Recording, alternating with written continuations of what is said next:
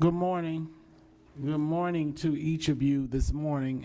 We are ready to call our workshop to order for April 10th. We have a long agenda, but all of it's necessary. I see the Duval presentation. Are you going first, or you just getting ready? Okay, so at this time, we will have our proposed 2024-25 year-round calendar. Ms. Roll.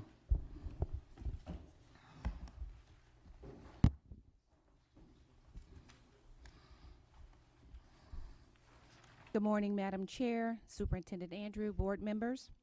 Today we are bringing a revised proposed year-round calendar for Metcalf and Rawlings to the board for further consideration.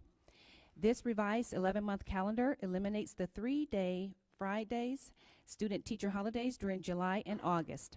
With this revised calendar, you will notice a slight shift for interim reports and end-of-quarter dates. You will also notice the last day of school for students will be May 20th as opposed to May 23rd. Following the April 2nd board meeting, both schools shared the proposed year-round calendar with their families. A uniform survey was also sent out to gain parental input. 69 responses have been received thus far. Of these responses, 60% perceive year-round schooling for Metcalf and Rawlings to have a positive effect on their child's academic achievement. 68 of those responding stated that their student would continue to attend Metcalf or Rawlings for the 24-25 school year. 72% of the parents currently do not have students attending an after-school program. A copy of the surveys are in your folders. An additional survey has been created and shared with parents yesterday. This survey will provide more detailed information regarding parents' perceptions of the student-teacher Fridays off in July and August. Thus far, 14 out of the 26 that have responded will not need childcare on those Fridays. Both schools will hold a parent informational meeting tomorrow at 5:30, and this survey will also be distributed at that time to gain further input. After-school care may be a hardship for some of our families, so we are also working with EDEP to offer camp during the intersessions. Finally, both schools have begun discussions with the Boys and Girls Club. Have begun discussions with the Boys and Girls Club to collaborate with them as they write the 21st Century Community Learning Center grant. This is a very competitive grant. We're very excited to work in collaboration with the Boys and Girls Club because if awarded this grant, after-school care, including intersession camps, will be free to students at both Metcalf and Rawlings. Now we will turn it over to the board for further comments and questions. All right, thank you, Ms. Rowe. Any comments, questions from the board? Ms. Certain, I see your light. Thank you. Good morning. Thank you for the update, Ms. Roll. I just got this, so I haven't read through it. Has there been any outreach? I heard what you said about the parents and the 68 respondents, but for the broader community? Tomorrow, both schools will hold a input session for parents at 5:30. We also have met with the providers for both schools to engage them, to help them to understand what the intersessions will look like, to see if they will be able to provide additional support for students during that time as well. So I hear parents, I hear providers. I'm asking about the general community because there are people that are not parents, with students in the community, in these two schools that are impacted. So the way I'm seeing this is a change, just to repeat, of how children go to school.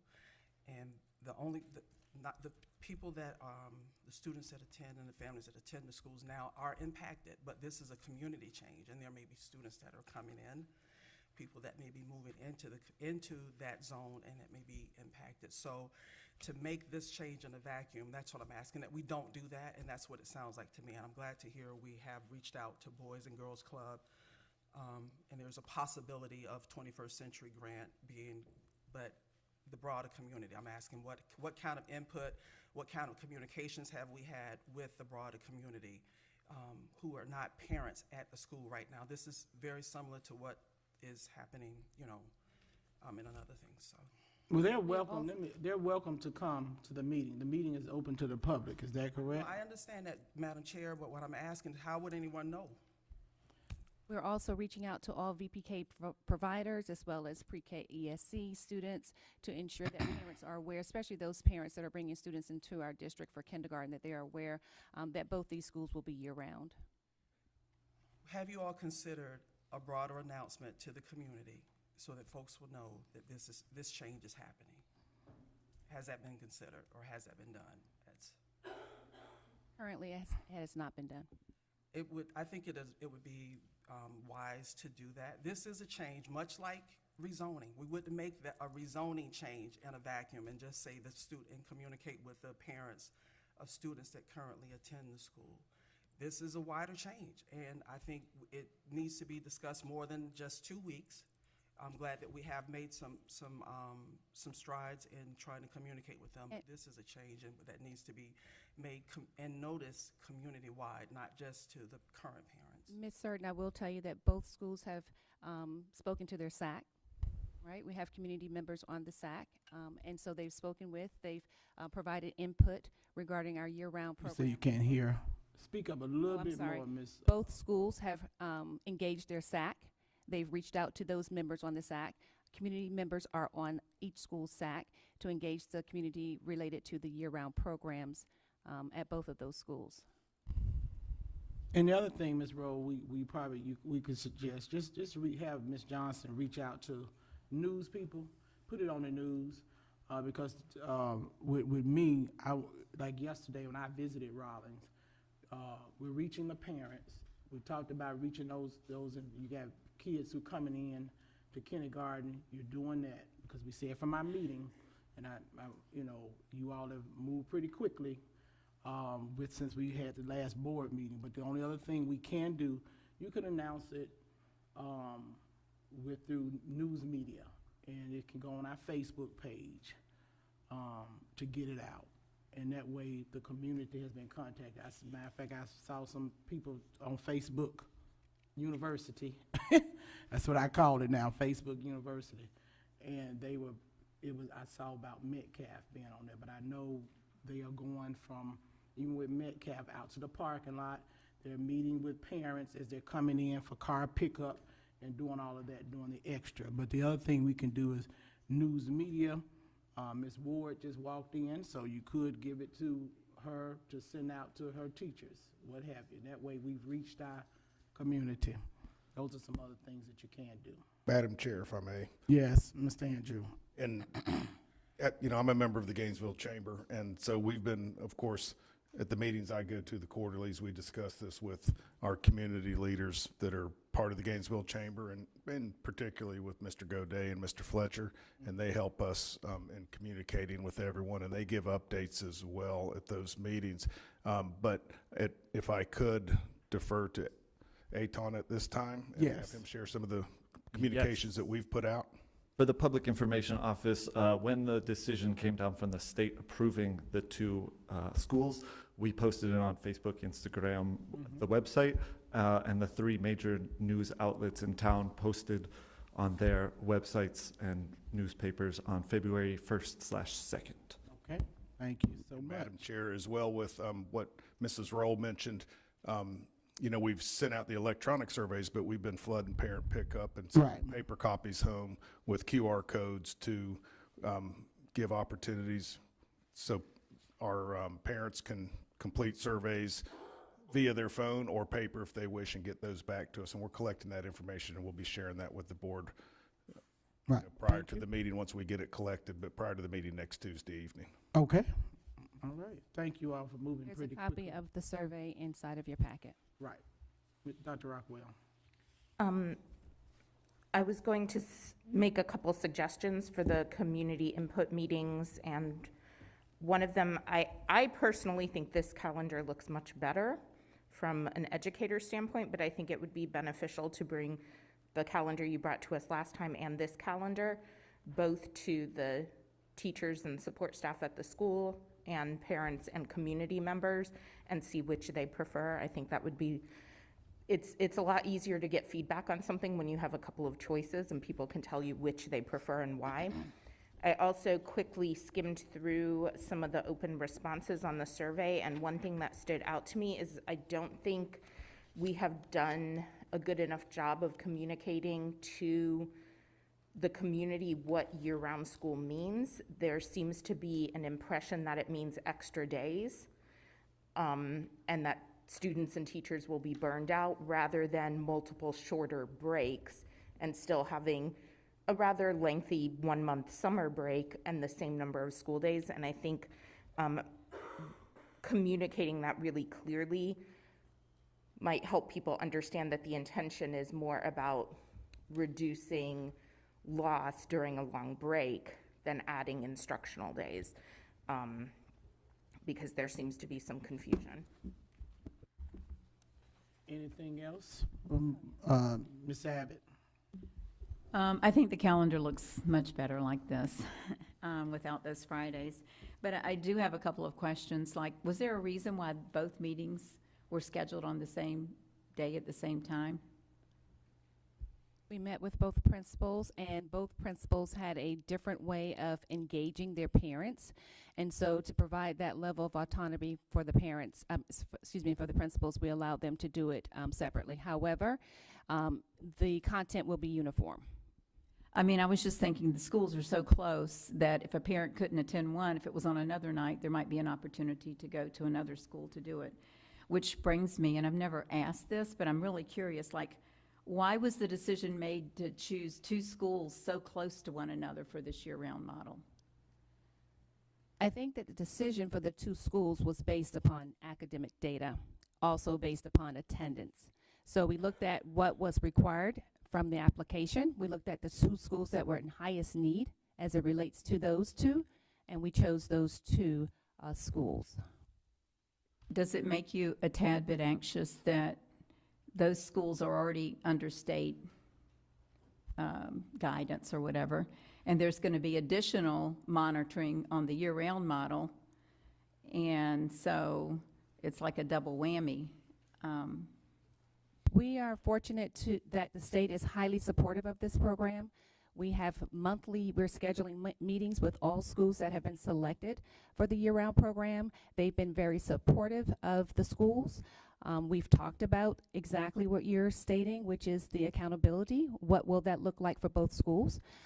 They are in conversations related to how they will look at both schools, but I will tell you that the state has been nothing but supportive of this model. We continue to work with them as we work through what this looks like for our students and our families.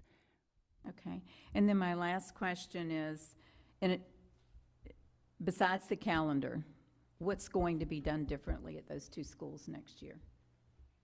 I think that a part of this process when we talk about year-round schooling is to make sure that we are continuing some of the work that we've started this year. We will continue those things as far as making sure that we have alignment with our core curriculum.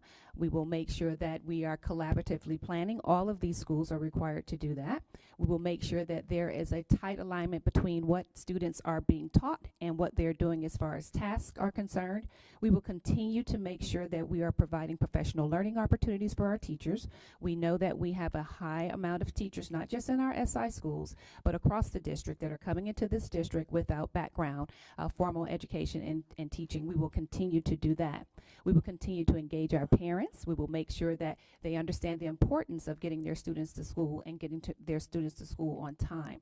I think that a part of the year-round schooling is to ensure that we're spreading out just what Dr. Rockwell talked about, the school year, so that we have more continuity and to decrease the learning loss. But without students coming to school, we will still be faced with some of the same results as far as the impact on learning. So we will continue to engage students and parents related to the importance of getting to school and getting to school on time. And last thing, I might have said that. My last thing was the last thing, but it's so let's just say in June, July, whenever we get test results, if there hasn't been significant changes, have you thought ahead to what you're going to do differently? Because if there haven't been some significant changes, it could be that you need to switch gears and do something differently than you've done this year. So Our expectation, Ms. Abbott, is that we won't wait until the end of July to notice that change needs to occur, right? This is a continuous improvement process. We will continue to walk into schools. We'll walk the buildings with our leaders. We'll make sure that teachers are using data, making data-informed decisions and creating those lesson plans. We'll make sure that we're looking at how students are performing on those PMs so that we can change up instruction. We should not have to wait until the end of the year to see if students are making progress. So we know that some of those schools from PM1 to PM2, there definitely wasn't any progress. And so I know that it's a continual process, but I'm just saying if what's being done is not working, what is going to be the next step? And we have to, you can't make huge jumps in growth over a year, but you should see growth. And if that growth is not being seen, then there needs to be something radically different done. And I just hope with this year-round model that we're not, because whatever we do this year, it's going to be very difficult to go back in next year and do something different. And so I think it's a really good opportunity to kind of be a little innovative with the way we're doing things and do things differently than we've done them in the past. And so I hope you guys are thinking about that. We are working with BSI. We are planning a trip to Charlotte County, which has several year-round schools and have been implementing year-round schools for quite some time. We're looking at some of those models to see how they have implemented year-round schools to ensure the success of their students. Some of those same schools in Charlotte County are SI schools as well, so we're looking at those schools to ensure that we are implementing a model that's going to be successful for our students. Next year, we will also be continuing to implement, this is our first year, CBMs. Those are very important, those in-between progress monitoring pieces to ensure that our students are making progress. So we will continue to do those strategies and implement those things that we know will have a great impact on student learning. I could be wrong, but I thought I looked at Charlotte County and all their charters were all their schools were A, Bs, and Cs schools. I will go back and I will talk with BSI, but that was the information that we had received. All right. What has been considered for families who don't want this to attend school on this calendar? What is the plan? What's the district offering those families? Families are able to complete a zoning exemption as any other student or family in the district. So with the zoning exemption, that will mean they have to provide their own transportation. That is correct. Okay, so I'm going to repeat again to my colleagues. We're removing the choice from families that live in the Metcalf and the Rollins school zone but we've made a decision to say that this is how you're going to go to school. And if that's not what you want to do, that doesn't work for your family, you can get a zoning exemption and you have to provide your own transportation. So we've in essence really eliminated the choice of those families, reduced the choice that they have. And that doesn't sit well with me. I think we're making a radical shift in how we educate students in that community and provided less opportunities for them. And they may not have the means and resources to fulfill the obligations of having a zoning exemption to go to a different school. And so by having both of these schools in such close proximity have a year-round calendar and versus the traditional 180-day calendar, in essence, we've taken school choice from those families. And in a matter of weeks, we're saying we've done surveys and what I feel is just a minimal amount of community outreach to those parents and to the community. We've changed how we're going to educate those students without any eliminated option for them, and that should make all of us feel a little bit uncomfortable and give pause to how and think about how we're going to do this. I don't think that's very good. So, In visiting yesterday, I was at Rollins yesterday and doing the walkthrough, and one of the things that I did follow up on was transportation. Majority of your parents want to stay at the year-round model because I visited, met with the staff, and talked to the principals. And also the state was there, very supportive of the year-round school, because it's needed. We're trying to close the gap, we need to do year-round school. The other thing is, Dr. Rouse is very open to helping those families. There are some families who don't want to stay. Transportation is one of already the questions that I asked. We will work with those families. But I think that after walking through the schools, one thing I can say, CC, culture and climate, has truly changed. This is our principals over their first year done an excellent job with changing the climate of the schools, and also took time out when I saw parents, how things going. Are you happy about here? Are you aware that this is going to a year-round school? Yes. And so that is why I've made a conscious effort as the board member to go over, visit, talk to the principal, talk to the teachers, hear what they have to say. You have a few staff, that's up to them to allow them to. I think you all have worked with your staff as well. But one of the things in the first year, that culture compared to last year, and I can make a comparison because I was there last year, has changed. That's the first thing you have to do to make sure your staff is on board and understand, and leadership is pushing that they believe every single child can learn. That's the first thing you have to do. Come in and establish those relationships. Now, having the pilot program and us being chosen by the state, I agree with everything Ms. Abbott has said. And I know that staff and our executive directors, they're going through those schools, working and pushing weekly, and I appreciate that. But we have to embrace it and make sure we can support our staff every way that we can. But I can tell you, it is important to go and see what is going on, and then so we can come back and make sure we're making the best decision all together as a team. But I will say culture and climate has changed at Rollins compared to the previous year. I have asked, as far as transportation, if there are children who do not want to remain there, let's work with them if that's going to cause a burden as far as transportation. And Dr. Rouse, along with Miss Maria, and I'm sure Miss Rowe, they will do that. But I will tell you, everything that we have asked for, they are trying to do, even with this recent survey. And what time does that meeting start tomorrow? Is that 5:30? Okay, 5:30. Okay. And so we want to make sure as many people can get to that as possible. Those are my comments. Dr. McNeely. Madam Chair, and to the fantastic team that will be working with these schools, I support you wholly, totally, in everything that you are projecting that you're going to have to do.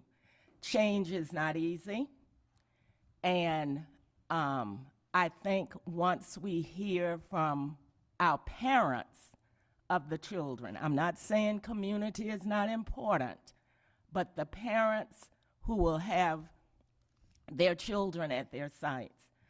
Boy, do I remember when a certain school in East Gainesville was in this same situation. We didn't have year-round, but we had a lot of ups and downs about what's going to happen next for the children that we are serving. You were a part of that, and there are others in this room that were a part of that.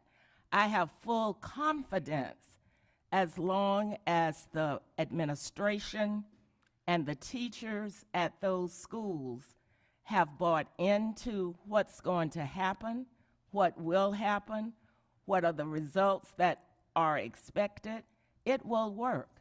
It will work. But we as a board must so totally support this effort. We cannot seem as if we are split. And I hear all of my colleagues this morning. Every last one of them made great points. But let's remember the children who will be served, the families. We need to show the continuity from this group so that they will see that we are totally behind the process. If we don't show that, there's going to be split decisions, split feelings, and I can tell you it's not going to work. I hope that we will come together with your team, the administrators, the teachers at each of those 2 schools. In fact, I got calls to say, once we do the year-round with those 2 schools, how are we going to expand to other schools? That's a plus for me, to hear people in the community asking, this is a great process that's in place. What's going to be the next process for the next school that we should select, or schools with an S that we are going to select? Keep up the good work. I support you totally, and I plan to be at one of the locations tomorrow. I don't know how we will divide up, but I'd like to be present. Thank you so much. Thank you.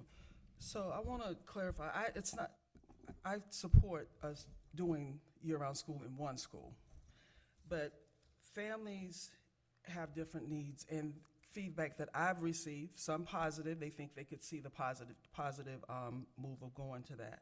But I have gotten a lot of feedback from families who have students that are elementary and middle, and that does not work for them. And I think we have to respect that. So it's not just the changes that we're making is not just for the current families that are at that school. There are children that are going to be coming in, new children in kindergarten. There are people that are moving into the community, in and out. As Ms. Roll, you were principal there, you know how much churn you have in that neighborhood. So, or how much churn that is in that neighborhood, because it's kind of transient. But we can't take the mindset that we're not just going to consider how this impacts the community, the wider community. When there are changes that are made in school board policy and decisions that impact this county and the West, more is done than what has been done in this situation right here. I support us trying something different and innovative. As Ms. Abbott, this was something she has said that has worked. I've gone to Boulware, gone to One Room, and I've spoken in Charlotte County. Charlotte doesn't have any SI schools. They don't have any schools in SI status, but they've used this, and they've reduced the number of year-round schools that they had because they had families when the students progressed along after grade 5 and they had someone in elementary. The families didn't like having the students on 2 different schedules. It didn't work for them. And I don't think families have to, I think we give them the choice to say that, and we ask them what will work for them and let them self-select. We shouldn't just take their options away from them. And as a board member, by saying and raising these concerns, it doesn't mean that I don't support it and that I'm split. It's just I want to respect and give the same consideration to all residents of this county when we make a major decision like this.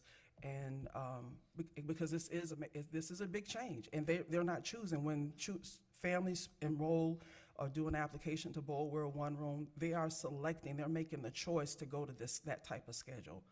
Right here, the 5 of us would vote on this calendar that's been prepared by staff, and we're imposing a calendar and a schedule on those families. They don't have any input in that, and so.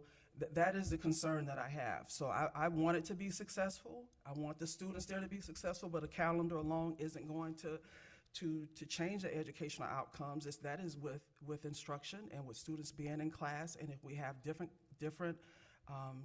schedules, what I hope does not happen is where you have middle school students being kept out of school to watch their younger siblings when they're on intercession break if there is not childcare provided that is free or low cost to these families.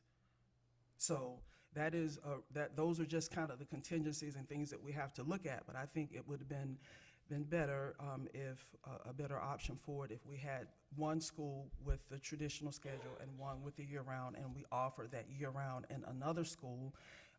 Perhaps it could have been Lake Forest or one of the other schools that have some SI, that are under state oversight.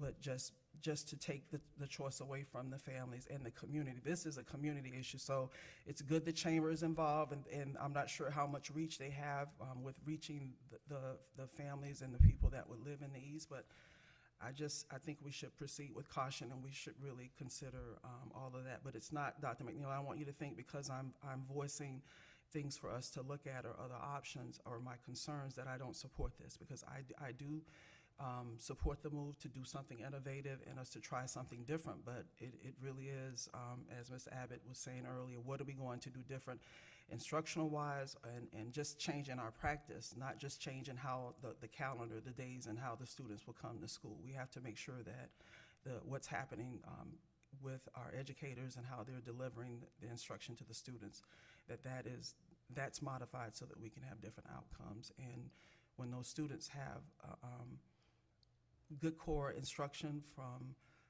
a teacher and they have an opportunity to learn, I think that is how we're going to indeed make some strides in changing the gap between the achievement between our students. So thank you. Ms. Rowe, did you want to respond to Ms. Surgeon? Well, yes, I was just going to respond to say that we consider the intercessions and the frequent breaks the greatest hardships on parents. So that's the reason why we've been engaging and working with our providers, helping to make sure that they understand what those breaks look like, working with Angel to make sure that, we can provide camps during those intercession breaks. And we are very excited about the opportunity to collaborate with Boys and Girls Club as they complete their application for the 21st Century Grant. Wrapped into that grant, they are also expecting to put transportation into that grant, such that students would be able to have transportation back from Woodlands to their home as a part of that, using that service. They are writing this grant specifically for those two schools, Metcalf and Rawlings only. So we are very excited about the opportunity for our parents to have support during those intercession breaks that is free of charge. Thank you. Dr. Rockwell.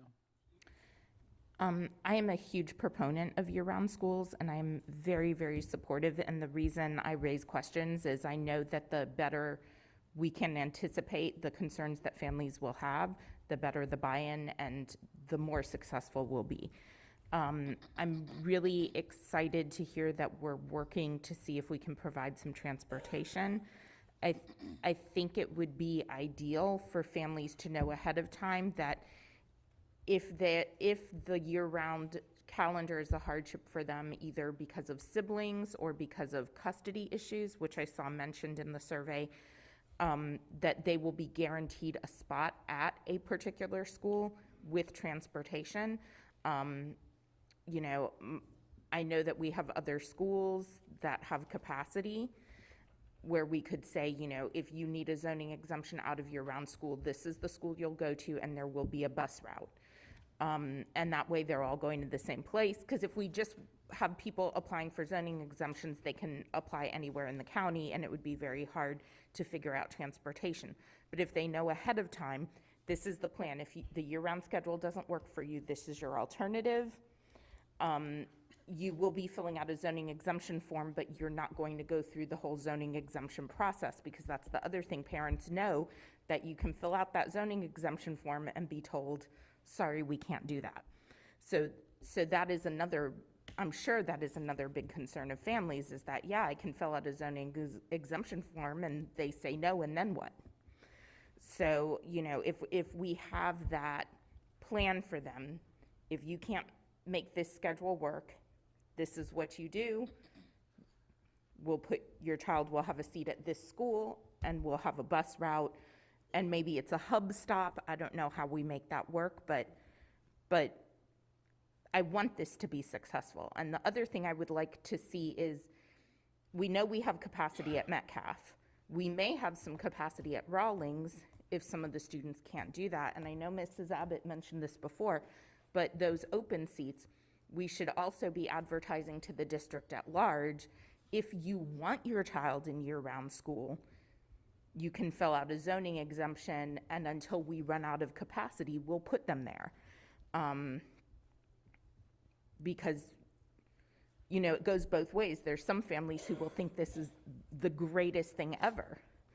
But I have not seen, and I could have just missed it, but I have not seen where we have that process in place so that parents know that there's a way for them to make a choice.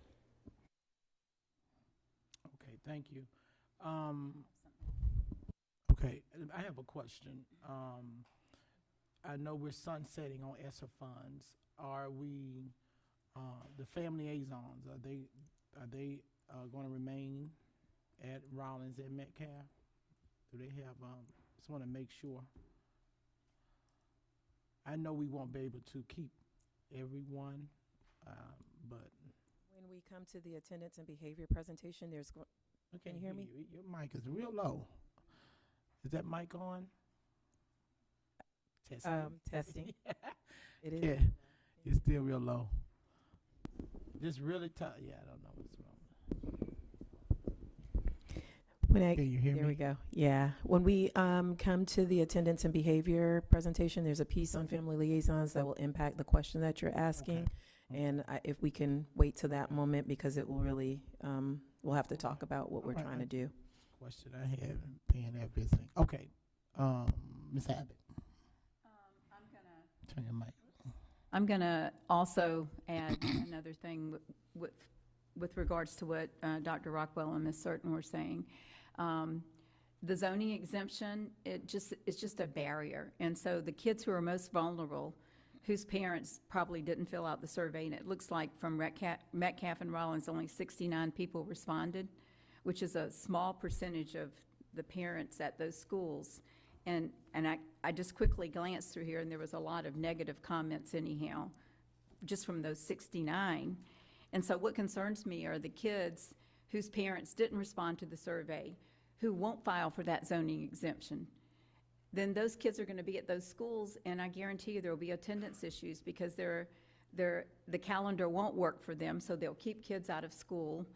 And so it just feels like if we had done a school not two miles within each other, there would have been a school that parents who did not want to do the year-round model would have been able to send their kids to.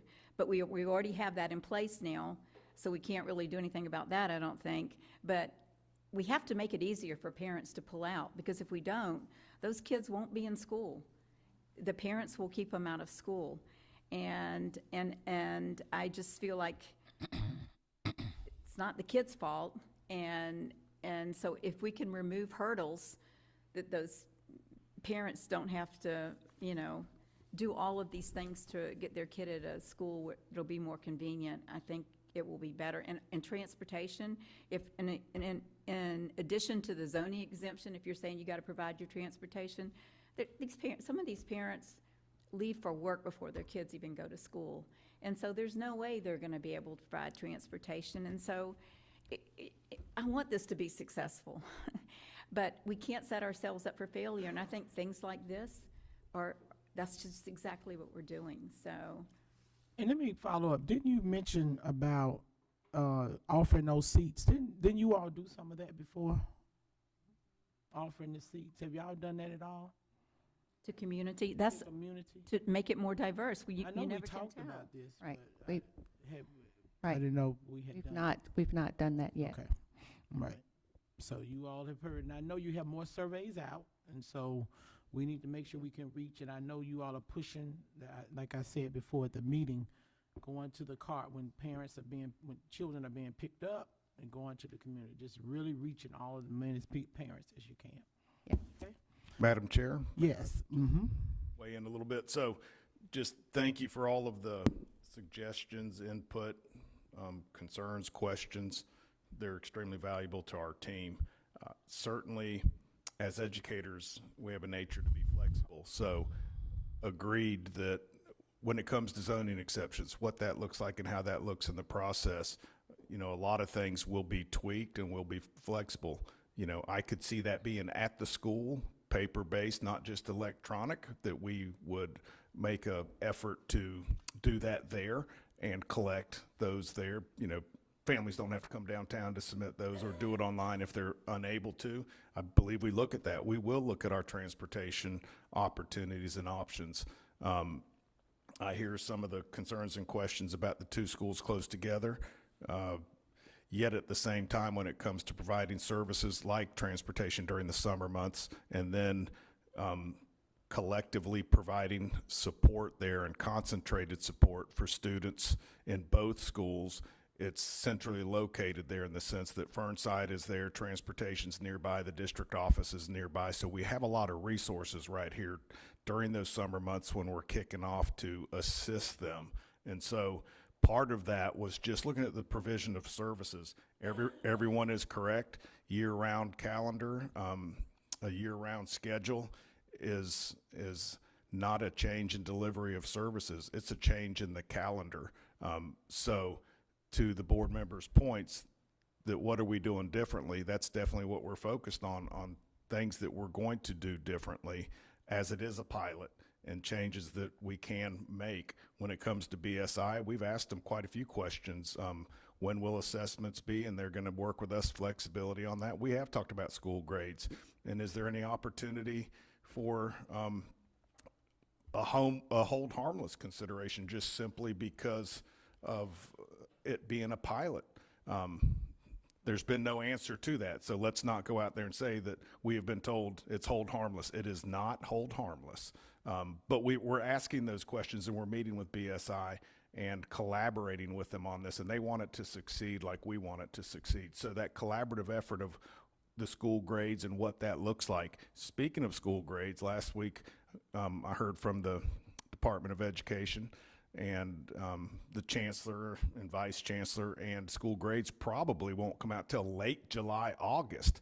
And so, as you know, that puts us in a predicament when it really comes to school grades. And for example, not that it's part of this discussion, but the external operator at Lake Forest, that's late for us to get school grades.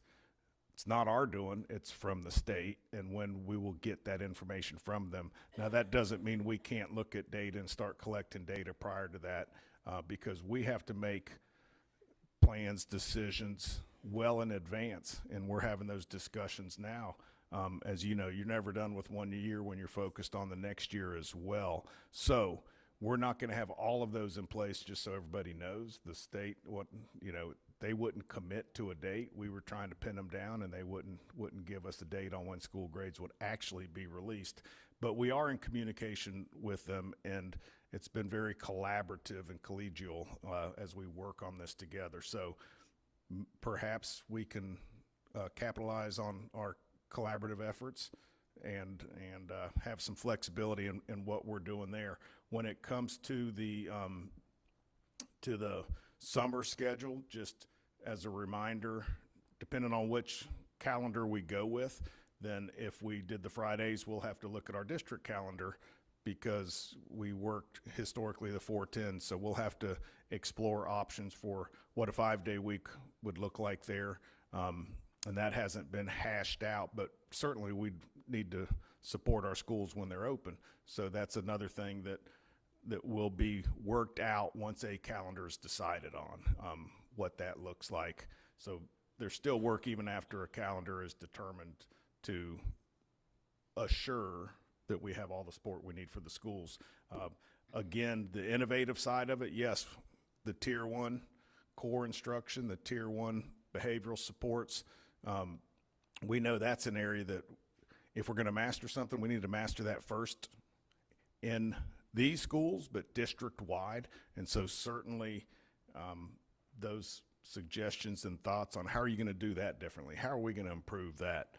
So I just wanted to mention a few of those things, but I do see us being flexible because on all the discussions we have today, let's just continue to go back to children, students, serving families, and serving educators, right, to help us best do our work with the kids here in our community. And so as we look at that, certainly when we're dealing with hardships for families that have children in these schools that wouldn't want them to remain, we'll work with those families to support their children. And I have heard some of you mention previously that does open up opportunities to fill additional seats.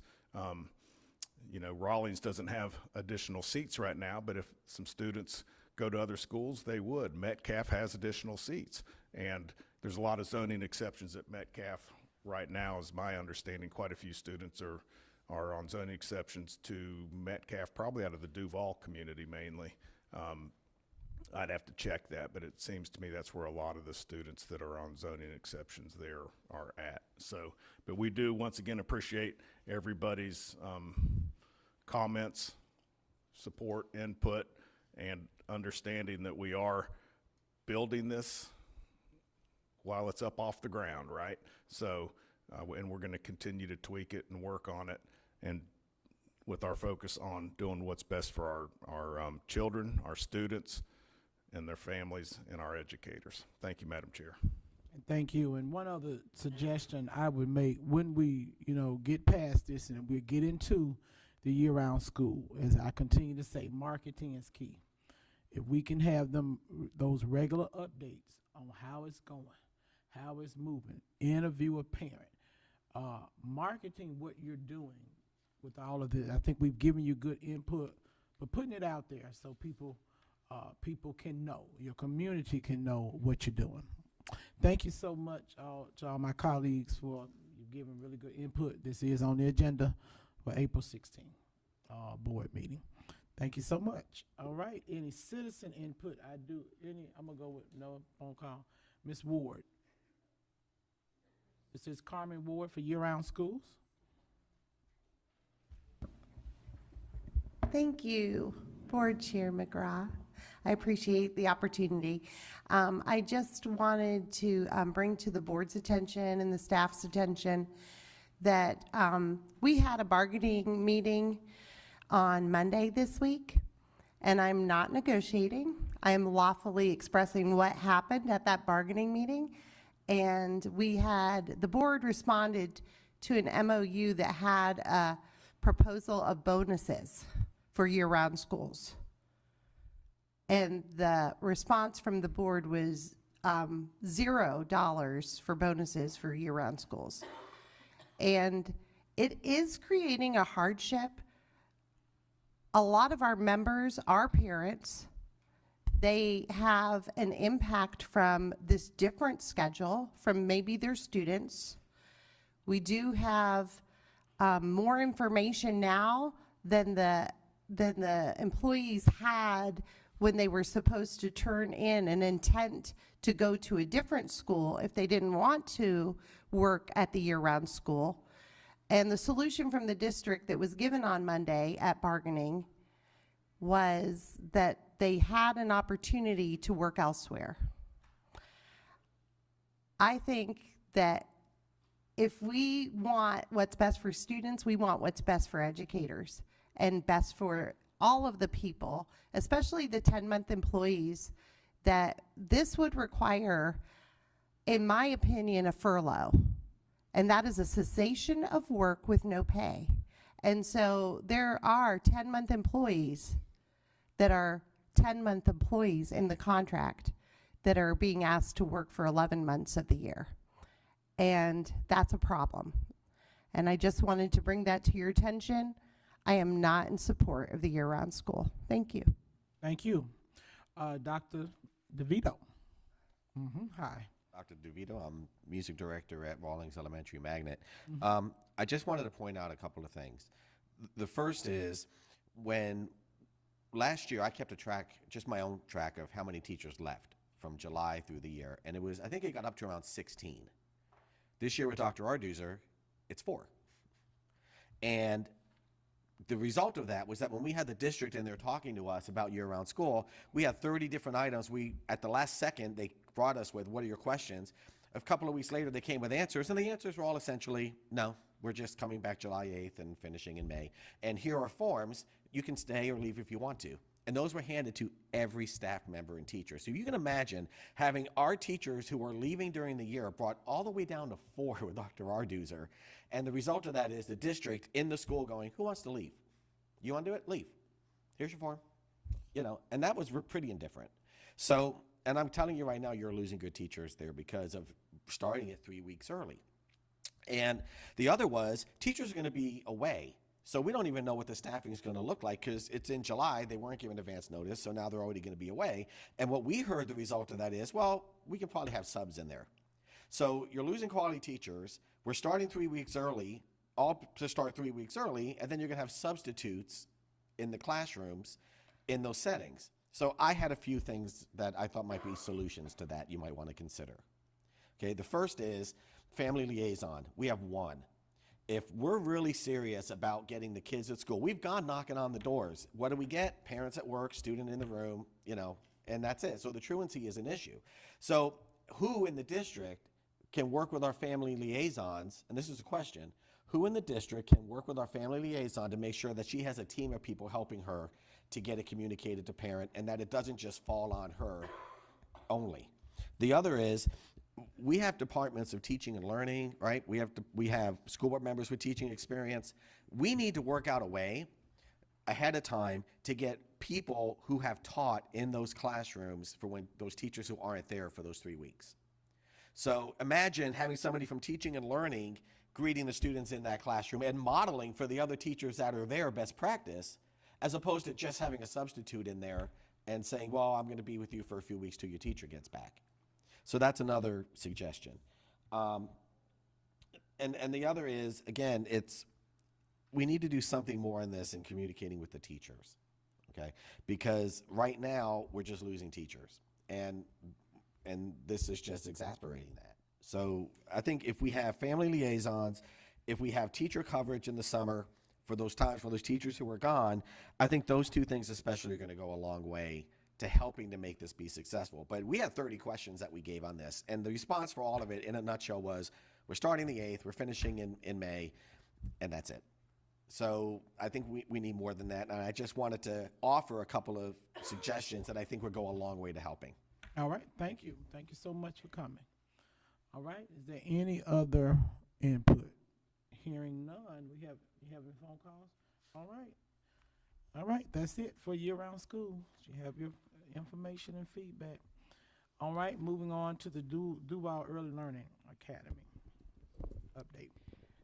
Good morning, Madam Chair, board members, Superintendent Andrew. We're going to have an update on Duval Early Learning Academy. I have to say that early learning is at my heart. I was a previous kindergarten teacher, so I believe strongly in early learning. So on March 16th, 2021, Duval Early Learning Academy was put on pause for student assignment. This pause has been extended twice. The pause for the 22-23 school year is ending. Pause for this school year is ending, and a decision is needed regarding options for the school. Today, we will provide the board with further information regarding the option to reopen Duval Early Learning Academy as an early learning center for our ESC pre-K as well as VPK students. Representatives from various departments will share information regarding specific student assignment, facility utilization, student transportation, food service, finances, and student safety and security. Following the presentation, we will revisit the 3 options shared at the February workshop for board consideration. Reopening Duval Early Learning Academy will have a positive impact on the student achievement at our SI schools. We will be able to continue to centralize our supports for our students and provide wraparound services. We will be able to provide students with an opportunity to attend a high-quality early childhood education program and better prepare them for kindergarten. We will be able to provide more inclusive opportunities to increase peer modeling between VPK, pre-K ESC students. There will be collaboration between pre-K students and VPK departments to improve the early childhood learning programs and promote inclusion settings among staff. We'll be able to also increase identification of our VPK students with potential delays and disabilities. And we know that testing process can be lengthy for our students with language deficits, and access to early learning will allow our early identification process to begin. Now we'll have Tricia from VPK come and present to us the different models that we'll be able to have at Duval Early Learning.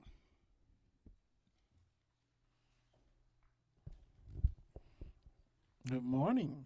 Morning. Good morning. So these are going to be the numbers. We did a breakdown to kind of make more sense to what the different classrooms would look like. So there's actually 4 different models at Duval. So would be 9 classrooms, and they're broken down in 4 different models. So we start off with the ESE self-contained units, and those would be moved, and I know Ms. Black will go into that in more detail, but those, if you look at the very bottom, it'll say Idlewild, Lake Forest, Rawlings, so those are the count of the classrooms, so those classrooms would be moved to Duval, and we give the breakdown of the number of students and the number of staff that would be. So each column has that same information. So on the ESC blended, that would be an ESC teacher with an ESC para, and we actually have VPK children in that classroom. And so there would be 2 of those models. The next one over, the VPK blended, that is a VPK teacher with majority of VPK students with an ESC para. So I know it seems a little complicated overall. When you look at it, you're like, that's a lot. But basically, the 2 different inclusion models of ESC blended and VPK blended is, one has an ESC teacher with majority of ESC students. The other one has a VPK instructor with a majority of VPK students. So it's kind of how it's broken down. And then you can see at the bottom which units we would be moving over. Now, the VPK Title I model would be a new model this year, and would basically be a VPK instructor and a VPK para with all VPK students in that class. So those would be the 4 different models, and that is very, very common if you look at other districts. Some of the really large districts have like 8 and 9 different kind of models. We have 4 now. So this would be 9 classrooms over at Duval of all the different models offering inclusion and opportunities for all of our students, which is a requirement. So that we want to make sure all of our students, our VPK students and our ESC students, both have that opportunity to be playing and learning together. So this is a breakdown of currently, as of right now, how many applications we have for VPK at those that are zoned to those schools. So if you're looking at Idlewild, Lake Forest, Rawlings, Shell, Metcalf, Williams, right now we currently have 83 families that want to put their child in VPK.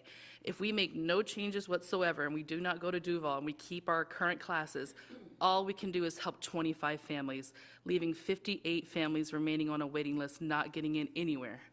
So allowing us to open those classrooms, we will have enough spaces to accommodate every single one of those students. And we're still getting applications daily. I think we had 31 applications last week, so we're constantly updating it. But allowing us to open Duval provides more opportunities for all of the families across all of those schools. Dr. Rockwell has a question. Yes. I only see, unless some of these other classes are new and aren't marked new, I only see 2 new classrooms, which would be 36 spots. Are there others that are new? There. Okay, so so if you look at, hang on, I can hardly see it from here. So at the VPK Title I classroom, that would allow for all of those students to go in. We would be opening a new one at Williams, plus Shell. Right now, currently, we are not getting enough applications for Shell. So we can only help 25 students right now. There are 5 students. 5 students, I have a cold, I'm sorry. 5 students applied for Shell. So that's all we can do for the Shell families right now. We can only help 5 kids. So if we left Shell open, I only have 5 kids out there and the rest of those spots are empty. But allowing us to move that whole unit out there, that's opening those 13 other classrooms to Idlewild families, Lake Forest families, all of those. And then, of course, opening an additional Williams classroom would allow for more as well. So I have a question also. So would that mean that all the units at Idlewild, Lake Forest, Rawlings, Shell would all be at Duval, or would these be additional units at Duval, and there would still be some at the home schools? No, all of those units would move to Duval, allowing us to really concentrate and do a lot of really great, innovative early childhood things. We do things that are very specific to early childhood, and then team can actually team together. A lot of these schools, for example, Idlewild, that's just a one standalone pre-K teacher. The same thing over at, Shell and Williams. So allowing them to come together, they get to network with each other and do amazing things and help each other. And like Ms. Roll pointed out, with the early identification of students with disabilities, that's that's not an easy thing. So if you have a VPK students in your classroom and you have some potential concerns, I have my ESC teacher here who's got that experience, that knowledge, and I can, what do you think about, Johnny, what are your thoughts? And so we team together to make sure that we meet all of their needs. So. Would you, excuse me, Madam Chair? Yeah, Dr. Would you explain again what you said about the Hawthorne Elementary site?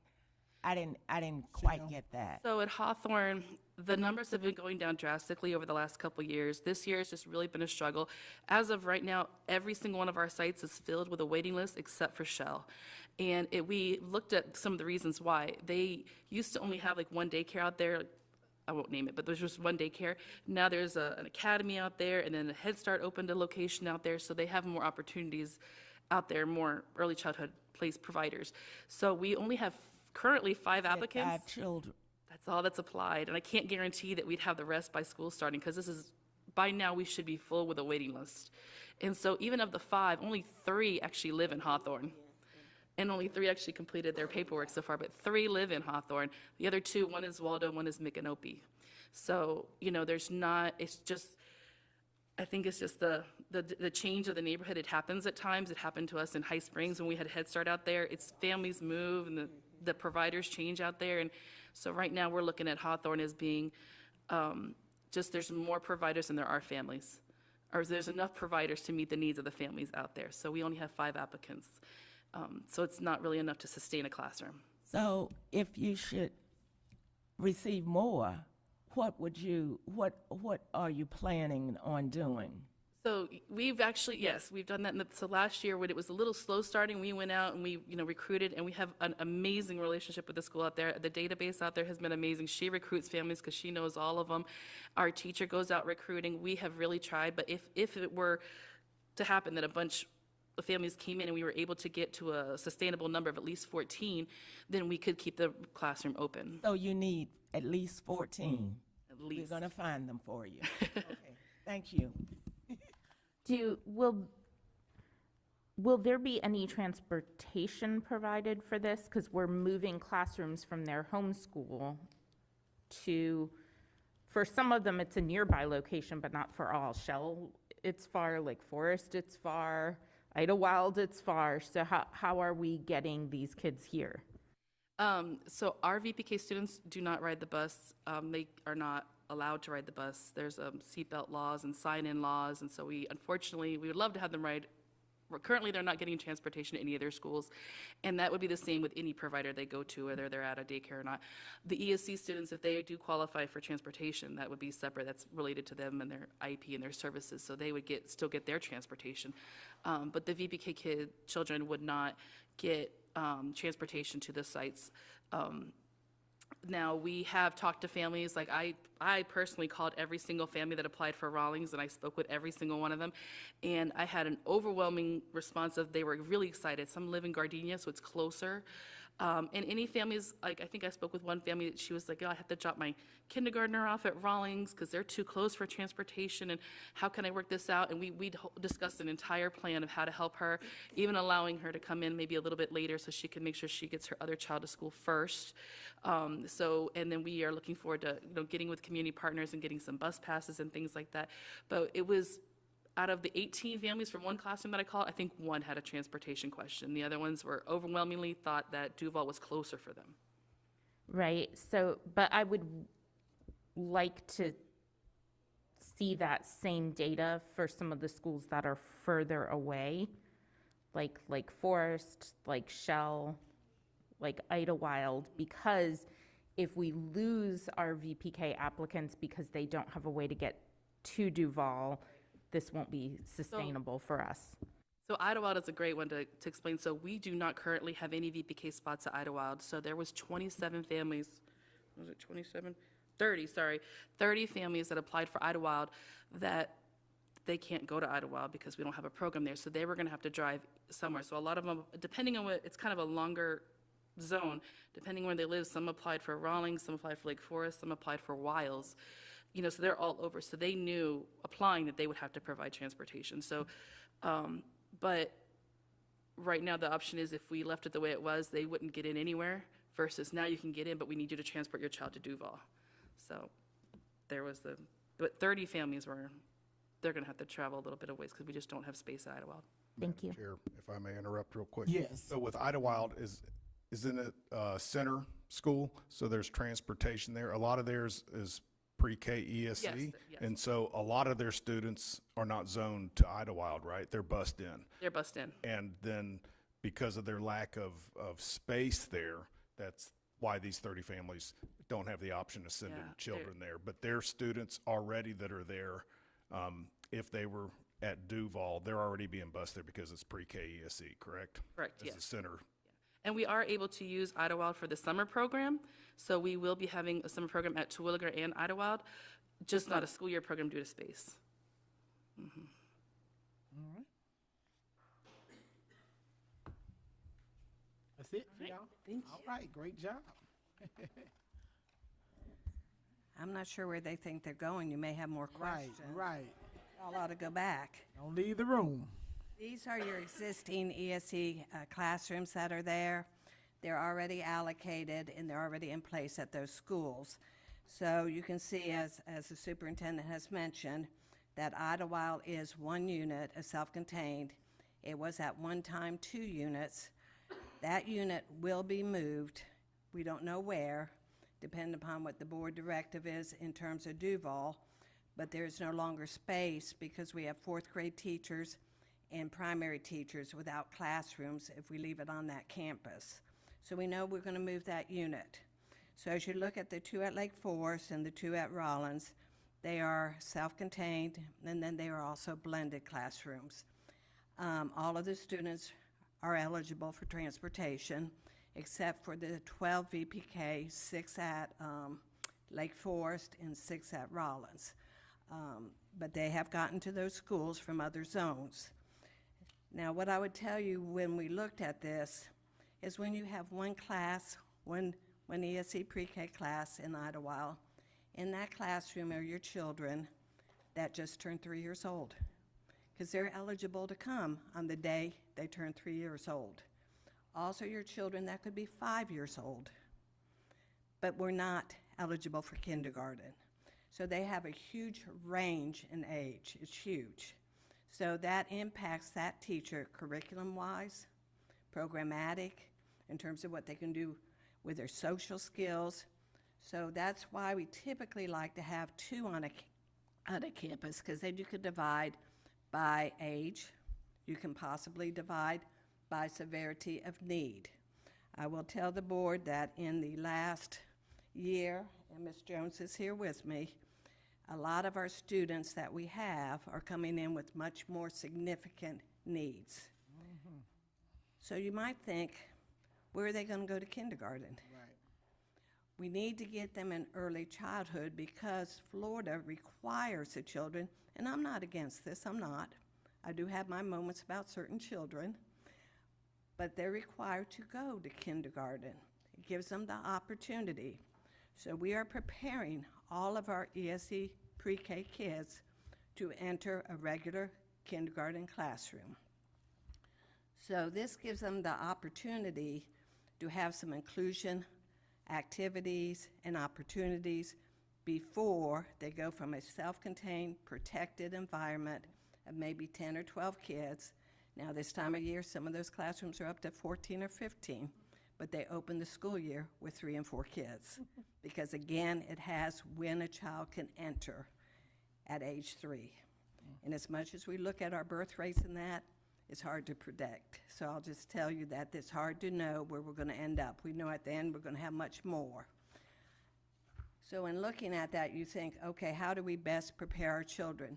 Having 5 classrooms and more gives us a range of programs, a range of opportunities that we're not going to have if we have one class. So that's the benefit. Now, I recognize it would be nice if we could do this at the school to which they would attend when they enter kindergarten, but we don't have enough children for that to be sustainable or financially responsible on our part to even recommend that to you. So we're not. So somebody's got to turn the page for me because I'm not in technology. Oh, good. All right, on the next page, you see a different way of breaking down. Ms. Nieves has already showed you this. Now, the bottom number that says total classroom staff, I'm going to confess somebody can't add. That number should be 18 and not 16. So if you'll correct that for me, I'll appreciate it. But it shows you where some of the things of funding comes from. The assistants in our VPK blended, those are funded by the IDA grant. And that's because we have 6 children in there with special needs. So that's allowable expense. In a straight VPK classroom, that is not allowable expense. So that has to be generated, and that's why they've looked to Title I for those funds. But that kind of gives you a breakdown in some of the funding options, if you have any questions about that. But I think the strength of combining them is being able to meet the needs of our students and provide additional opportunities that we cannot currently do on a campus where we have 1 classroom or 2. All right.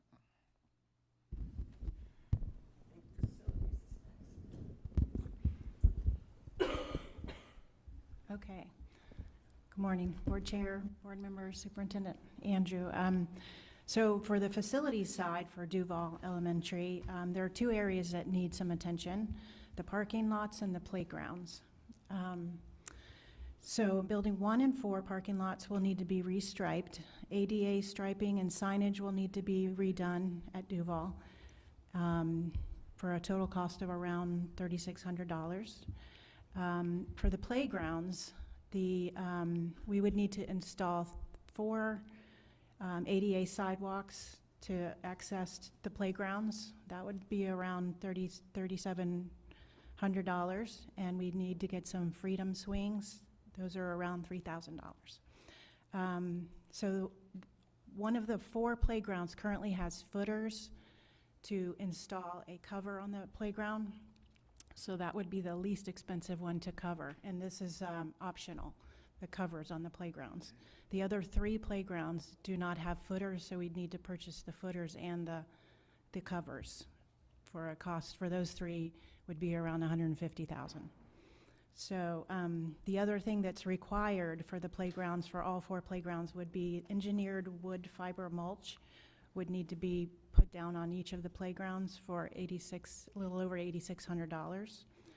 So a total cost for the playgrounds and the parking lots would be around $27,000 if we didn't do all 4 of the covers. If we did all 4, total cost would be around $177,000. For Rockwell has a question. oh sure. I see the plan to use the engineered wood fiber fill, and this, Ms. Black may need to answer this. Do we have students, or do we have the potential to have students who use mobility aids, walkers, wheelchairs?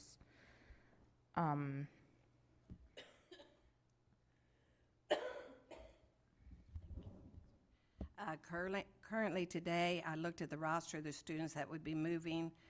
We have 1 child on 1 campus who it's not accessible to at this moment in time, but that child's going to kindergarten. And so we're looking at that. So based on our incoming, no, I'm not projecting any current for the 24-25 school year. But again, that doesn't mean they won't be there, because we can have a 3-year-old come in tomorrow with that need. So that's a reality. Yeah, because my one concern is that the engineered wood fiber fill is not accessible to mobility aids. And so you can still use it on parts of the playground if you have accessible pathways. And I don't know if we've looked into that or the cost, but it might be cheaper to do it all at the same time than to try to retrofit it. And so that's something to consider.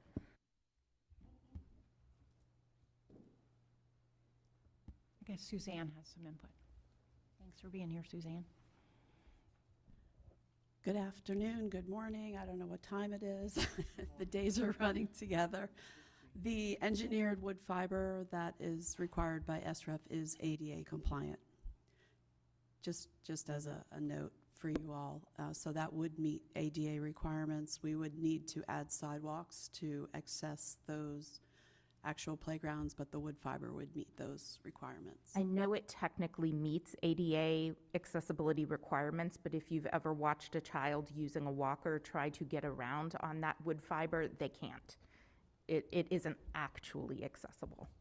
So one thing that can be done is we can create an area if that is something that's needed. We can create an area like we've done at Terwilliger where we have specific equipment that would have the rubber material, so that's also an option.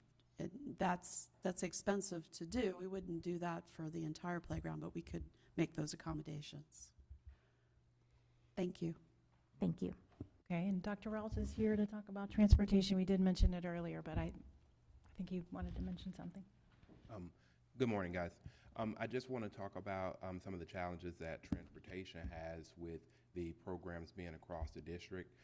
We work strategically with Ms. Jones and Ms. Black to kind of align that.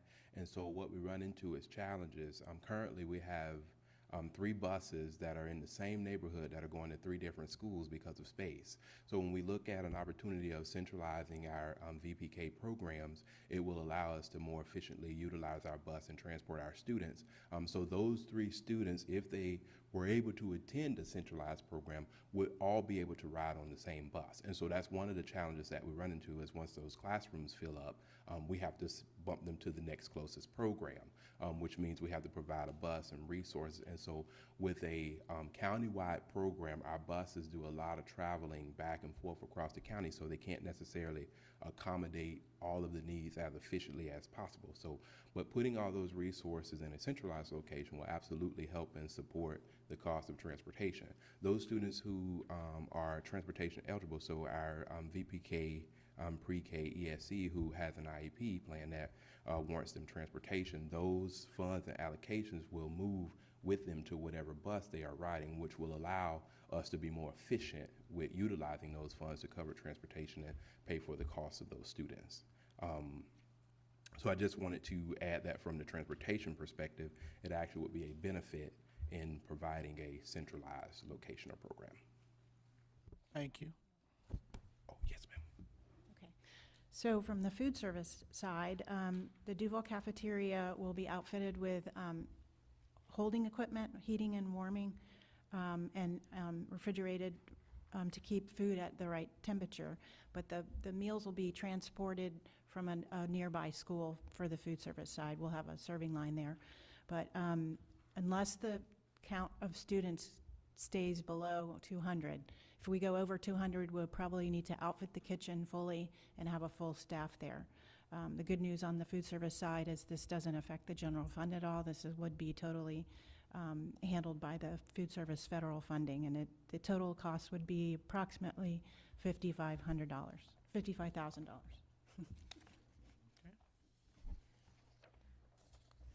And that would just mean that we'd need to get additional staff at the satellited school and an assistant manager to oversee that site, and we just need to get some additional warmers. We already have the refrigerators and the serving line.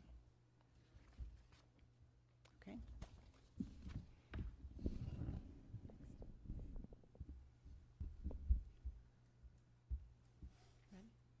Okay. I guess we're moving on to the finance part.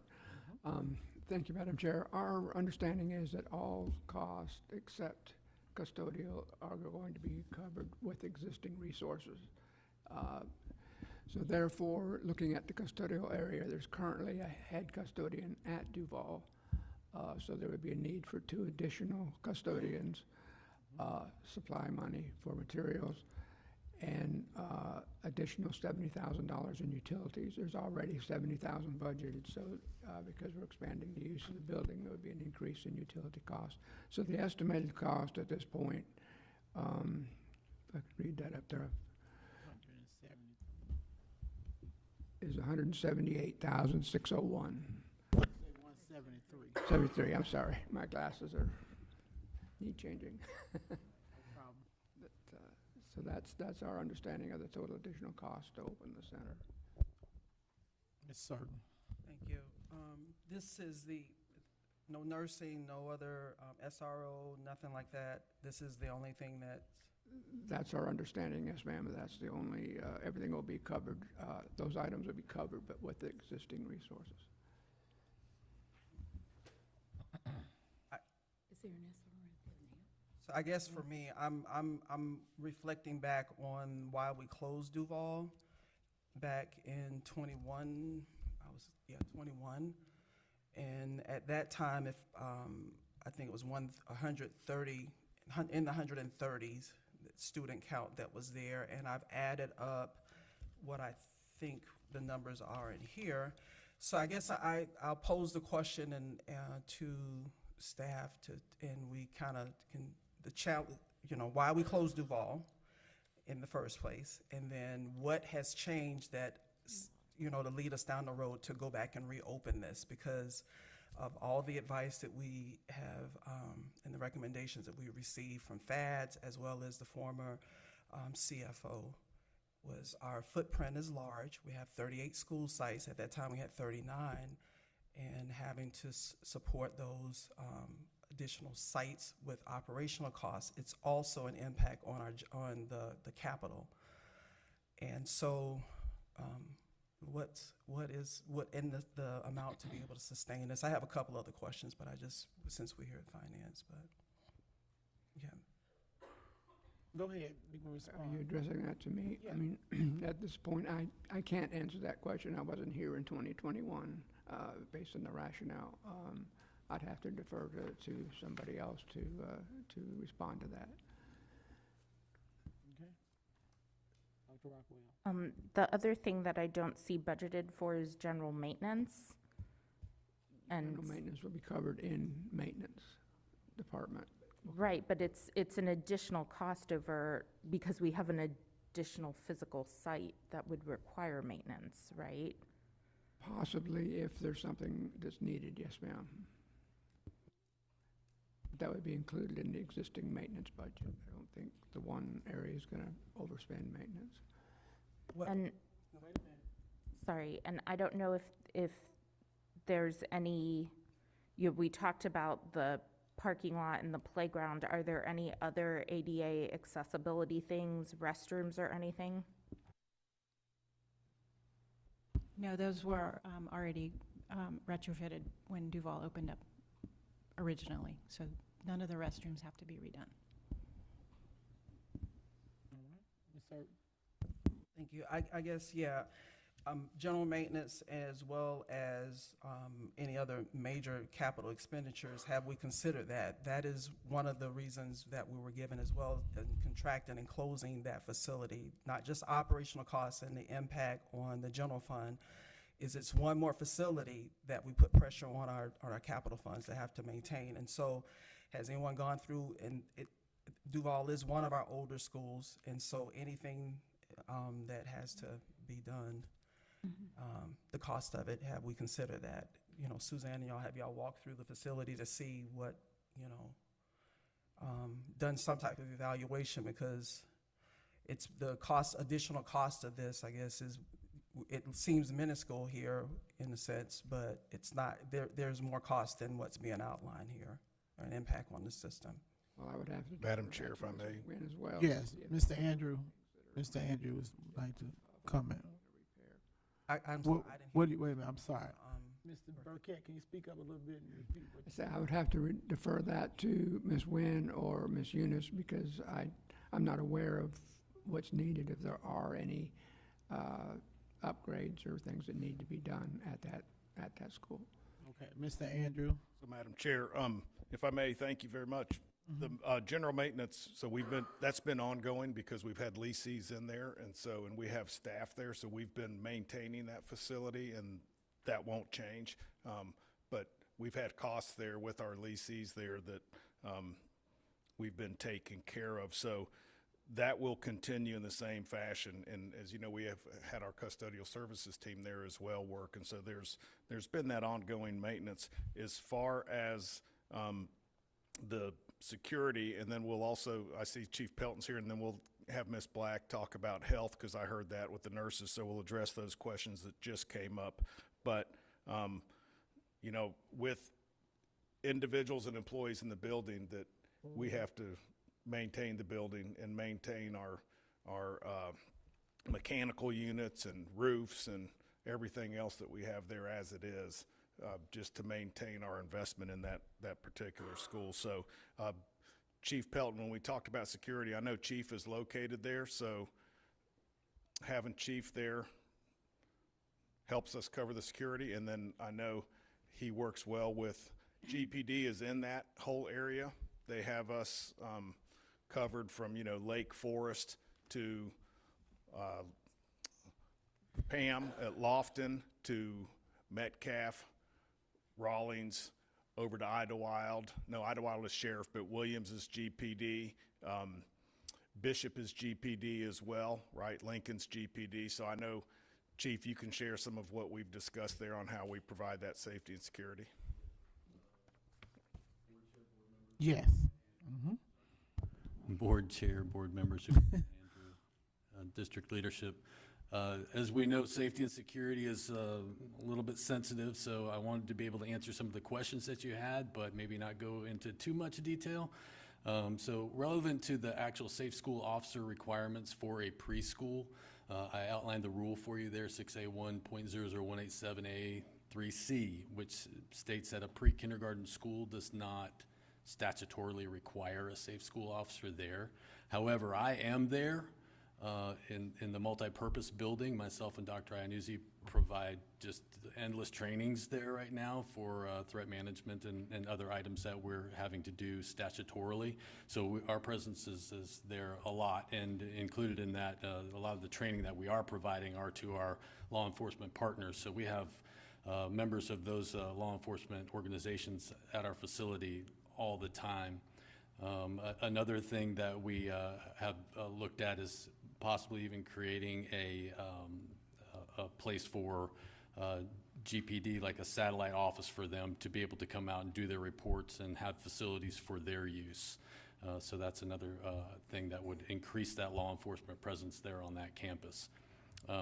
As so far as the other question that was posed for the agreements for shared use of educational facilities, I conferred directly with the Department of Education Facilities, Mark Weegley, who's the interim director right now, who states that section 1013.101 of Florida statutes will only allow the commingling of people on the campus with a shared use agreement during non-school hours. So we just need to make sure that we keep that in mind with other people that we do have there on the campus. To go back and touch on some of the facilities questions that you did have, I am now doing a lot of the state requirements for educational facilities inspections and the fire safety inspections, as well as our school safety risk assessments, and in correlation with the Florida Safe School Assessment Tool, which is kind of all we can say about that. But those all pretty much correlate with one another, and I have walked that campus and inspected the way that everything is currently in place, and I do not believe that there's a significant amount of changes that are going to need to take place immediately. We're always going to want to keep up with best practices and statutory changes and things such as that. But as it stands right now, the maintenance has been kept up there, and everything, other than moving some furniture around, it's in place. All right. Any questions? I still had a couple of others, please. Mr. Burkett, have you all done a revenue estimate because the VPK students are voucher, the pre-K ESE, I understand are FTE driven, but has there any on what's being proposed to go back to done a revenue projection so that we could compare revenue, what we're expecting to come in versus the Specifically expenses? to this, I'm sorry? specifically to Duval? Yes. No, we have not. We know that ESE pre-K is funded, ESE pre-K is funded by FTE, and then regular pre-K is funded by the coalition. So the children that are ESE will generate funding through FTE. So I see some talk in the back of the room. No, I was going to say Tricia can come speak to some of the other information, a question that you had.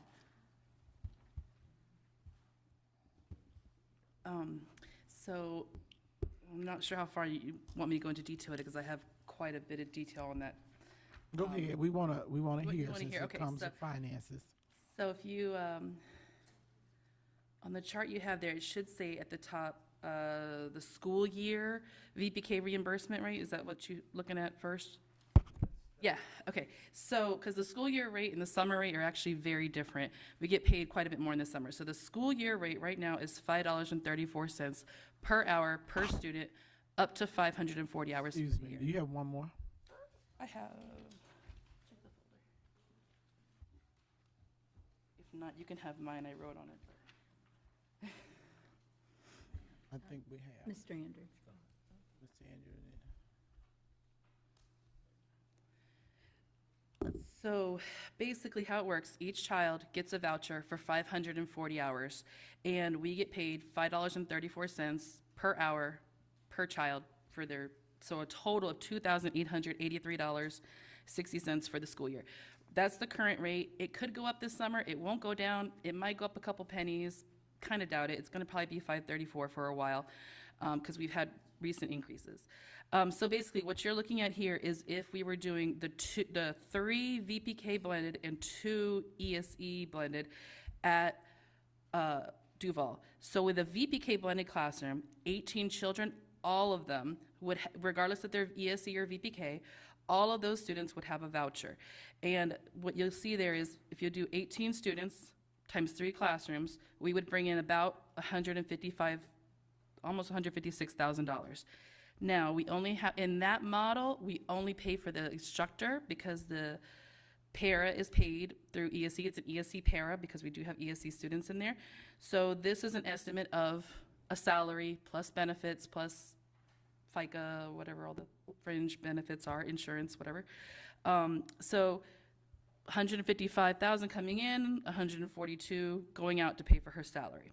Now in the ESC blended, this one's a more interesting model because we only have 6 kids in each classroom for VPK bringing in money, but we don't have to fund the teacher or the assistant as that is an ESC classroom, so it's paid for through those funds, through Ms. Like, so we bring in about $34,000. So in total, you can see we'll bring in $190,000.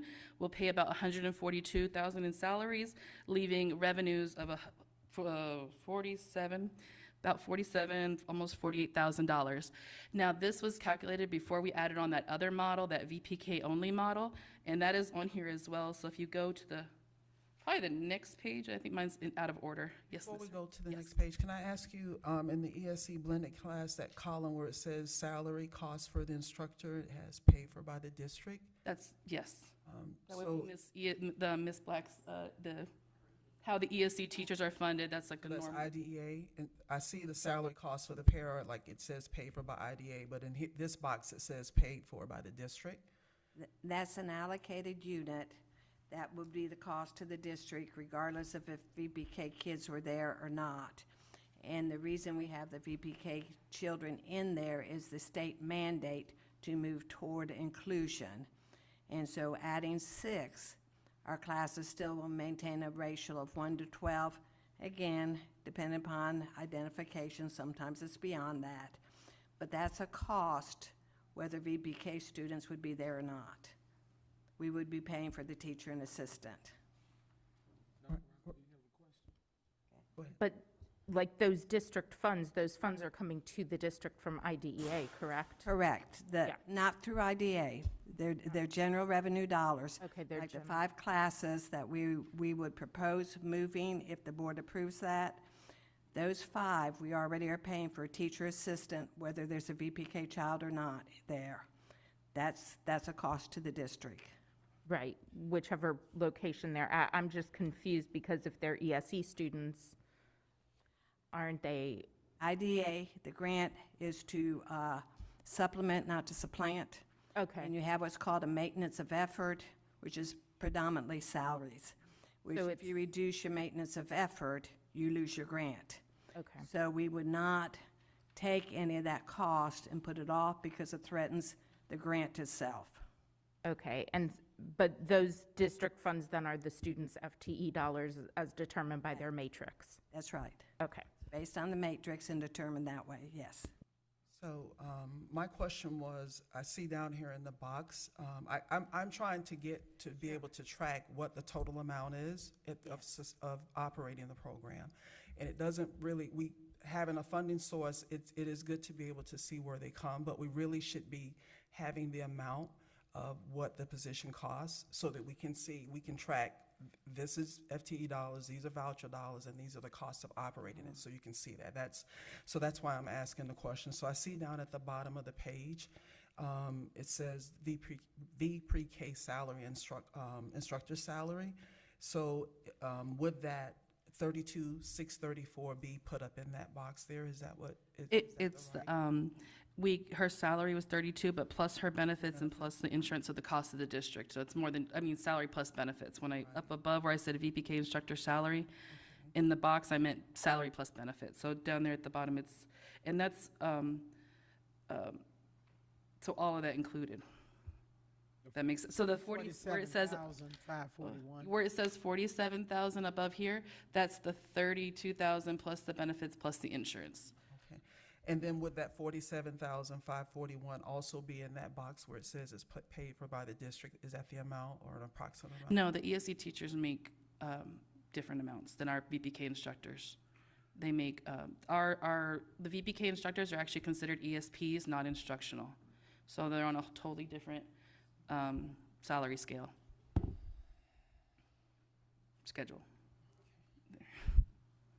Okay. So I'll let you go ahead and go through the rest. Okay. So the next model was, it should say, it might have printed out a little funny. It should say cost for VPK only classrooms. So that's just, and I wrote on mine, but it's the one that just has one big block across.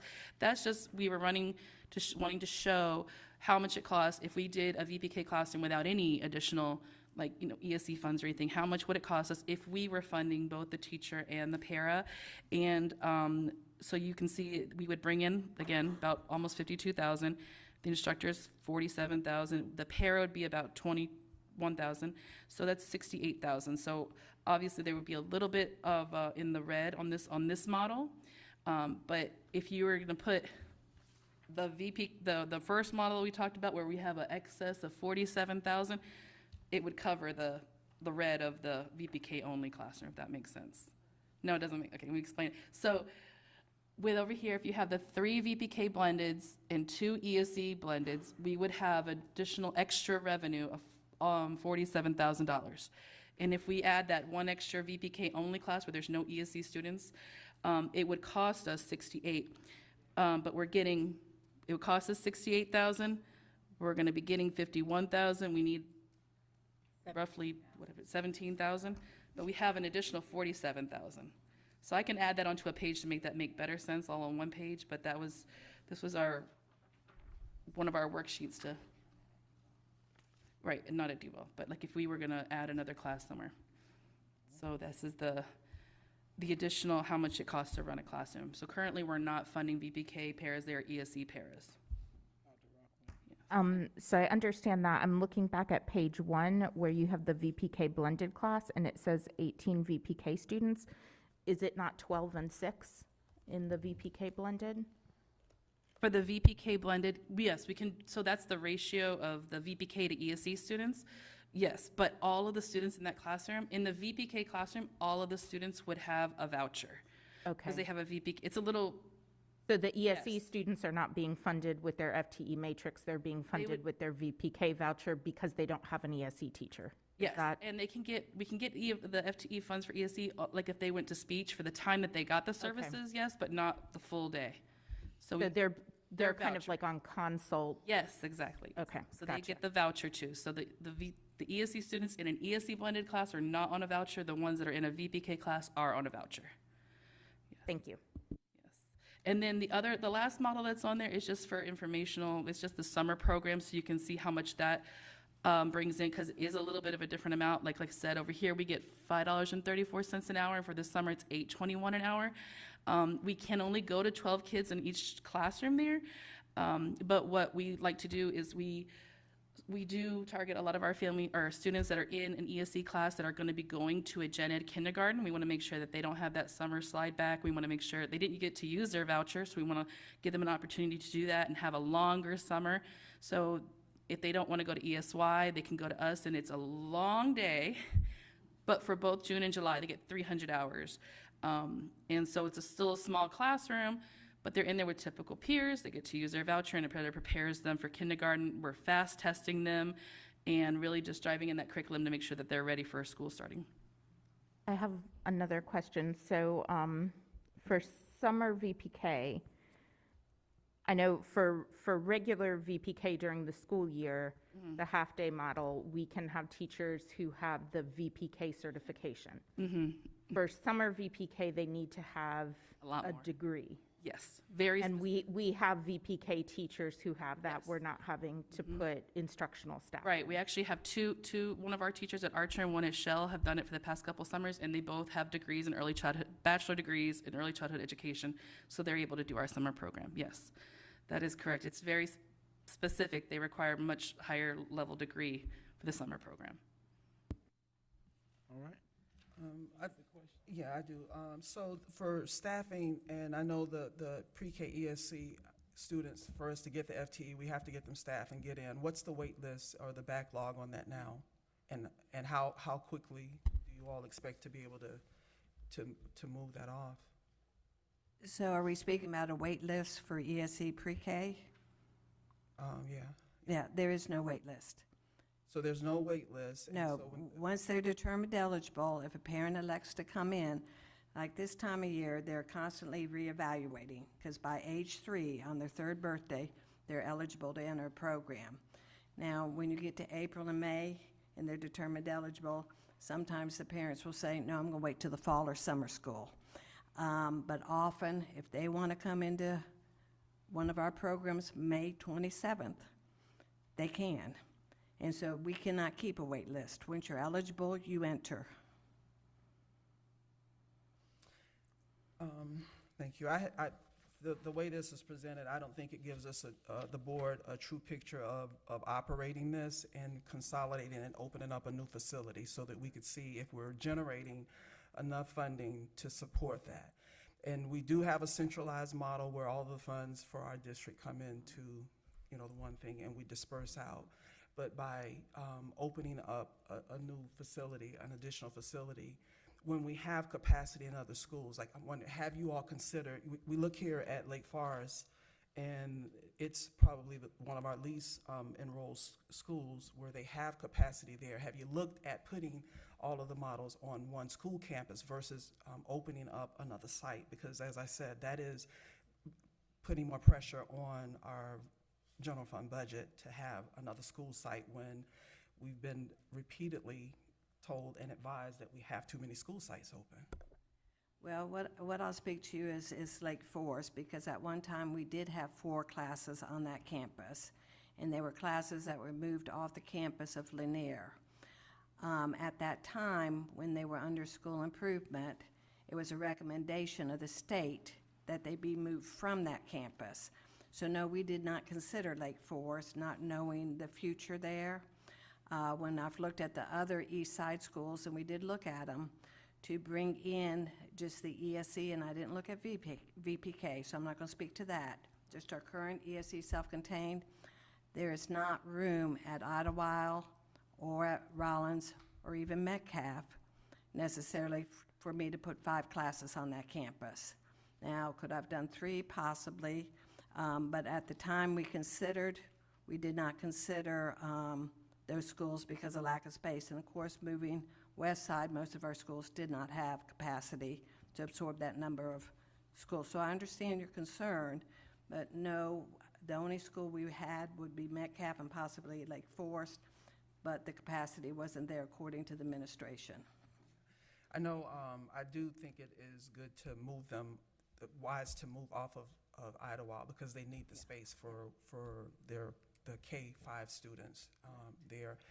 And early learning is important, but what pays the bills of this district are the students who are K-12. And I just think that, as I've shared with the superintendent, that to reopen a facility, I keep saying it is, and we have the pressures that we'll get to on our budget later, but with a program that you haven't given the board, like really costed this out and shown us a comparison of FTE and voucher funding that we project to come in versus the actual cost of operating this facility, irregardless of the source of the funding. That really has to be considered in totality and not just piecemeal. I think we have to really just be very cautious in that. And we want to serve students. I'm not saying early learning, because we all know that how important that is. But when we look at how the organization is funded and the consumption of the resources, we have to start making some choices of what are we going to do. Are we going to pursue this? And later to my colleagues, we'll have some choices that we're going to make. Or we'll be asked for or told about the family liaisons and some other things, some other positions. And I just think that we opening this up is.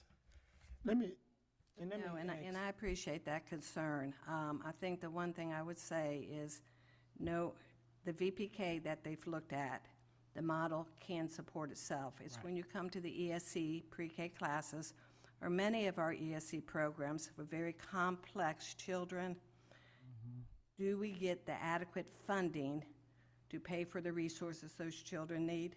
No, we don't. And so we don't support necessarily through FTE our children with the most significant needs. That's one of the reasons we have the grant, but it has certain parameters in terms of allowable expenses. So I will not say to the board today that every ESC pre-K class supports itself based on the needs of kids, because we can't say you must always have 12, you can't have any more. We'd be adding teachers all along. And that's not even going to generate it. And Mr. Burkett could pull those numbers for you, because some of our programs adequately support themselves. But our ESC is a costly program, and that's not just a Alachua County issue. That's a Florida issue, as you know, and it's a national issue. So I'm not going to stand and say to the board, we can ever support just the ESC side of it. It is a cost, just like transportation and some other programs we run to benefit children.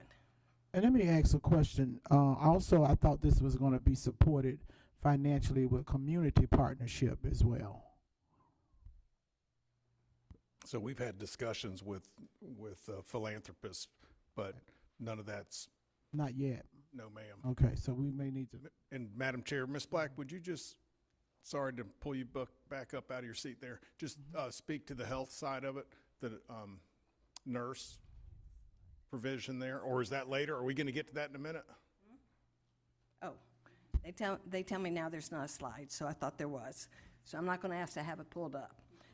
In looking at staffing, there's two things. One, in looking at the medical acuity of the known projected students, we can serve them with a health tech. The grant funds 5 health techs. That began with when COVID came in terms of hiring health techs. In looking at the current medical acuity, we can fund a health tech using the IDA grant. We have 5 still in the district, and we would deploy them. Now, does that mean they can never serve just a VPK student or a student without a disability? No, they can, because the grant allows for what they call incidental benefit. So it's okay. That would be fine. And we don't see the need for a nurse at this time, given the projected population. The other thing I would say about that is Alachua County is one of the very few districts in the state that has a nurse in every school. The majority do not. So having the health tech is actually more resources than some of our peer counties have. Then we looked at what are the other needs behaviorally, because just being 3, you're going to have a certain number of behaviors. Being 3 with a disability, you're going to have a certain number of behaviors. And it's a learning process. It's learning. So the board approved the job description for a registered behavior technician. Again, that is grant funded. And the plan was to allocate 1, if this should happen, at whatever site this should happen, to allocate 1 for those 5 classes, because they would have the specialized training to help our teachers and to help the paraprofessionals with the students that may have some challenging behaviors. But those would not be general revenue dollars. That would be from the grant. Thank you. Did we ever get an explanation for why it closed in 2021? Did I miss that? It was low enrollment. It was 133 or 38 students, and just the cost of operating it was over like $1.2 million, $2 million is what we were told, to keep the building open. And we were, with the financial challenges right there in the middle of the pandemic, and we had lost Head Start. We didn't have Head Start, and so had been a lot more students there. And when the grant was lost in 2020, the Head Start students were there, and what we were left with 133 or 36, something like that, pre-K and pre-K ESE students, and we were advised that it wasn't financially sustainable. So how would that be different now? That's what I asked earlier. I didn't get that, so. Dr. McNeely. One of the things, I don't have a comment as far as the finances, but when we talked earlier about what the community wants and needs, when you talk to the folk in that community, especially in Duval Heights, and they have an organization there in that community, they want to have that school reopen, vitalized with students. And so what's best where we're going now with the early learning and the ESE possibilities, I think that's perfect. And we need to do that. Thank you. Also, you all have a waiting list overall of like 370 kids. Okay. And so as we move toward this, I think we're looking at financing. I don't know, Mr. Burkett, I've been asked from the community as well, how much is it costing us now with just keeping Duval open, even when we had the leases? How much was that? The cost right now, basically for Duval, is general maintenance and custodial. About 200. I mean, It's a training ground right now for our custodians, and the school's immaculate, and it's. That's because people have been in it. That's what happened at Old Terwilliger. If you're not utilizing it, it goes down. But it is being maintained now. And I think there are, hopefully there are other ways we can put other students in there to keep it, so that we can sustain. But it's just crucial. And I know, finances are extremely important, but it is also crucial because of as Ms. Black said earlier, the complexity of our students that are coming in now. I can see the difference in visiting with those VPK classes, because I know seen some kids who are all over the place who, now that they've made it to kindergarten, are doing extremely well. And the more we do this, the less behavior issues we're going to have in the future. And so we know we're looking, and I know you all are looking hard at those finances, and I get it. But every dime that we invest in these students, that's why we're going to get to the point where we can look at our overall district and see where we may need to reduce things to make sure we're really putting programs in place for children and those community partnerships. I know there are people who want to partner that can bring in some other financing, like, people who are, especially with those mental health grants and those things. But the earlier we start, the better off we're going to be, which makes it easy on all of our staff, not just the teachers, but everybody who would have the opportunity, because by third grade, we want our kids ready. And we know now with teachers, it's very hard when you have to come in and you have kids who coming in kindergarten or even first grade who's still struggling with potty training and those type of things. It makes that environment much more. So this is important, but also we know we have space there. What else can we put over there to help to cut costs or whatever? But I wanted to make that. And of course, running a K-5 school is much more expensive than running a program, the pre-K program at the center, simply because the cost of running a K-5, you have a lot more staff and a lot more support staff, and we're running this is a specialized program for a specialized need in a smaller population of students. Dr. Rockwell? I did want to say, having taught pre-K ESE myself, that as a teacher, I would have given my left arm to have a team that I could collaboratively plan with, and to have opportunities to include some of my students, and to have an opportunity to not have a red-shirted 6-year-old in the same room as a newly turned 3-year-old. So I really, really understand how beneficial this could be, not just in relieving our waiting list, but for the teachers and the students to have this model.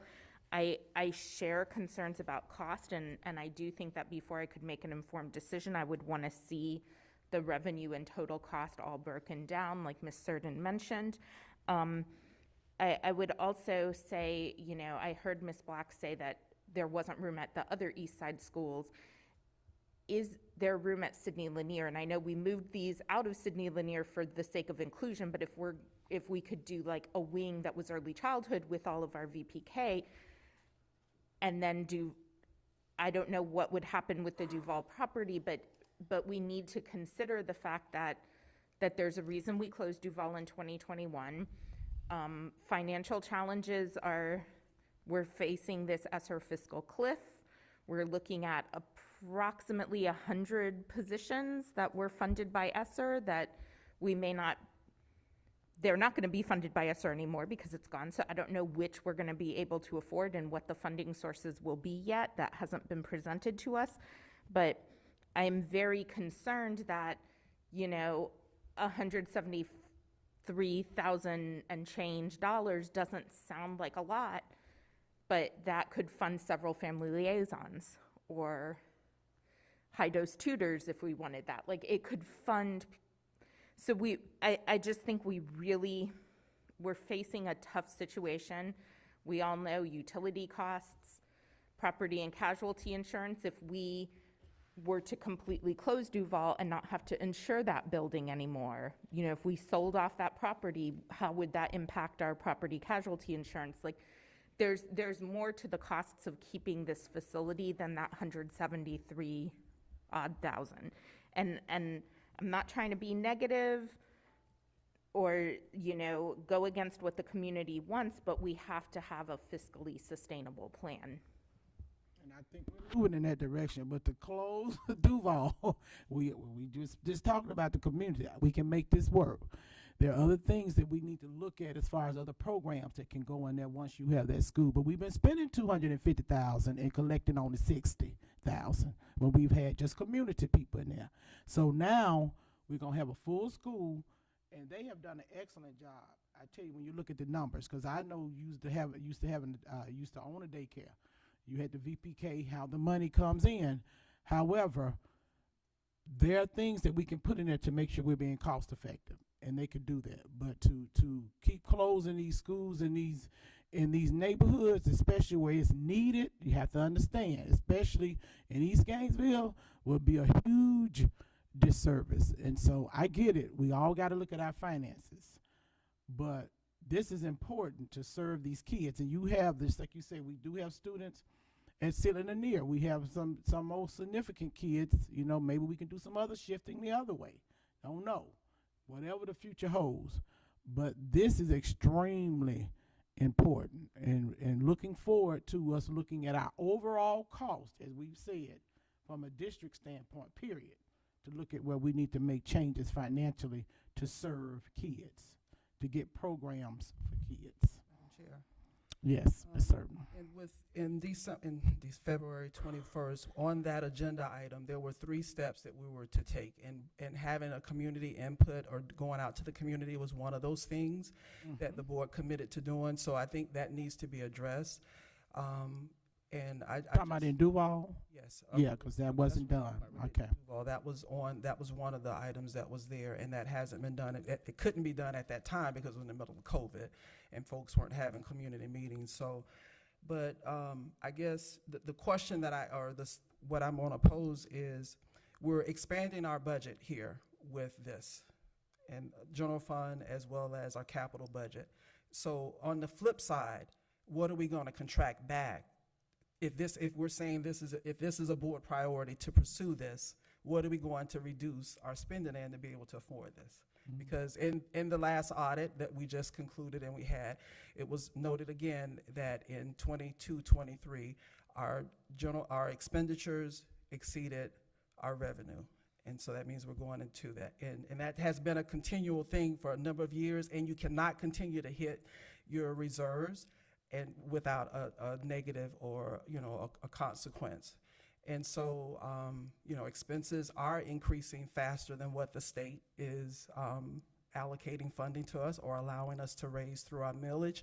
So if we're saying that this is important, if the majority of the board is saying this is important to open another school facility and expand our budget, the question we have to pose to ourselves is, what are we willing to give up to be able to afford this? We cannot continue to just spend everything that's a good idea. We can't continue to expand the budget without any contraction or reduction in expenses in another area so we can afford this. And ESSER is gone. The reason our fund balance is where it is because we shifted some things to ESSER that were allowable, and we put some things on, additional costs onto 1 mil that were in the past going to, into our general fund, into our fund balance. And we have to make some choices here. So that's the question, more so than what the next steps for this are.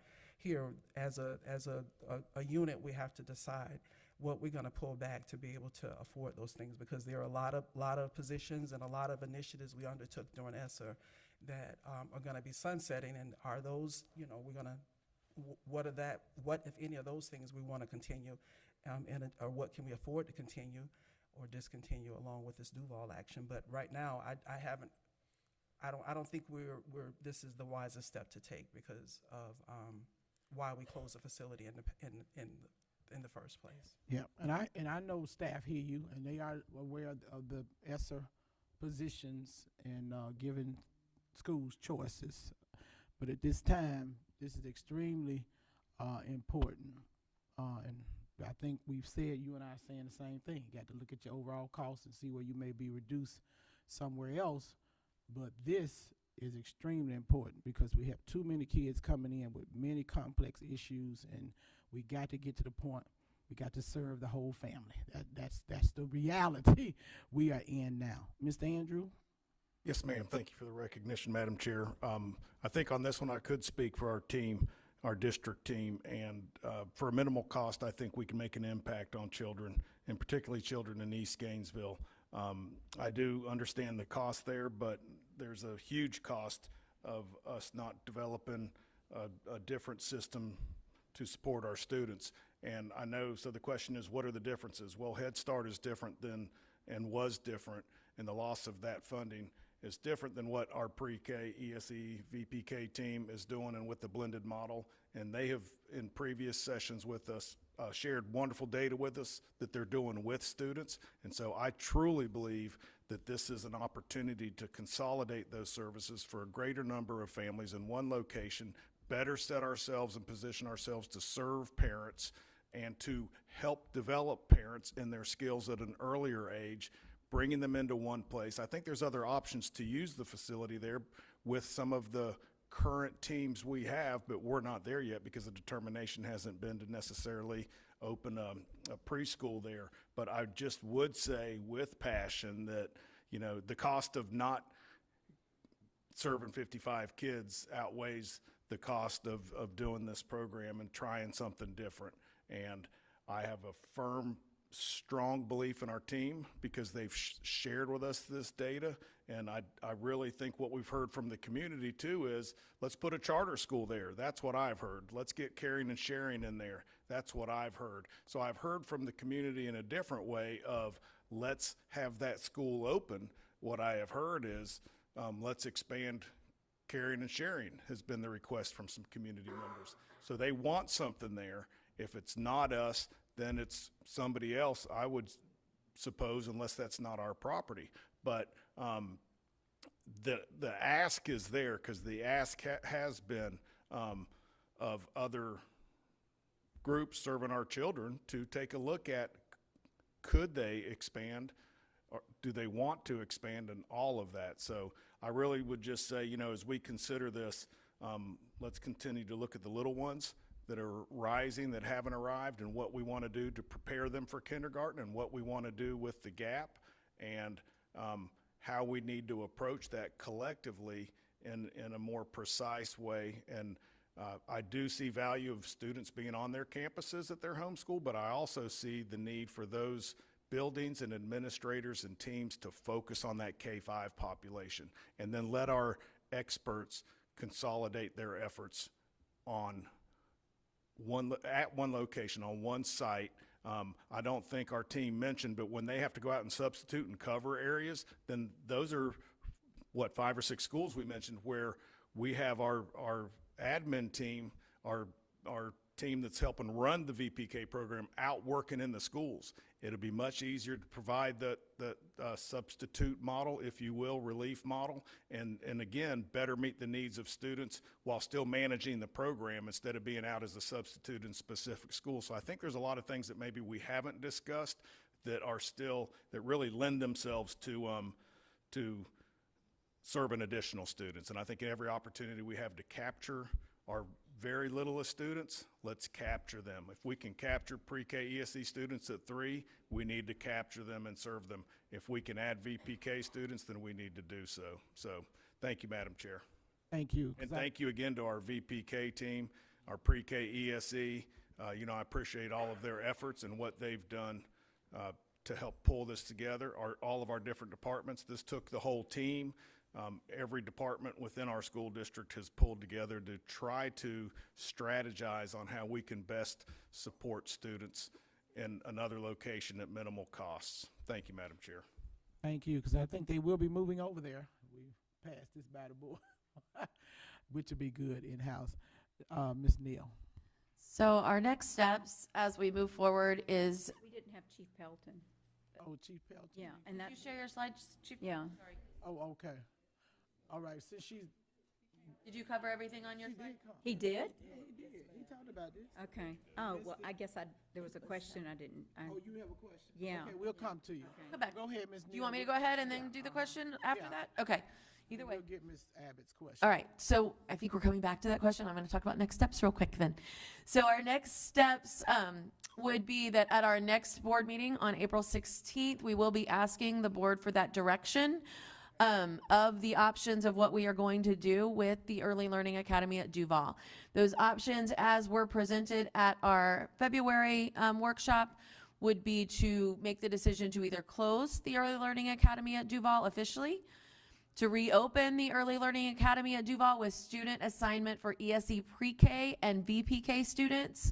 And I left this option on. It was one of our original options we talked about. I know it was discussed at that workshop, but also the third option to reopen the Early Learning Academy at Duval with student assignment for ESE pre-K, VPK, and kindergarten students. I know at the last workshop discussion was that was not a favored option, but I didn't want to change the options from what was originally presented. So we're leaving all 3 options there for you. So that will be on the April 16th board agenda.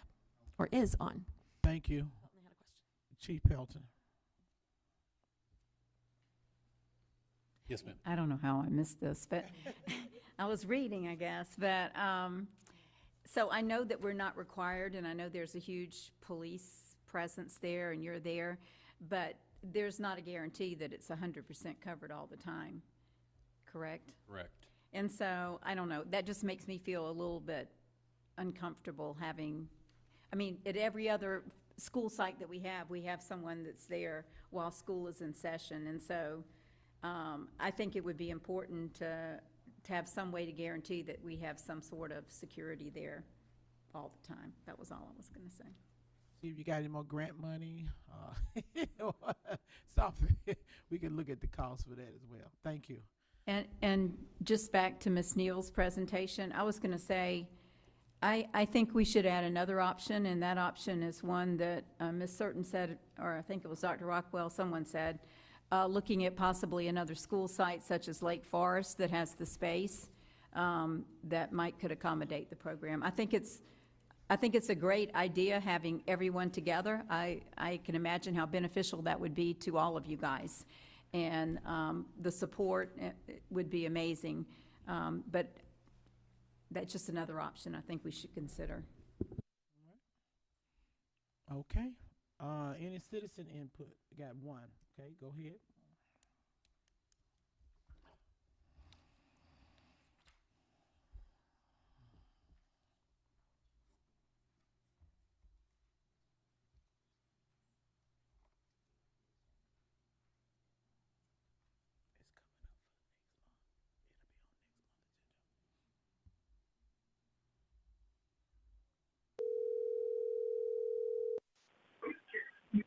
Caller, please state your name. You have 30 minutes with the board.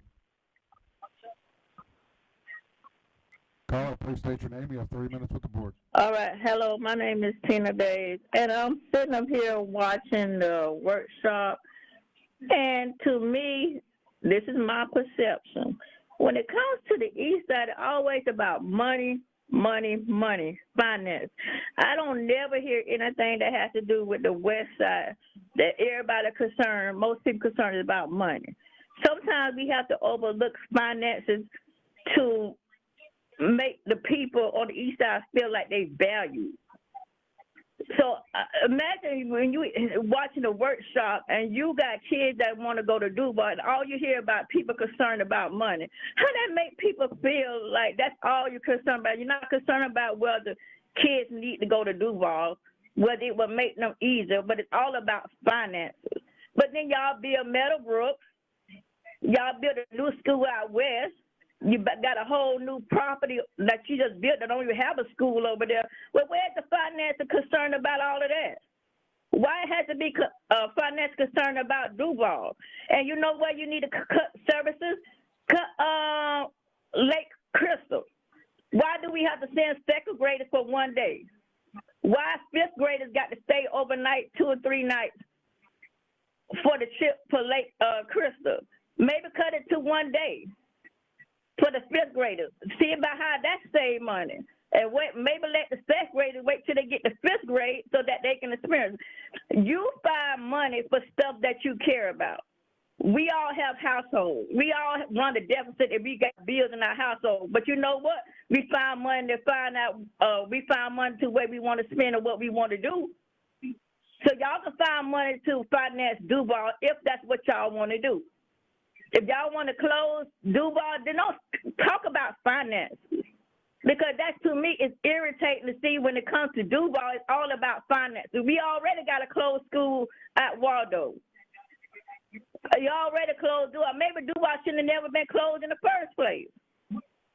I got a 3-year-old that qualifies for services. You know where I would have to send her?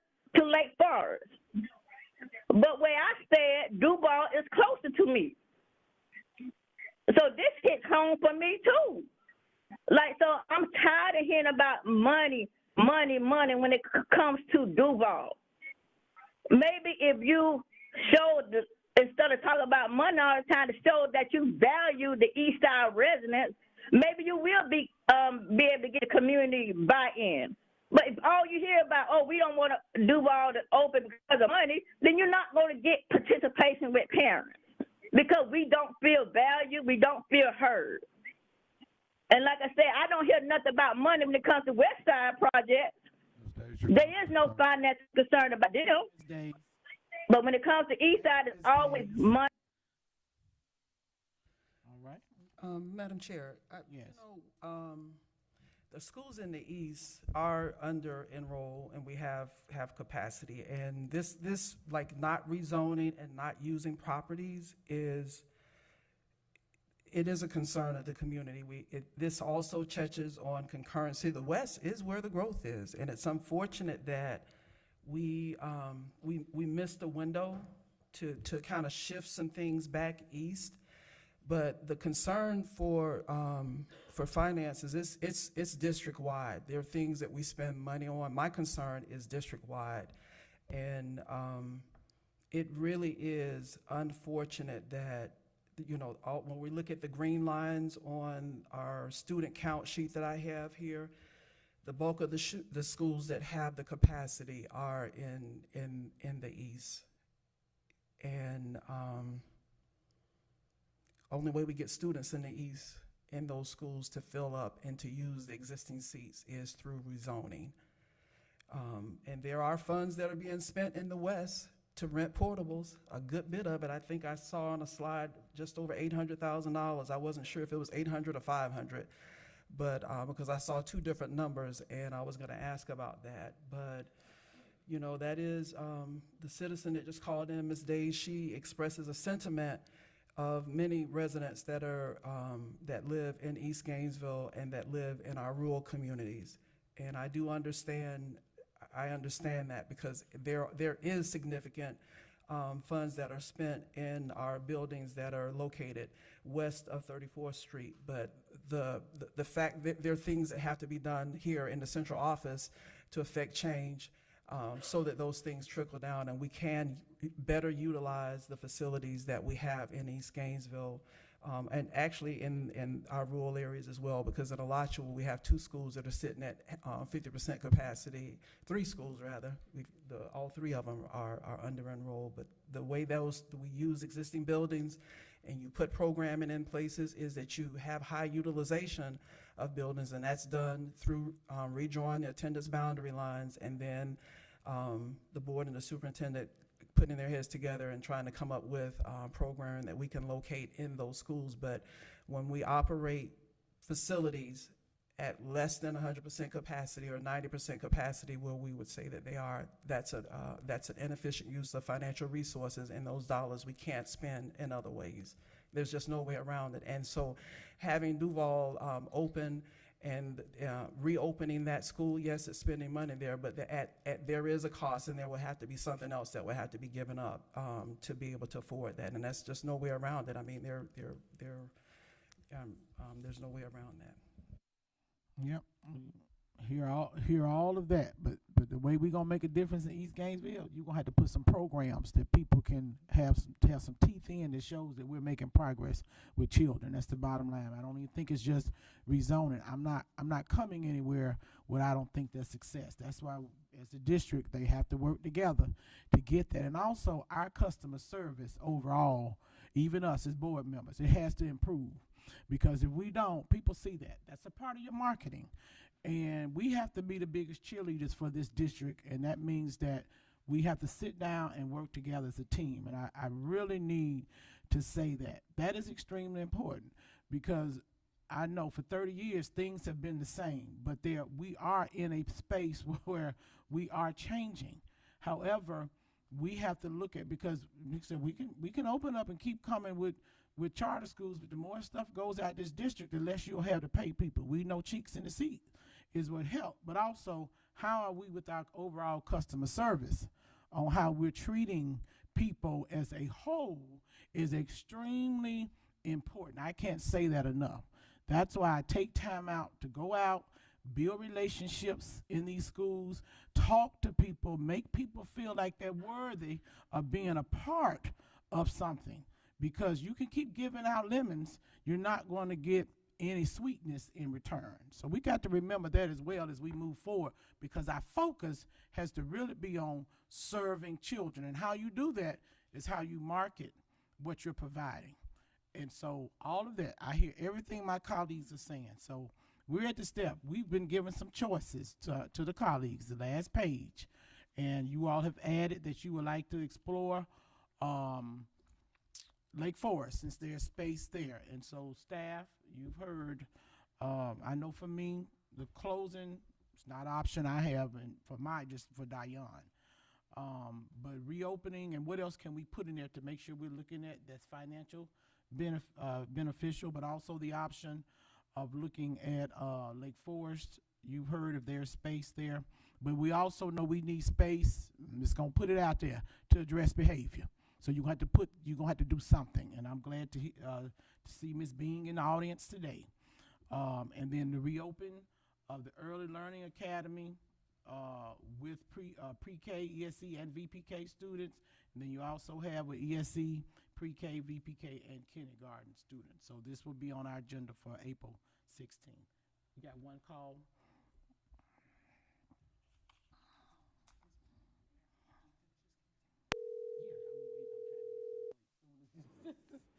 Caller, please state your name. You have 3 minutes with the board. Caller, please state your name. You have 3 minutes with the board.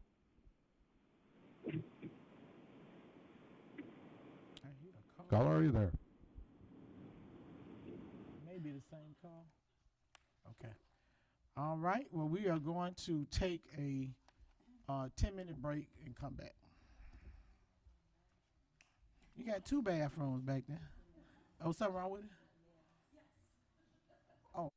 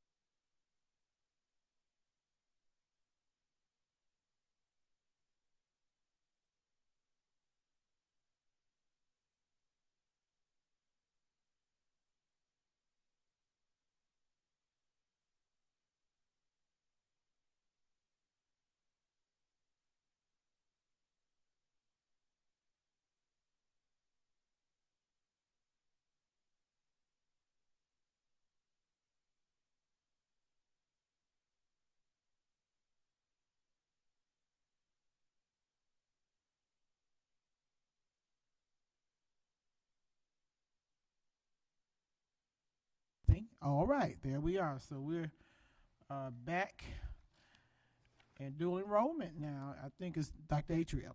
Yes, ma'am. Thank you, Madam Chair, Board Member, Superintendent Andrew.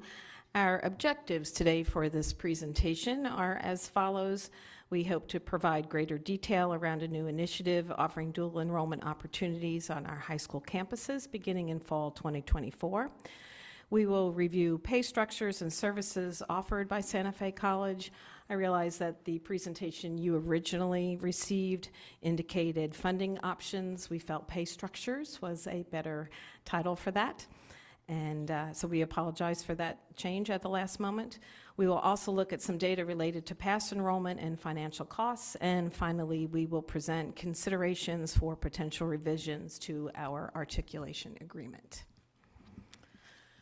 So we'll begin with our new initiative whereby we are offering dual enrollment on our high school campuses beginning, as I said, in the fall semester of 2024.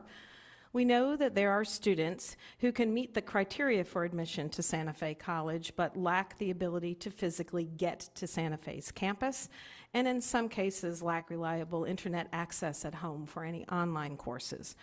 So, in offering college courses on the high school campus, we believe we are increasing equity in the opportunity to earn college credit while still in high school. We also know that there are students on our high school campuses who don't see themselves as dual enrollment students. Some of that may be due to a lack of confidence in their abilities to succeed. Some of that may be because they are first-generation college students without modeling at home from which they can be provided support. There are a multitude of reasons. But being able to have our students on their own very familiar high school campus where they will have ready access to their school counselors and where their instructors will be in contact with their caregivers and readily accessible to the student for information about their grades and their progress, and also importantly to provide academic support will facilitate student success at the collegiate level. Students will be in familiar surroundings with multiple adults who know them, understand them, and to whom they can turn for assistance. Students will be able to easily participate in extracurricular activities and remain a fully integrated member of their high school community, which will certainly increase their sense of belonging. This initiative, as I have now said 3 times, will begin in the fall 2024 semester. The requirements for a student to be eligible for dual enrollment is to have qualifying scores on one of several admissions assessments, the CLT, the PERT, the SAT, or the ACT. For any student taking a dual enrolled course level, for any student taking a dual enrolled college level course on our high school campus, we, Alachua County Public Schools, will retain all FTE for the course. We are responsible for the course cost of textbooks, but there is no per credit charge nor any other service charges, administrative service charges to be paid to Santa Fe College.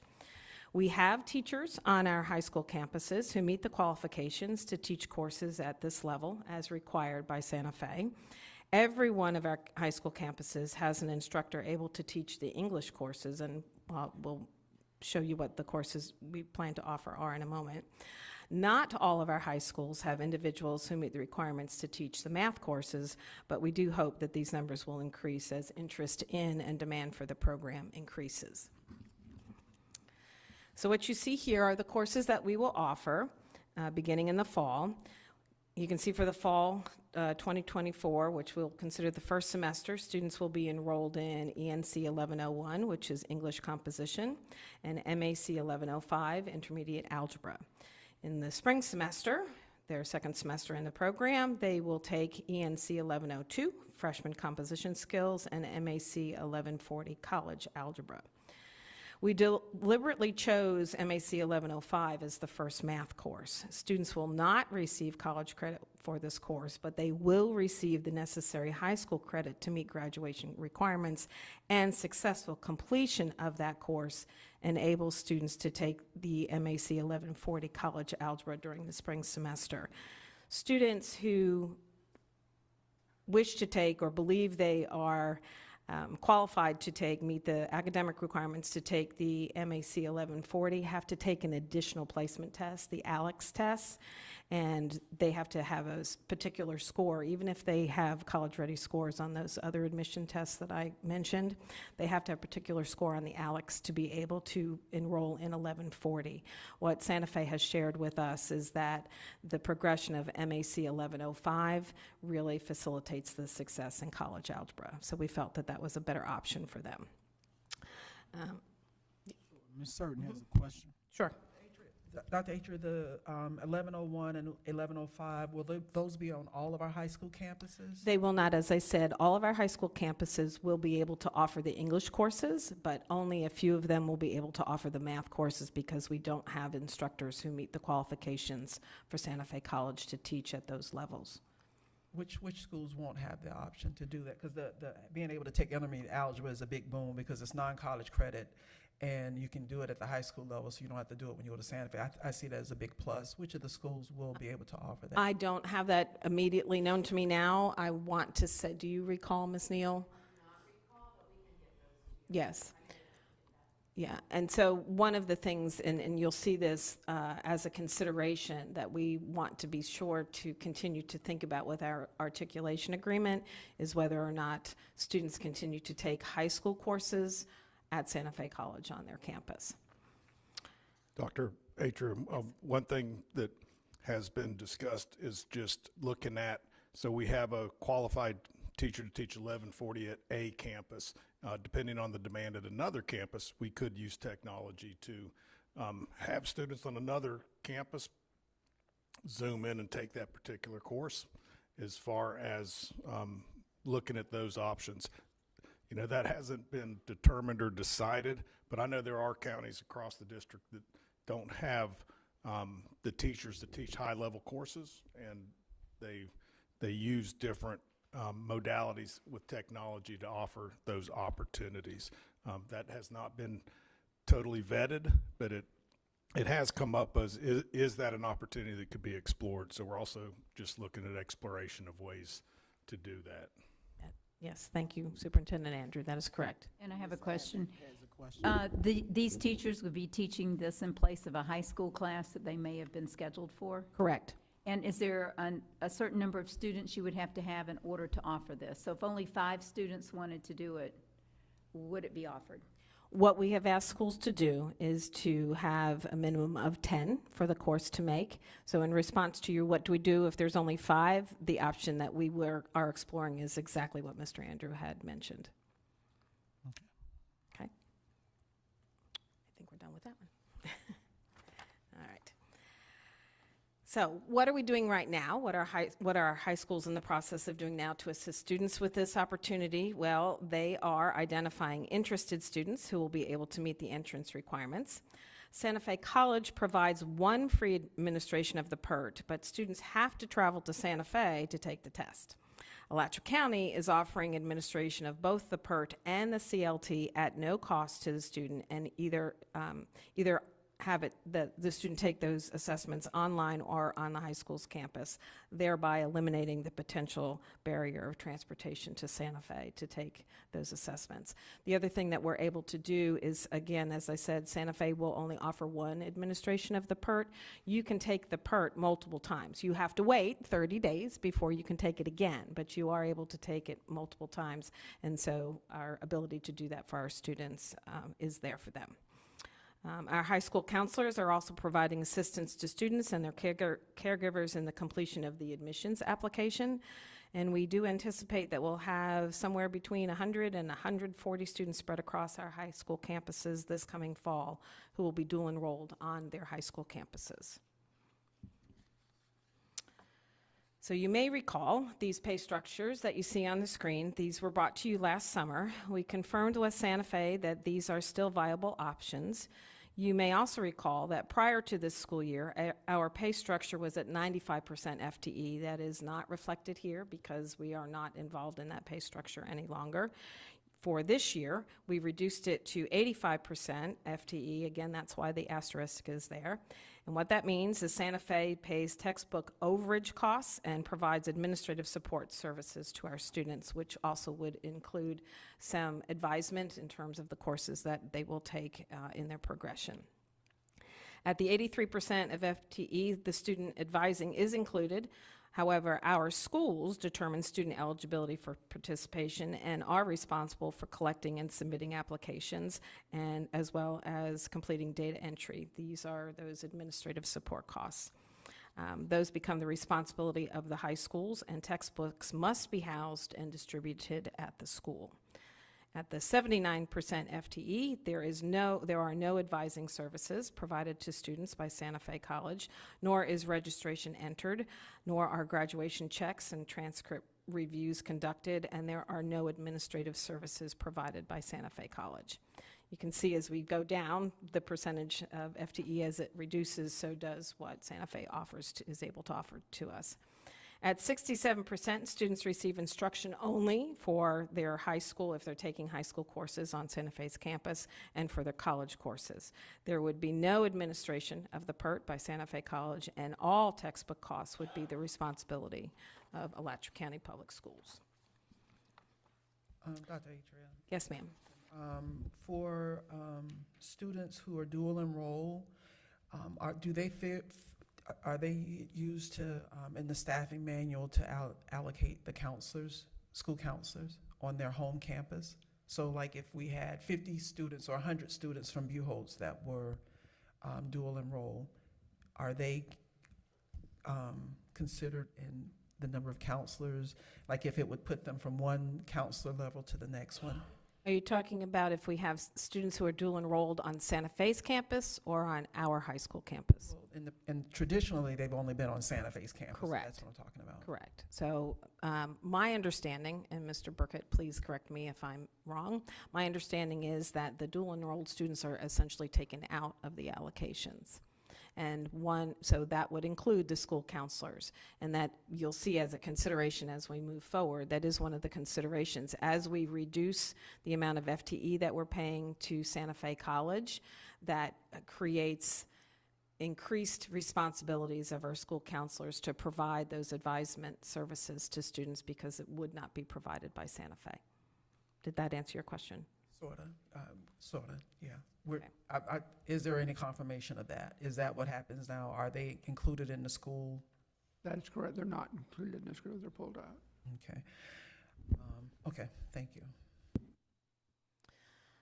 So what you see here is a comparison between the 22-23 school year and the 23-24 school year. We don't have yet numbers for 24-25. Schools are in the process of registration. Students have a great deal of time to apply and be admitted and register for courses at Santa Fe, so we do not have the projected numbers for 24-25.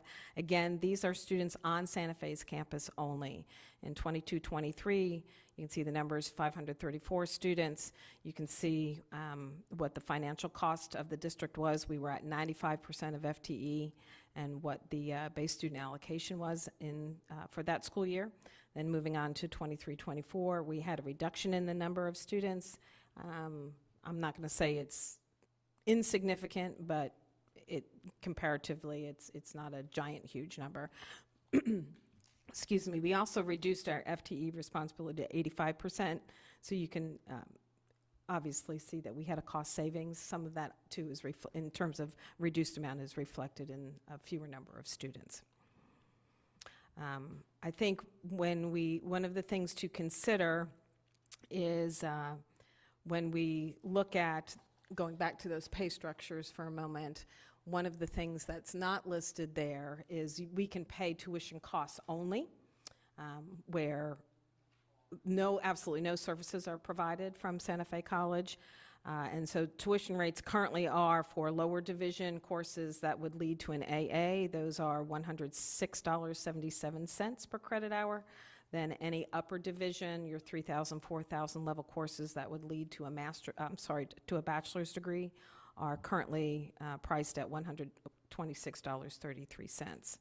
And a student taking 12 credit hours would pay about $1,281.24 for those lower division courses. Okay. All right, I think we're done with that one. All right. Oh, I'm sorry, Dr. Rockwell? Can you explain what you mean by adjusted BSA? I will defer to Mr. Burkett for that. Yes, ma'am. The adjusted BSA is when they rolled last year, there was a major roll of categoricals into the BSA. So we subtracted that out of the BSA and did not include those in. Okay, to make it an even comparison.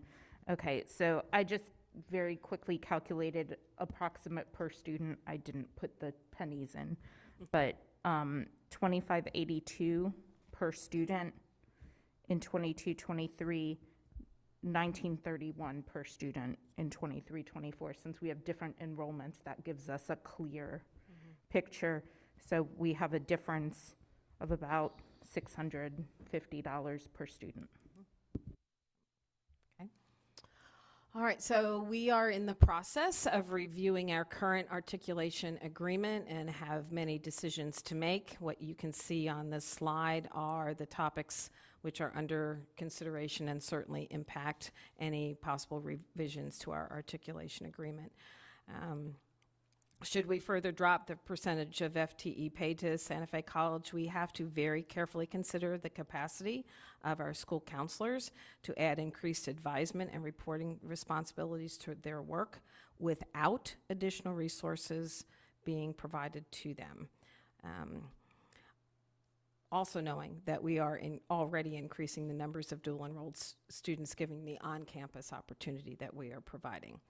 Likewise, we have to consider the capacity of our database professionals because they will have increased responsibilities related to course masters, scheduling, grade entry, and transcript review, to name just a few, and again, without additional resources. Any further reduction in our current pay structure will also require the management of textbooks, as in storage, distribution, and collection, and it's really important to consider that all of these are very heavy lifts for a school as they are currently staffed. Another consideration is whether we continue to allow our dual enrolled students on Santa Fe's campus to take high school courses instead of a schedule solely comprised of college courses. We obviously offer high school courses on our high school campuses. Therefore, we do have to consider the level of benefit to students taking a high school course at Santa Fe that they can take at their home high school campus. Finally, we also know that with our new initiative, the overall numbers of students who will be dual enrolled will increase district-wide. So I have a question. Do we know how many students of for the 2 years you report the students, how many of those students take high school courses on Santa Fe's campus? I don't have that information readily available, but Ms. Neal will probably be able to. It averages around, and it's kind of a guesstimate to be honest right now, and I can get the full numbers. It's usually about 30% of the students take a combined. With some high school, some college. They have to at least be in one college course, but they could be in all high school courses other than that one college course. Ms. Adams, do you have a question? So why would a child take high school classes at a college? Because they're already taking a college class and they want to stay, have everything on campus, or? I think there's a multitude of reasons. It will differ for every student. Remember I talked about the ALEX test. That test has to be taken for college level algebra. So if you did not score the required score on the ALEX test, you're now going to be in that other math class first, which would be considered a high school course. Like the remedial math? The intermediate algebra, correct, yes. We do report the MAC 1105 as their college course. They get high school credit and an elective college credit for that, if they're in that course. But if they're in the high school remedial math, it's the high school. And then some other choices that sometimes students will take that are high school courses is they may take their government and economics coursework or their American history coursework. There are also requirements related to students' capacity, academic capacity for the ENC 1101, the first English course.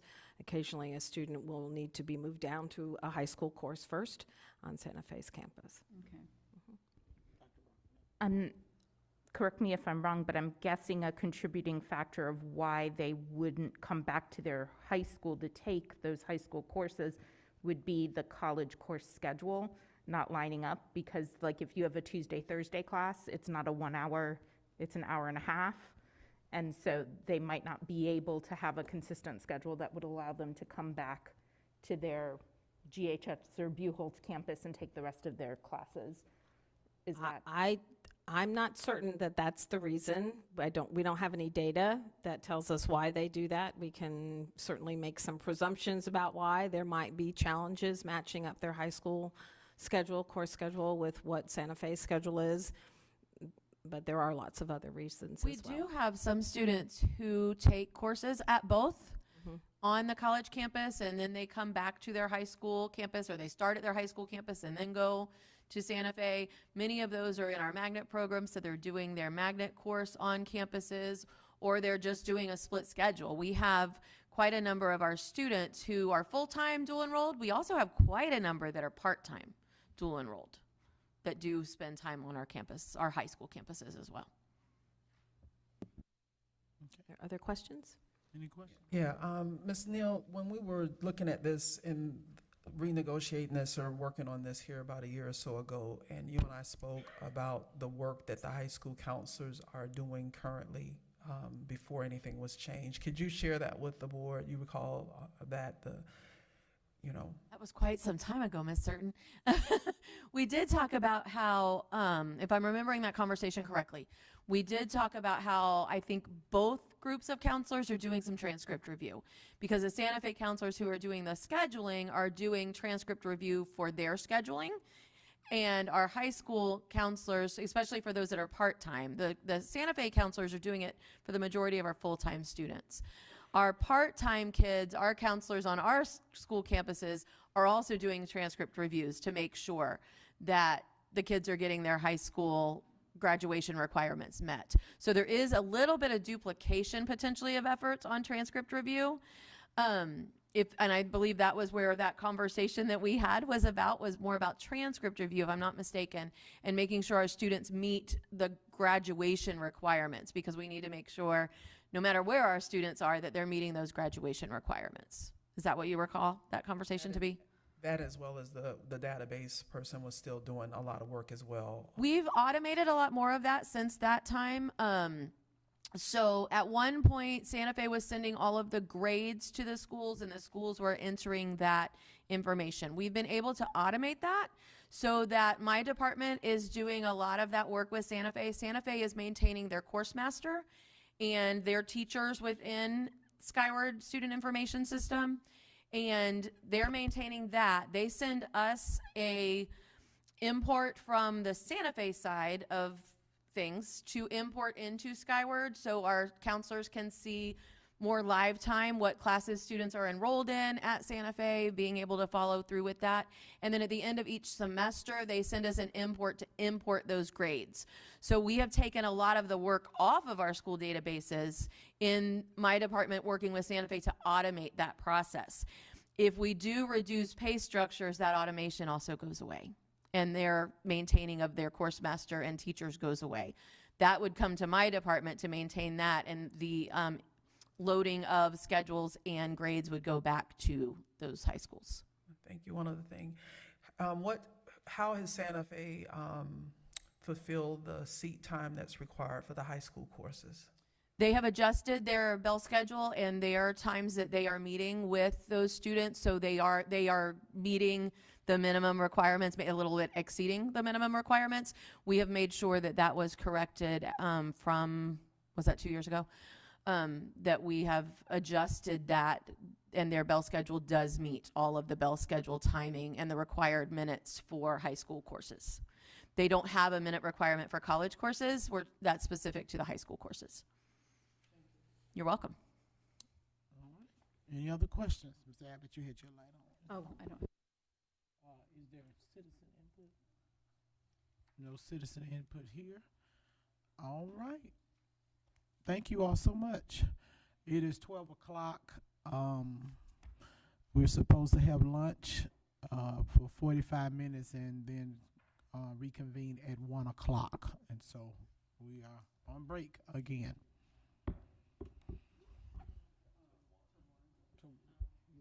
Start up. She just told me lunch is here. Lunch is here. I don't want to, because the next report is, that we have a slide when you get into the trend, it's 47 slides, so we can't start that prior to lunch, okay? It's here, so you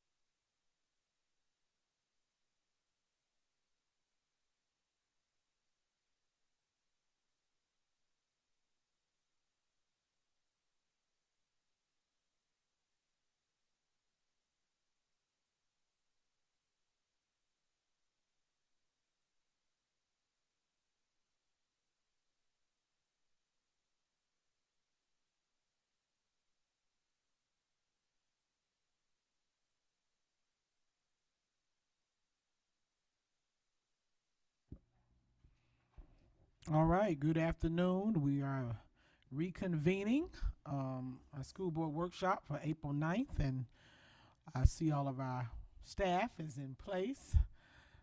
So we are ready, and Dr. Edwards is coming with our Alachua County Public Schools trend report.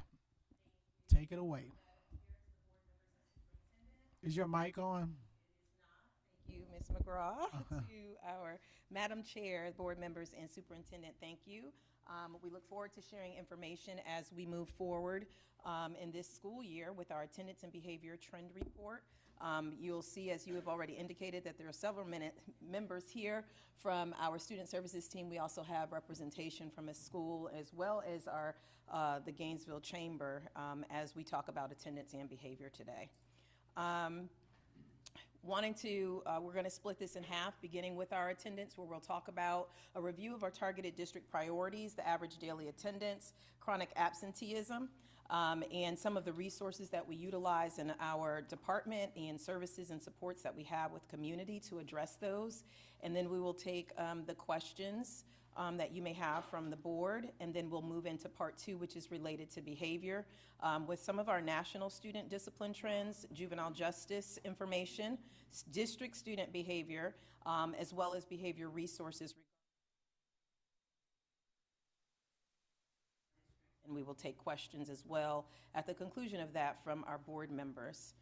As we approach our average daily attendance for this school district and our priorities, we know that when we started this year, our goal was to have less than 10% of students who are chronically absent and 95% in attendance at our SI schools and in our subgroups, which are Black and African American, students with disabilities, and English language learners.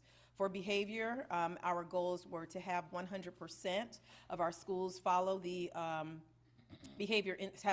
the Behavior Institute and follow the plans that were corresponding to those with our Tier 1 through 3 strategies for interventions, as well as having 100% of our schools have staff that are trained with insights to behavior and aligning to MTSS standards. Our goal as well is to reduce out-of-school suspension by 10% and to have 75% of students with 0 to 1 discipline offenses so that that would be our Tier 1. And to support that, of course, for behavior and attendance, we always want to make sure that we look towards mental health, which our goal this year is to have 100% of our secondary students participating in Habitudes, following the 5-hour mental health lessons, which we have now transitioned to be, of course, the resiliency standards that align with the state, with more than 80% of our staff completing youth mental health first aid, and then looking at some of the referrals that we make to community and alternate supports that exist with contracted services. So as we jump into our average daily attendance, we wanted to highlight a couple of things.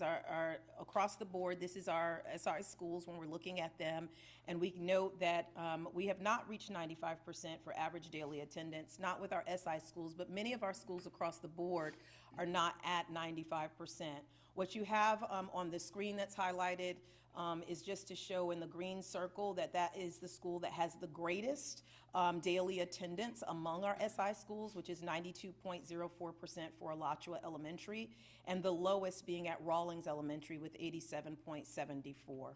And so in the bar graphs, it gives the actual percentage for each one of the schools in the district.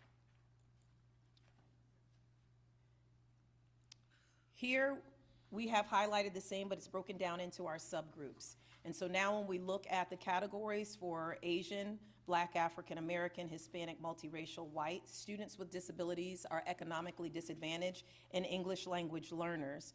We'll see in the green circles for each one of those columns for each of our SI schools are the schools that have the greatest percentage, that are closest to the goal of 95%.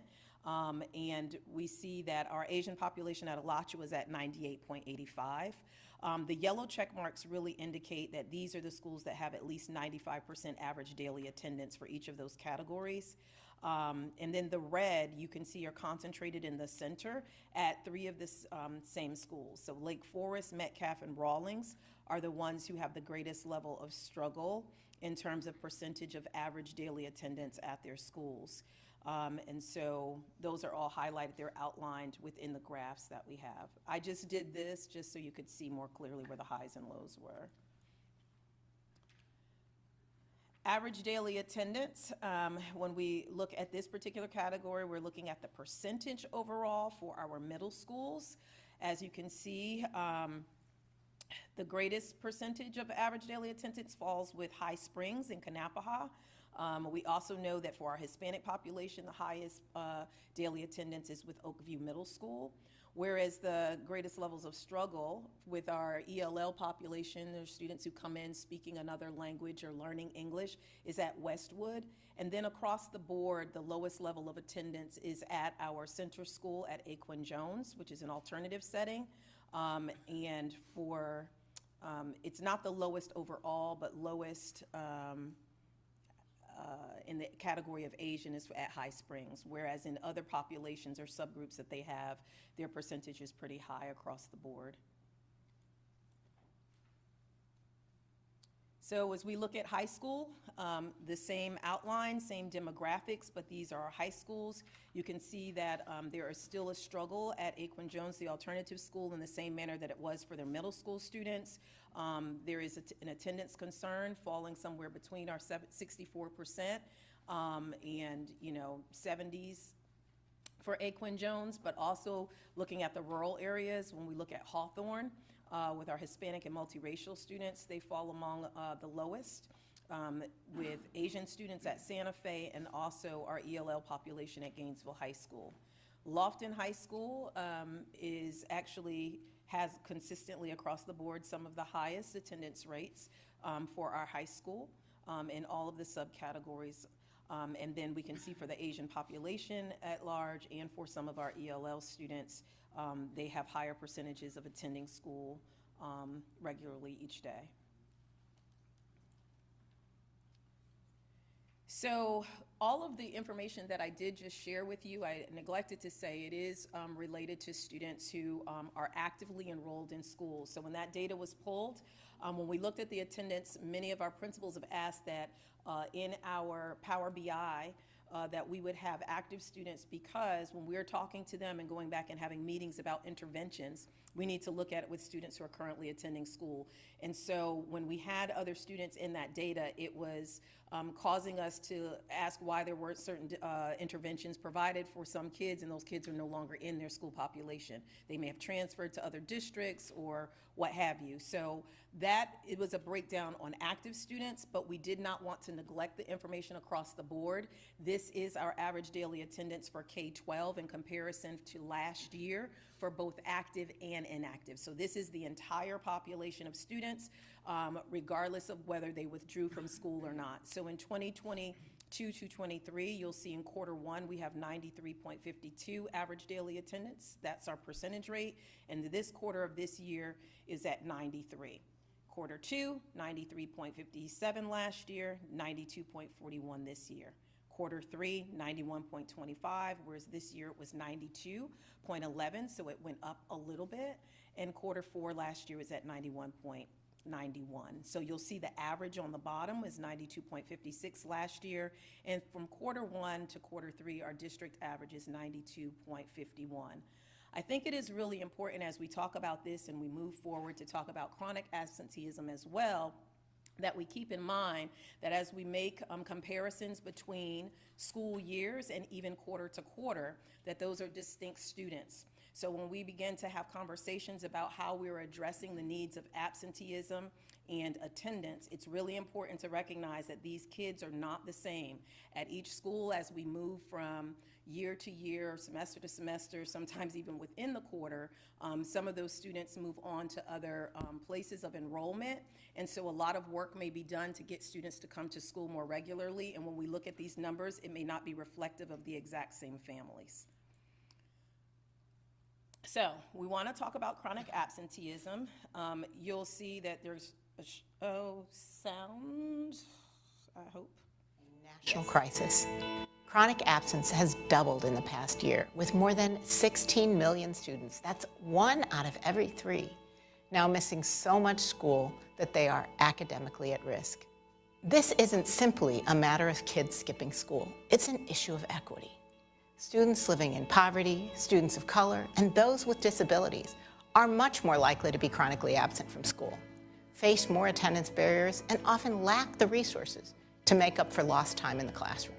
The good news is that chronic school absence is solvable.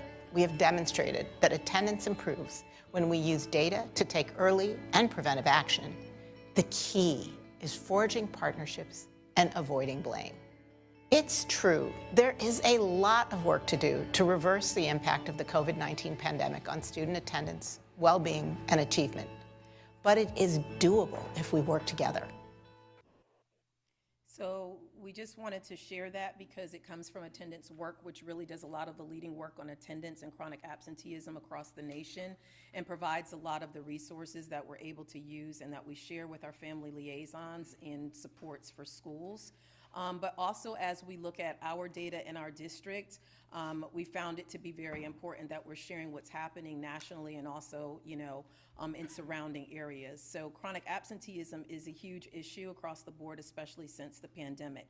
So when we look at our data, we want to make sure that we have clarity about how that is really impactful across the nation at this time. But if you look at elementary school and chronic absences, you will see that our goal for our district was to have less than 10%.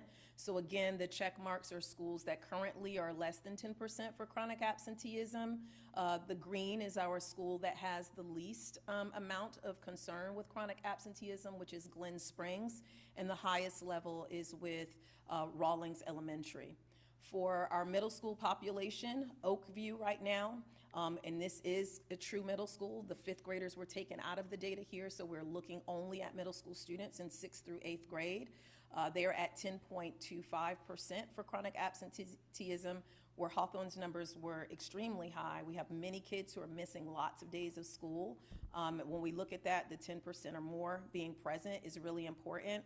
And overall, you'll see in the bottom left-hand corner that we show that we have over 1,500. It's 1,624 students who are chronically absent, meaning that they're missing 10% of that time out of school, right? And so, or the 10 days or more typically. And so we want to just, I think, communicate from the student services standpoint that as we approach attendance, it's really important that our families understand the true impact that attendance plays in coming to school, because a lot of these children are underage, and it's up to the adults to make sure that kids are getting to school. Madam Chair, Dr. Edwards. Yes. Last night when I was looking at this a second time and making some notes in here, I flagged this because Hawthorne, the middle and the high, was so high, right? So I'm wondering if anybody thought, like, let's call and let's see what's up and what are they doing? What are they doing to try to address this? Because that is alarming that out of 208 in the middle school, 159 of those students have, or 76%, are chronically absent. The same with the high school. That is alarming, and I can't believe that we would go past that without saying how many students, we know how many it is, if we've gotten to some root causes, have we connected with their families? I mean, what action has been taken? We got the data, what has been done to address that? And for this report, but along and along, because this didn't just happen. Right. So we have been having conversations with all of our schools about what is occurring with our family liaisons and what the attendance looks like. The other thing is that, and I haven't gotten an update, but I did ask, I was making the request to make sure that that number was correct because it's extremely high in comparison to the other schools.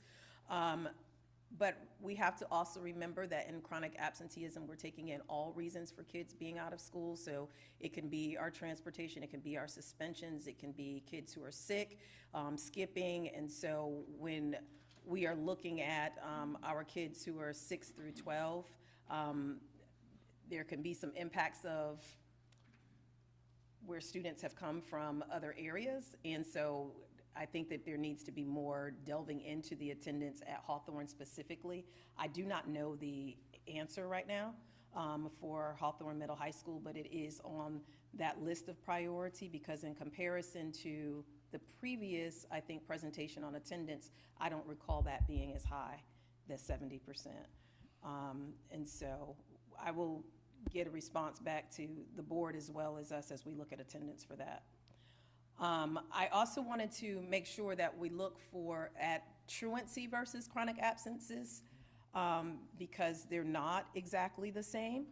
And so when we talk about truancy, we're counting our unexcused absences from school, which emphasizes compliance with our school rules, right? This is where we want for kids to be here, and we want to make sure that you have an excuse if you're not present. Whereas chronic absenteeism is counting every day that you are missing from the instructional space, regardless of whether it's a school-sponsored activity or event or not. And so we know that that impacts our student performance, and it's really important for us to have community-based partnerships. That's one of the things that Attendance Works really encourages us to do. And I think that we have to get back to the place as well, is making sure that our schools are communicating with our families that volunteers are welcome. Because we have heard through our focus groups that we've had last year and this year, that since we have returned back from COVID and the pandemic, that because of safety in that point in time, we were not accepting volunteers.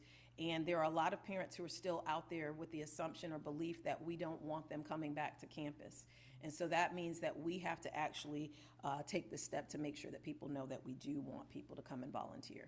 And let me say that because I want to follow up with Hawthorne. I know you have your team here. Is there anybody here that can speak on this at all when it comes to Hawthorne? Is there anybody else here? It would have to be the family liaisons in the school. And they're not, okay, they're not present. So with chronic. See, Dr. Rockwell has a Yes, question. ma'am. You said for chronic absences, we also count school-related activities like field You're trips. absent, so if you're out of school because you went on a field trip or what have you. Or like a sports team traveling or anything like that? We're counting those toward the chronic absences? So if a student hasn't showed up and they've been marked absent, regardless of whether it's excused or not, it is counted in chronic absenteeism. Okay. Whatever that reason may be, when they are marked absent in the system, regardless of whether it says it's an excused absence, is counted in chronic absenteeism. I was just wondering what influence something like sports, where you've got a very small school and a lot of children, compared to the percentage of students on the football team at Buchholz, it's a much higher percentage of your school population at Hawthorne. Mm-hmm. And I'm just wondering how that's influencing these statistics. It's a good question. I'll go back and look at what the ratio looks like. I'm not sure, but it does take into account anything that they may be doing that they're not in school for. And so when I think about even when we went to set up the calm room over at Hawthorne, we had to change the day because I remember when we were having conversations with Mr. Green, he had like 13 people out because they had sporting events for 2 different things, and all of those kids were gone and had to be supervised. So that comes to mind as you're sharing that, and so we can definitely look into the percentage.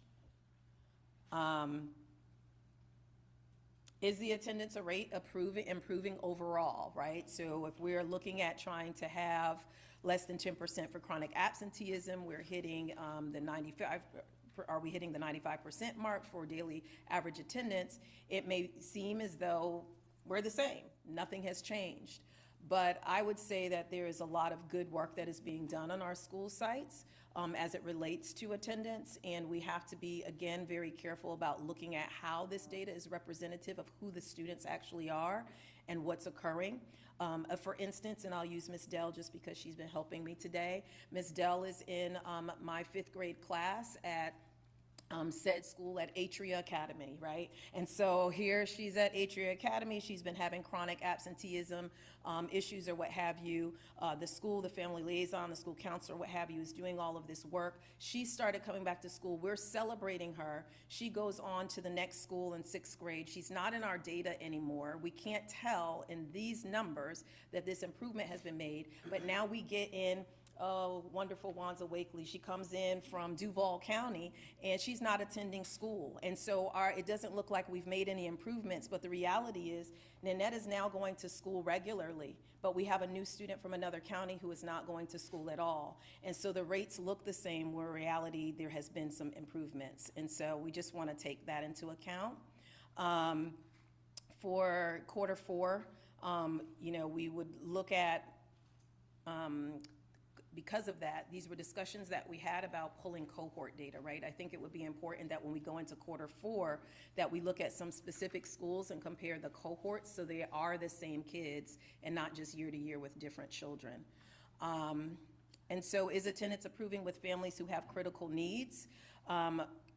We know that this past year we have had 2 additional funded truancy officer positions. Of those 2, one person went on to a more permanent role, and so we had 1 additional person who was added with our truancy officers to impact, again, the 1,600 chronic absences we saw and the number of schools that are under 95%. Our district has 3 individual persons who work on truancy. And then we have our family liaisons, which are currently ESSER funded. So we have to think about that, as well as what is happening in terms of SARB, right? And so I'll just change really quickly to SARB, which is our School Attendance Review Board, or no, I'm not.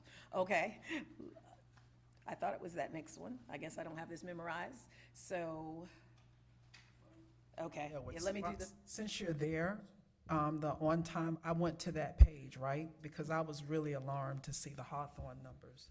And I wanted to see, I looked at those 3 months there on there to see, and I went every day to look to see if there was a bus for Hawthorne, and I was trying to, that was late. Because of that attendance zone for Hawthorne being so wide from Waldo over to Micanopy and all of that, right? If they miss a bus, right, they're home most likely because their parent is at work. But I didn't see a lot of late buses for Hawthorne, right? So I really was expecting you all to come and to bring us, because that is alarming to say, okay, we can eliminate that it's not our transportation related, that they're not there. We've looked at it, we've seen our frequent flyers, and that they have, these are students, the same group from last year to this year. Like, I also looked at Lincoln, because last year Lincoln had like the highest attendance in the county. And I was trying to ask, what are they doing? Or is it because they're not taking roll and the student is automatically marked present, because that's how our system is set up? Correct. Right? But so that's what made me so alarmed by the Hawthorne numbers, but the middle and the high. And I was really hoping that staff would be able to just bring us data. Like, what are we doing? We know what it is. What evidence do we have that we're doing something that's going to affect how students are attending or getting to the root cause, so we can address that? Because to me, at this point where we are in the school year, I want to keep the family liaison, because I've heard positive things about it, like at Idlewild and several schools. But we have to be able, I think, the staff to justify, in a sense, so we can say, this position here is doing this, and it's affecting students positively. And so the federal money is sunsetting, and we need to find funds in our general fund to support that spend. Yeah. That's the type of data I'm looking for. Absolutely. I will say, in one of our quarter visits to Hawthorne, one thing that did come up as it relates to attendance and kids being, because we do know at high school one of the biggest incidents in behavior is students in high school actually skipping class and not being present, right? And so when we were looking at that with Hawthorne and working with the school, one of the things that we looked at was their block schedule and the number of students who are completing the requirements for graduation by their 3rd year and not showing up in their 4th year because I have 24 credits or I only need to come to this one class. And so we are actively working on being able to look at particular training related to block scheduling, engaging kids, looking at what our scheduling is. We have had conversations about that as it impacts the attendance of students at Hawthorne. We've had some conversations about some of the mental health things, but across the board for that large of a percentage, It's greater than the other ones, and there are definitely factors that have to influence it. But those are some of the things that we are addressing in the conversations that we've had. We have had some discussions about the students who would have been absent from their population who have had a number of behavioral concerns, and there were quite a few at Hawthorne who are now removed from their campus altogether. And so when we get to the behavioral piece, you might hear from that, and our team certainly has information about that, but there are some very specific students who are missing a lot of time from school because of behavior. And so we have had some discussions about how to address that at the school. So I have a question. So this number of chronically absent students, is this the first time that report has been run this year? That you've done a report like this? The one that's like this here? I don't think we have chronic absences outlined that way before. Okay, because it seems like it would be a good idea to do that after each grading period, because you could be on it right away, because like right now it's mid-April, and so it's kind of late to be figuring out why we have this many kids, well, we don't even know, but why this many kids are missing school. Well, the individual schools actually run the reports. They do it for truancy, and they look at chronic absenteeism, and they keep records of what is happening with the. Yeah, I know, but it seems like it's important for you guys here at the district to know that, to make sure that changes are happening at the individual schools in order to improve these attendance rates, because I don't even see how they're graduating if they're never in school and they're not learning. And so, I don't know. Anyhow, that it just seems like it's something that we should have a handle on, like immediately after the first 10 weeks of school. So, understood. I think part of the reason that, the information is shared from Attendance Works and looking at some of the things that we're doing is because we're trying to move in that direction. And so the reporting hasn't occurred before, but it's included here because we have been having the discussions, and we're finding that it is valuable to report it, to look at it, and to be able to support schools in the work that is happening around it. And so it's taking time to be able to get to the outcomes that we want, but it is the work that is occurring now, and it's the work that we are trying to do collaboratively with our schools to provide supports for those families. So, points well taken. We're working really hard to try and get that done with limited number of people who can really focus on attendance. We have that through our family liaisons, but when we look at the overall absences of schools, it's a lot of work at each of the individual schools. When you look at even the 10% that are out, even with the family liaison role at the school and the number of things that they're doing, it's hard work to do. I know, and I'm not saying it's not, but what is more important? If the kids aren't in school, they can't learn. And so, it's something that I think is super important. And so it's I don't know. I need to. Yeah, Dr. McNeely. Dr. Edwards, one of the things that can be a great attention getter for our families, put graduation. And if you say you're in jeopardy of crossing the O'Connell Center stage, I guarantee you people are going to show up. I don't want the letters and calls come late May. They need to be notified right now about the jeopardizing their child's graduation, period. That's all you got to say. And you can have the database, you can have the principal, VP, whomever, make that call to say there may not be a graduation and you may not get a cap and gown. You better believe the office will be jam-packed. But if you don't say it in that manner, it doesn't matter how many truant officers you send out. It's got to be that focus, and that focus alone. And I'm sorry. I mean, kids are required by law to return to go to school until they're 16, correct? And parents should be held responsible. So of these 1,700 or however many kids that have been truant, how many proceedings are we in right now? Is it a handful? Is it 100? Is it 1,000? Because it's a parent's responsibility to get their kids to school.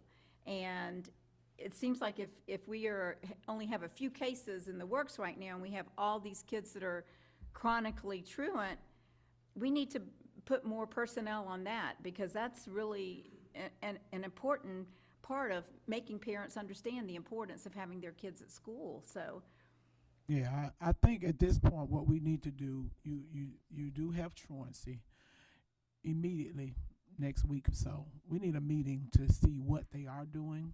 I mean, we don't want to prejudge, but this is alarming. And so I think it's time for us to sit down and meet, because there are things, without embarrassing parents and families, that you can do when it comes to the family liaison. I mean, there are things that you have to put in place. You want to get these parents to the table. We want to call, there again, with the customer service approach, but we got to get the parents in. That is why I said earlier, we're at a point you got to work with the whole family, because when these kids are not coming to school, we put a lot of pressure on children, but they are under the auspice of care of their mother, whether it's the foster care home, family, whatever it is, because we do care. But it is we're at a point you got to really be assertive when it comes to the behavior piece. I mean, to the when they're dealing with attendance. You know, we know that all goes together, but this is truly alarming. So I would like to hear from our truancy officers working hand in hand with the family liaison. You got your social workers to see what's really going on, because there are options that we can give our families. And sometimes those are not always those nice conversations to have, but I think how you approach sitting down, talking with them, because some of the parents, if I'm worried about, and I hear you, Dr. McNeil, but some of these people, if they're worried about food and stuff, graduation is not even on their mind. You can't even get to that. That's why that relationship building is so important in the beginning, to get people to come to school, because there's something going on. And so, Dr. Rockwell, I see you. I do want to just respond very quickly to say that we do have, even with staff here, looking at in the next slides about SARB, I think it was an average of 40 meetings, right, that we've had for our school attendance review board, and the work that we are doing with that with community. But our family liaisons are doing a lot of that. One of the reasons that our numbers are not higher is because we have family liaisons who are keeping track of that, and people who are responsible for attendance at school, as well as our attendance officers, who are going out and knocking on doors, who are providing the book pack for food for the kids by the backpacks, making sure that they're on those lists. Because I think that Chair McGraw, you're absolutely right. If we're not meeting the substantial needs of families, the immediate needs, those other things, as much as, you know, they seem like it would make all of the difference, they don't always make the difference with families. I've been in the seat to do it, where you would think that the graduation is the primary thing that a family wants, and if you tell them that, they're going to align, but they don't always do that. Making sure that we're able to meet mental health needs at families, being able to provide food, like all of these things that really aren't even the primary role of a school district.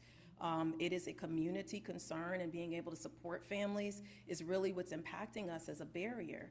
And so with a limited staff, we're trying to make sure that we're meeting the needs of the kids. But in reality, our first and primary goal should really be the content areas of education. But we are getting kids who have all of these needs, and our staff is trying to do that, but we don't have a huge number. You're seeing the bulk of what happens with behavior and attendance right here in this room for an entire district. And so we are trying to do the work, and that's why I think it is important that we have those partnerships that you're mentioning. Yeah, we have grants.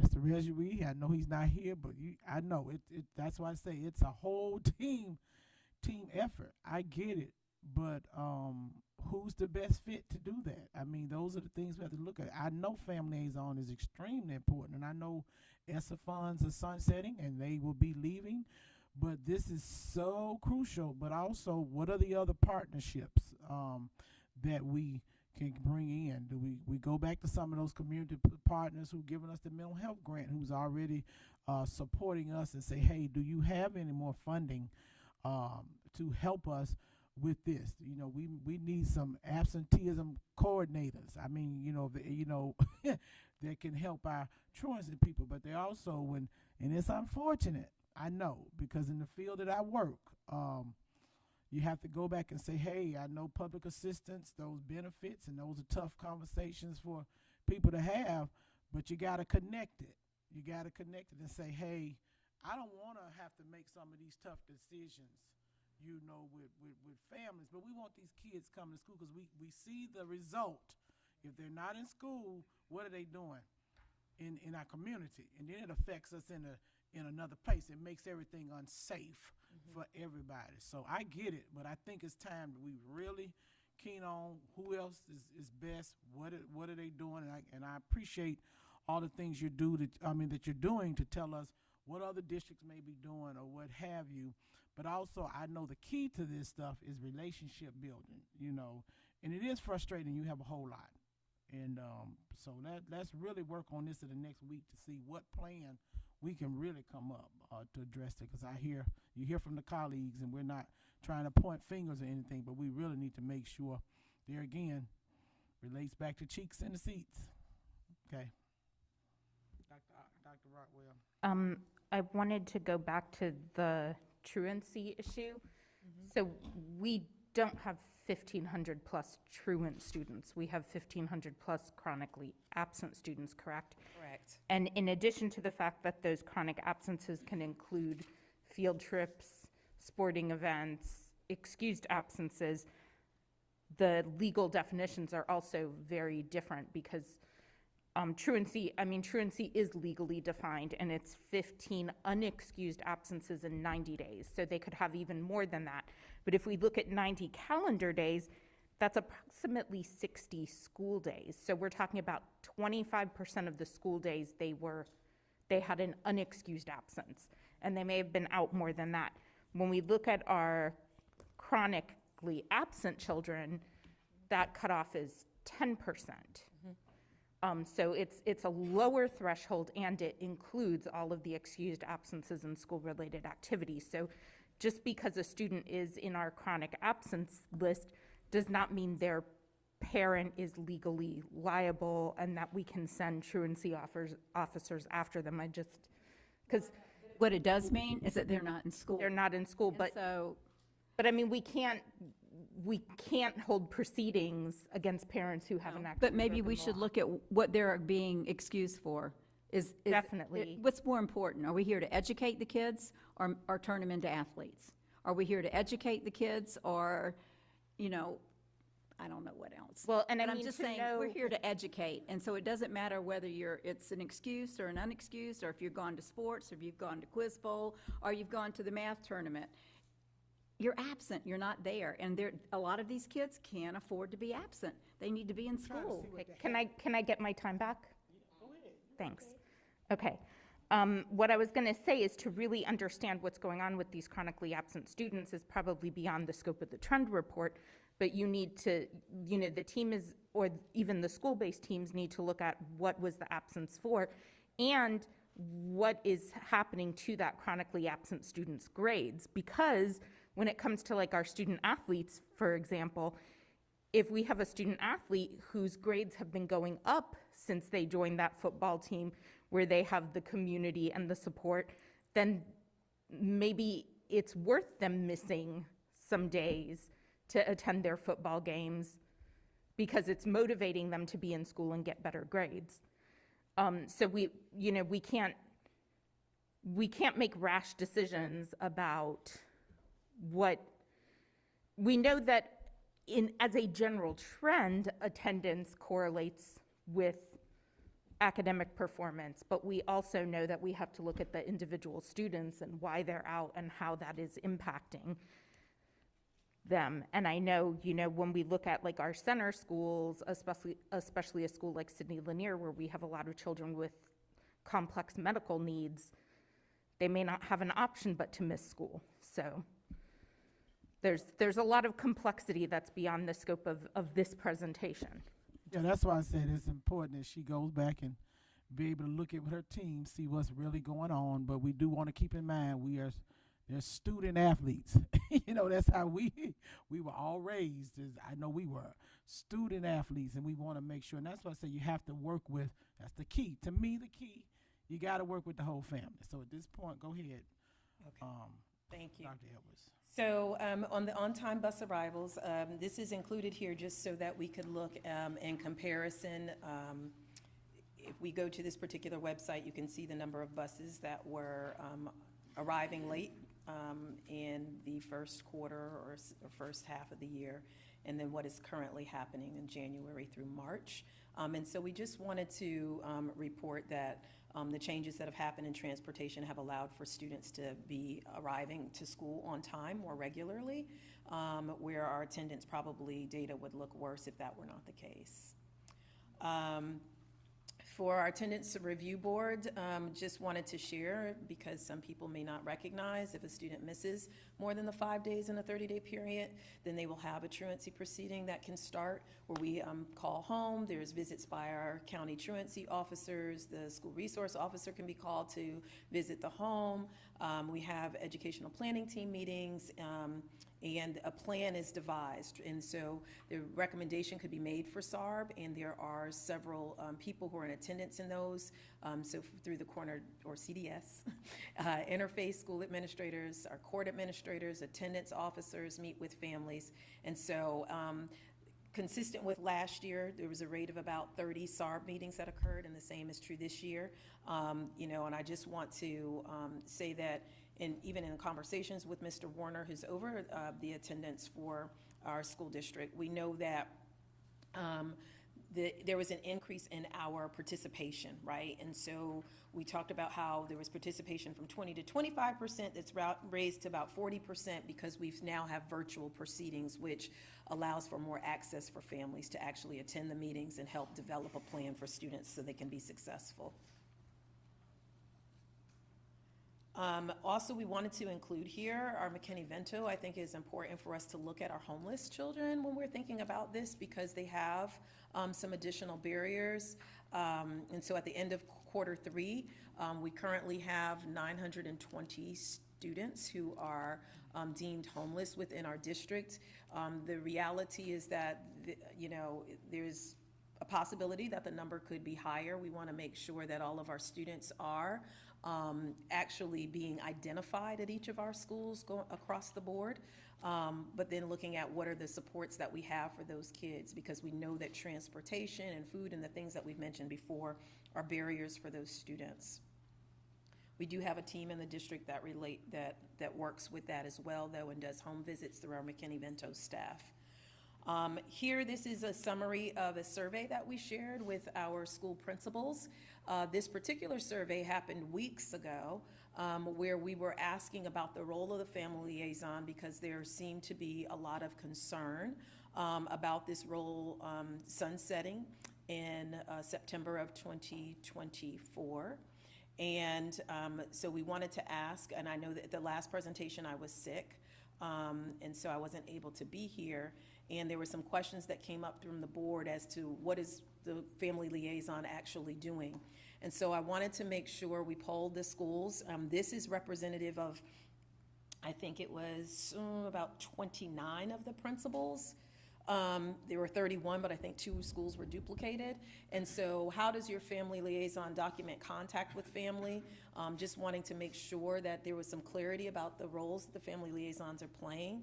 At least half of them are keeping Google documents and sheets on services that are being provided, looking at Excel spreadsheets, making sure that we have paper copies and documenting that. When you're looking at how they're communicating with families, they're making phone calls, home visits, emails. We've had meetings with them in our family liaison meetings where we have shared with them that if they're uncomfortable going and doing a home visit, even with another family liaison or person on that campus, our truancy officers are happy to go with them. Our truancy officers can do so in lieu of them, but we are making the home visits, which is a big deal.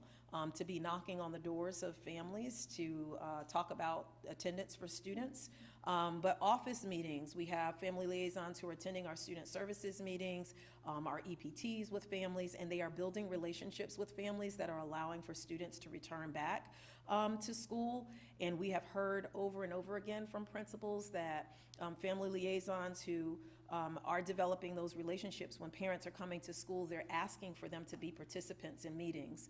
And so Overall, our principals have said that since their family liaison has started at their school, 85% of them feel as though, and have looked at data at their schools, because I did ask them to look for specific support, like in the data that shows that their attendance is improving by what's happening by the work of the family liaison, and 85% of them say that family liaisons are making a difference.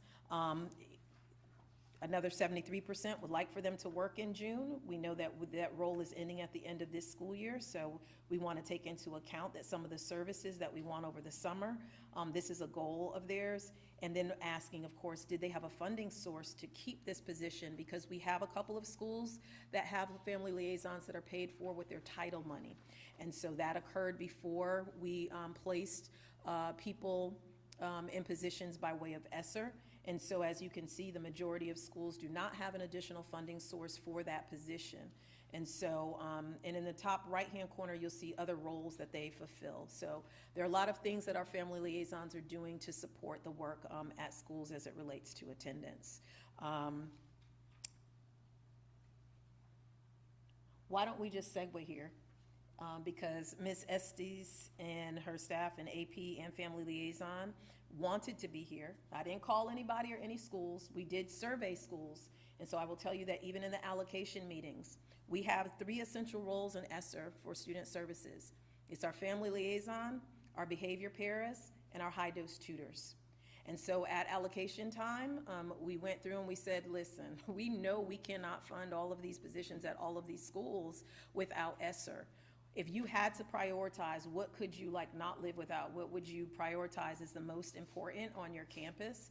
And of the 39 school principals that responded, 27 of them said family liaison. The next was behavior para. And of the behavior paras, I think at least 2 to 3 of those principals said, but if I didn't have a behavior para, then my next priority would be the family liaison. We heard very clearly from one school principal who said, I think the reality of the matter is that we might be able to look at our budget and our sources and what we have on our campuses and be able to find some other ways that we can fulfill the role of the high-dose tutor and provide supports for behavior. But the family liaison is an actual role that we don't have any funding source for, but they're doing such an expansive job in different ways that impacts families that they feel like they need to have that role. So Ms. Estes said, well, can we come? And I'm not going to say no. So I want to give them an opportunity to talk about why the family liaison role is valuable. Good afternoon. What up? So I brought with me Austin McNichols, my assistant principal. He oversees our attendance and truancy, and my family liaison, she's a little shy. This is Paulette de Jesus Soto, and I hear what all of you are saying, and I agree, attendance is the #1 priority, because if they're there, you can do a lot with them. And so, having been the APSS at a high school where attendance was a big part of my job, it's still important to me today. And so that's something that, when we got the family liaison, I'll be very honest, I didn't know what I would do with them. I was like, okay, it's new, I don't know what I'm going to do with them, but it has gone beyond what I could even imagine. And the changes in our school, and she's an integral part of our school, not just for making phone calls. She does so much more, and those home visits are probably the biggest deal. Going to the homes, going to work, she goes to their jobs too, so, and she makes those contacts. And the other part of that is that she also provides them with community resources. So it does help our McKinney-Vento students. She connects them to the resources that are available in our community that a lot of our parents are not aware of. And it's easy to say you can call this number and it will list everything that's available.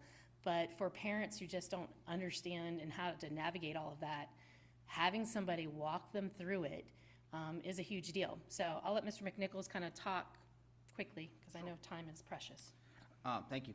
So when I first started working with Miss Paulette, I told her I wanted her to be that face at the school that the parents aren't afraid of. They're not someone calling saying, hey, your kid's not at school, you're in trouble.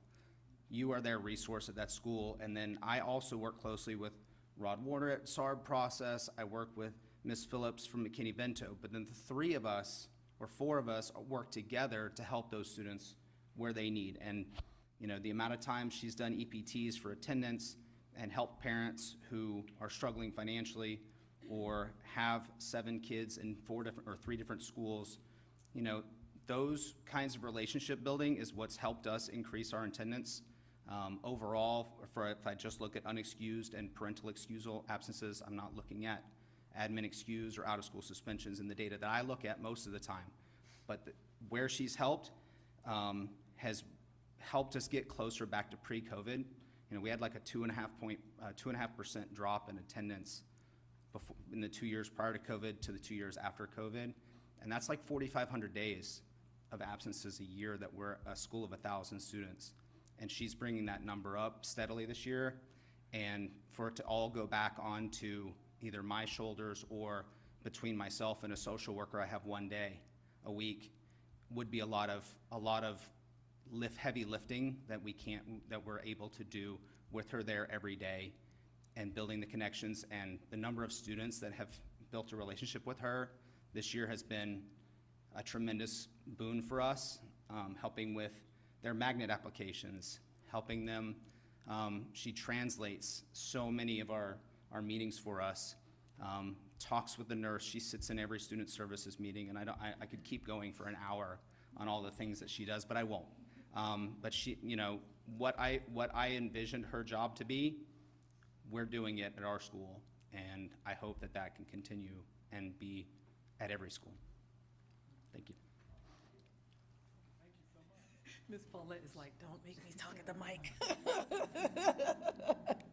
Thank you for the work that you do. And so we just wanted to share that. So when it comes back and there are decisions or requests or trying to understand why are we advocating for the family liaison role, it's because we're hearing this over and over again. You all can't see the individual supports that we ask principals for, but they spent time saying why this was important to them. So this is Kanapaha Middle School, if I didn't say it, so thank you guys for being here.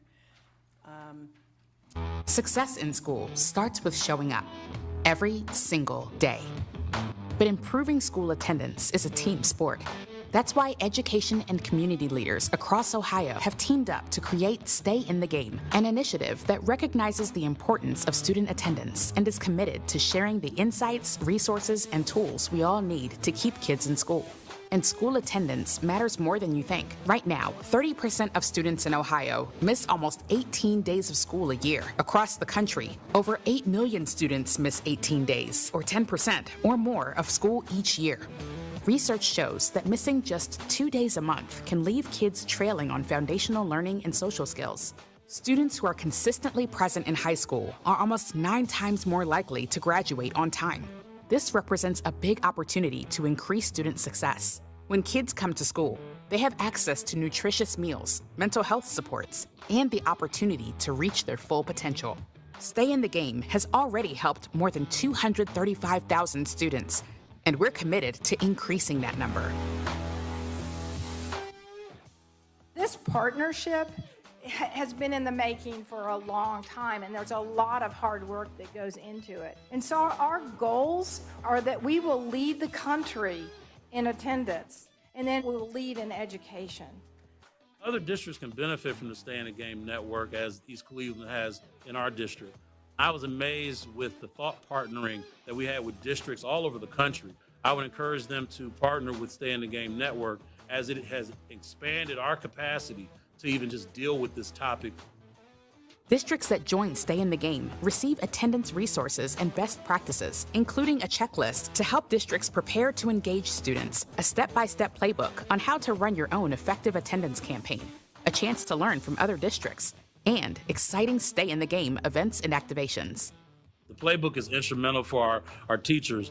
They've been really amazed at some of the strategies, some of the tips, some of the structuring of just thinking about how to help students become more aware of their attendance and attending school regularly. So we do in East Cleveland use the playbook heavily to guide our efforts. It's important for all of us to come together and understand that increasing attendance is one of the most powerful tools we have to transform student outcomes. When we show up as education leaders, as community members, business partners, as parents, as caregivers, our kids can too. Sign up, connect, and learn more at stayinthegame.org. for the attendance portion, but I just wanted to share that that stay in the game outline or what have you really was introduced to us by Mr. Fletcher in the Chamber of Commerce to Alachua County Public Schools. And we have adopted 2 schools that we're using that concept with, which is Terwilliger and Metcalf. And so we have had the most improved attendance. Can you say most improved? All right. So we are going to reward each class that has the most improved attendance with a popsicle party. Who wants a popsicle party? So that's at Metcalf, but these are pictures for the pep rallies that they have monthly, and the Chamber of Commerce has worked with various persons in the community to come and to share. So I just want to give them the opportunity to speak to what's happening, but let me share the comparisons between monthly attendance rates for Metcalf and Terwilliger, who were also among our lowest when we look at chronic absenteeism and daily average attendance. You can see their attendance rates here from August through March on the bottom right-hand portion of the screen.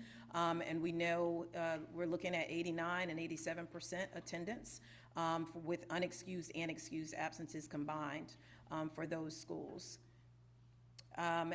Here in the monthly attendance rates for Terwilliger, these are the various classrooms, the different classes for kindergarten, first and second grade.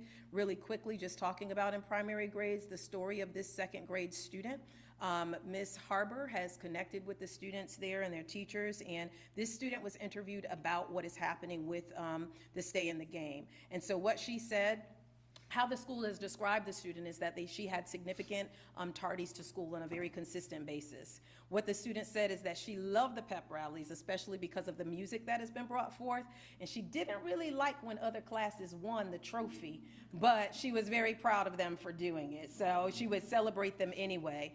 But it actually turned out that in February, her class actually won most improved attendance. She was coming to school more often, and she was very excited and proud of the fact that that happened.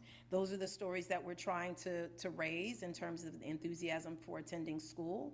And in the next page was just really, this is the intermediate, 3rd, 4th, and 5th grade from Terwilliger, and also a reflection from Ms. Harbor, who is the principal, who said that she sees students having a more common understanding of the importance of being in school, that they should only miss school when they're sick. And I can say that it's not on the slide, but one of the wishes that she has as a school principal is that the parents would have that same common language, right? And understand the importance of getting kids there. Is there anything that you would like to add, Vicki or Mr. Fletcher? Ian?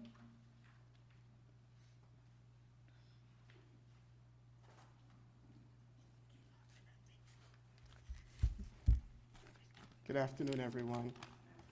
Just want to touch on some aspects of the Stay in the Game initiative that we've had here over the last year. And as you saw the Cleveland Brown video, about 3 years ago, I was watching Thursday Night Football, and they had the My Cliques, My Cause initiative, and they brought up the Stay in the Game initiative. And so I chased down the executive director of the Cleveland Brown Foundation.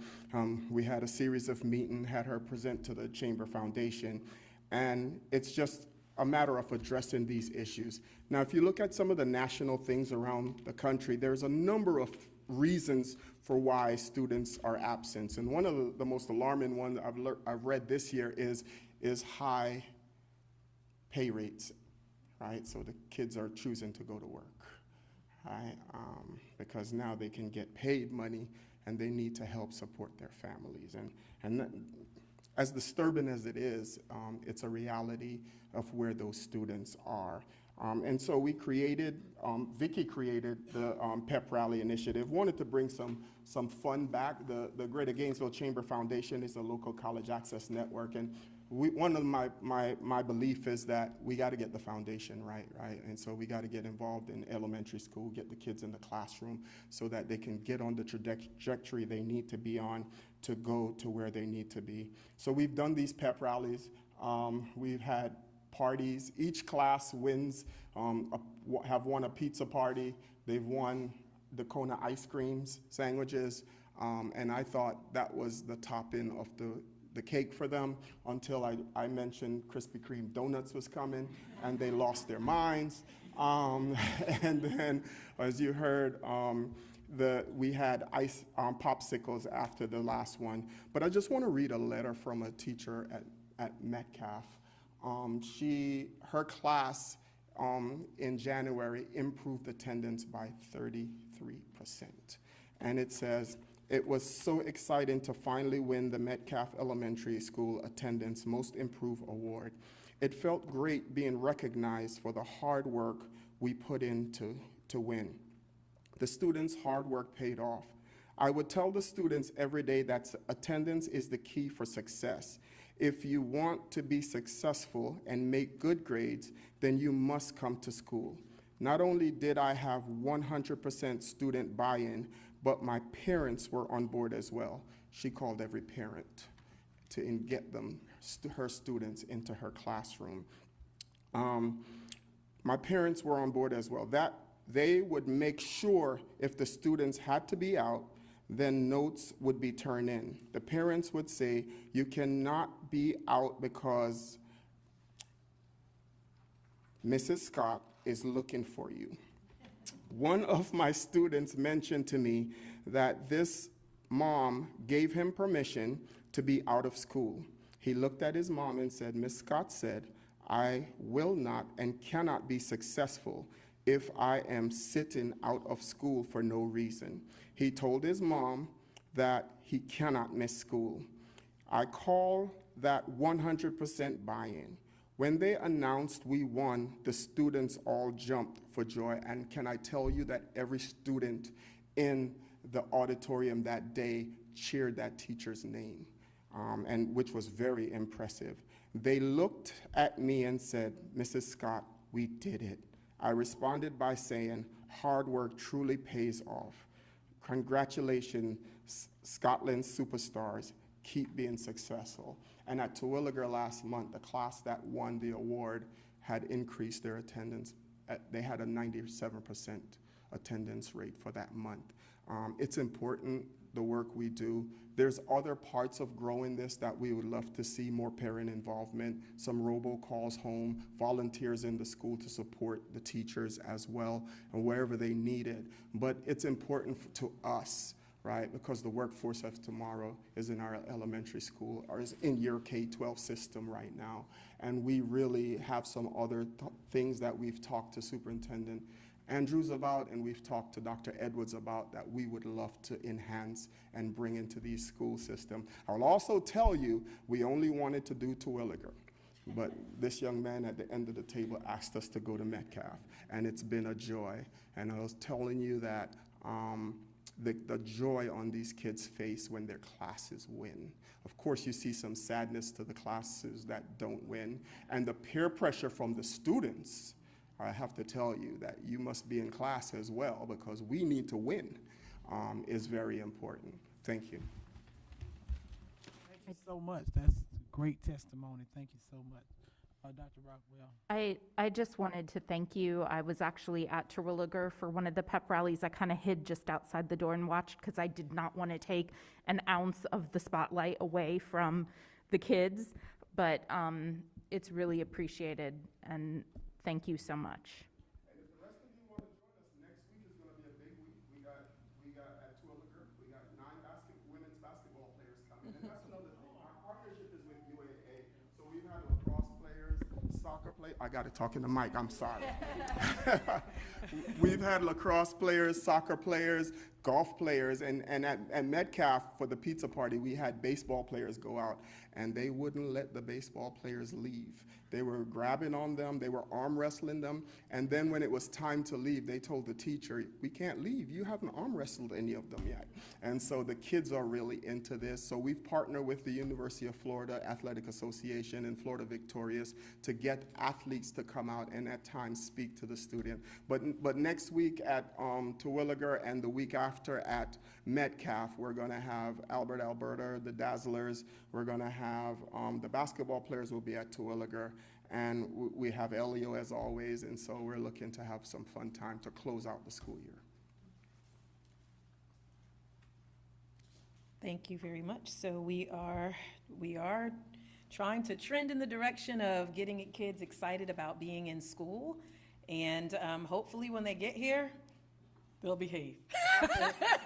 That was great to hear, but we would love, just like we give a report, there again, part of marketing, let us know what you're doing. And we'll put it out there because our community needs to hear that. That is a great partnership.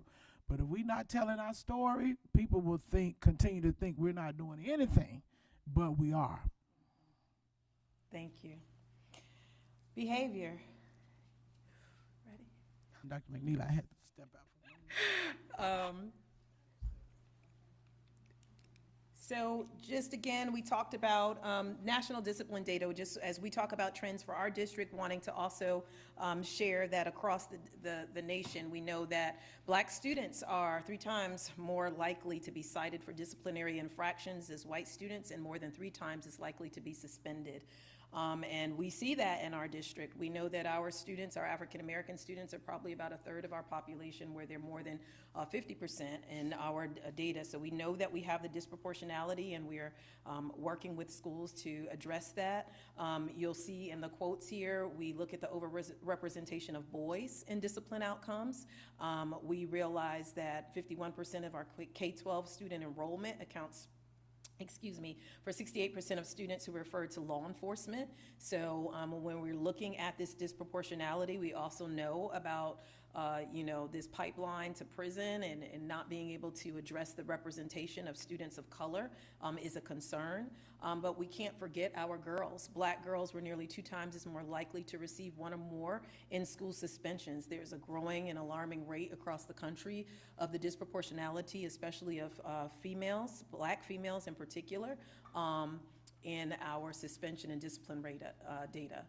Public school students who received 1 or more out-of-school suspensions missed a total of more than 2 million school days.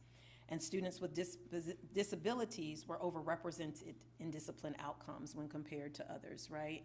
And so we just wanted to share that, again, just to kind of set that stage when we look for our data, that it is definitely a priority in what we need to address, but it doesn't stand out as unfamiliar in our country.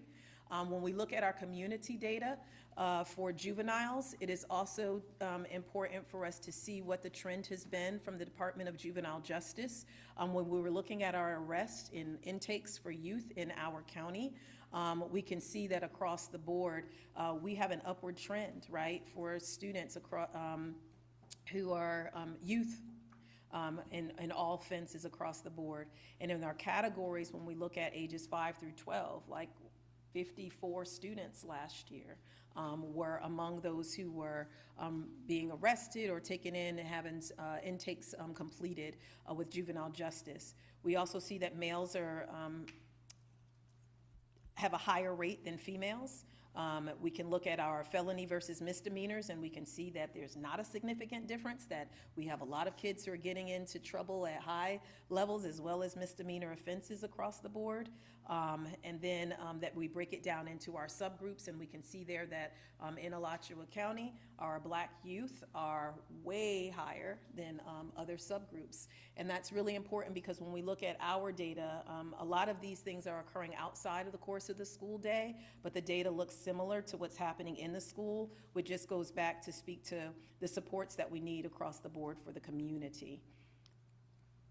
When we look at the number of youth school arrests, this is, again, trend data that came from the Department of Juvenile Justice, just outlining across the board where we're seeing increases. Also, what's happening in the community is twice as high as what we're seeing in the school, but also trending upward in the number of youth arrests across the board. So we're seeing that there are some concerns with our youth populations in our community, and it just really behooves us to work in partnership with others in our community to support the kids. So looking at our own district, we can see that each of our incidents, across the board, we have a lot. Abusive language, 863, but those that stand out as they did last year, classroom disruptions, 2,087, defiance, 2,354, skipping and leaving campus, 1,966, and unsafe actions, 2,683. We have over 13,000 number of different incidents that have taken place in our district. And then when we look over to the other side, we can have an outline of some of our events. And aggravated batteries, we have had 10. The highest is 16, where we have sex offenses outlined here.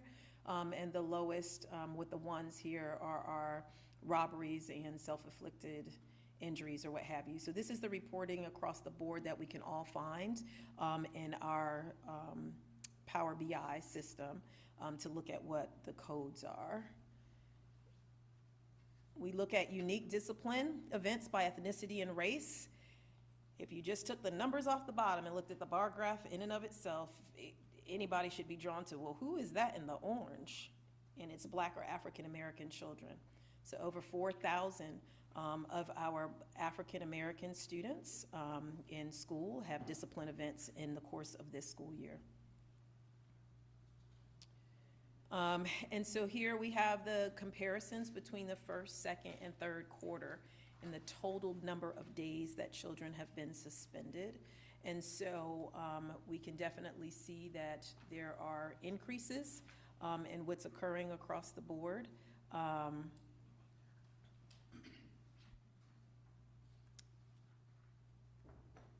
African American children are alarmingly high in comparison to other groups. And when we look at the total number for suspension days by race, you can see here that students by African American students, you have 8,863 in that category for Black and African American, but they comprise over 4,000 of the suspension days. It's a lot.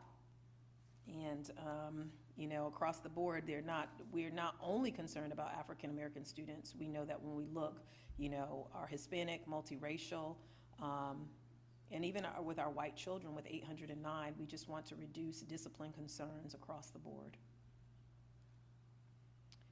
So our top 5 discipline offenses by school level.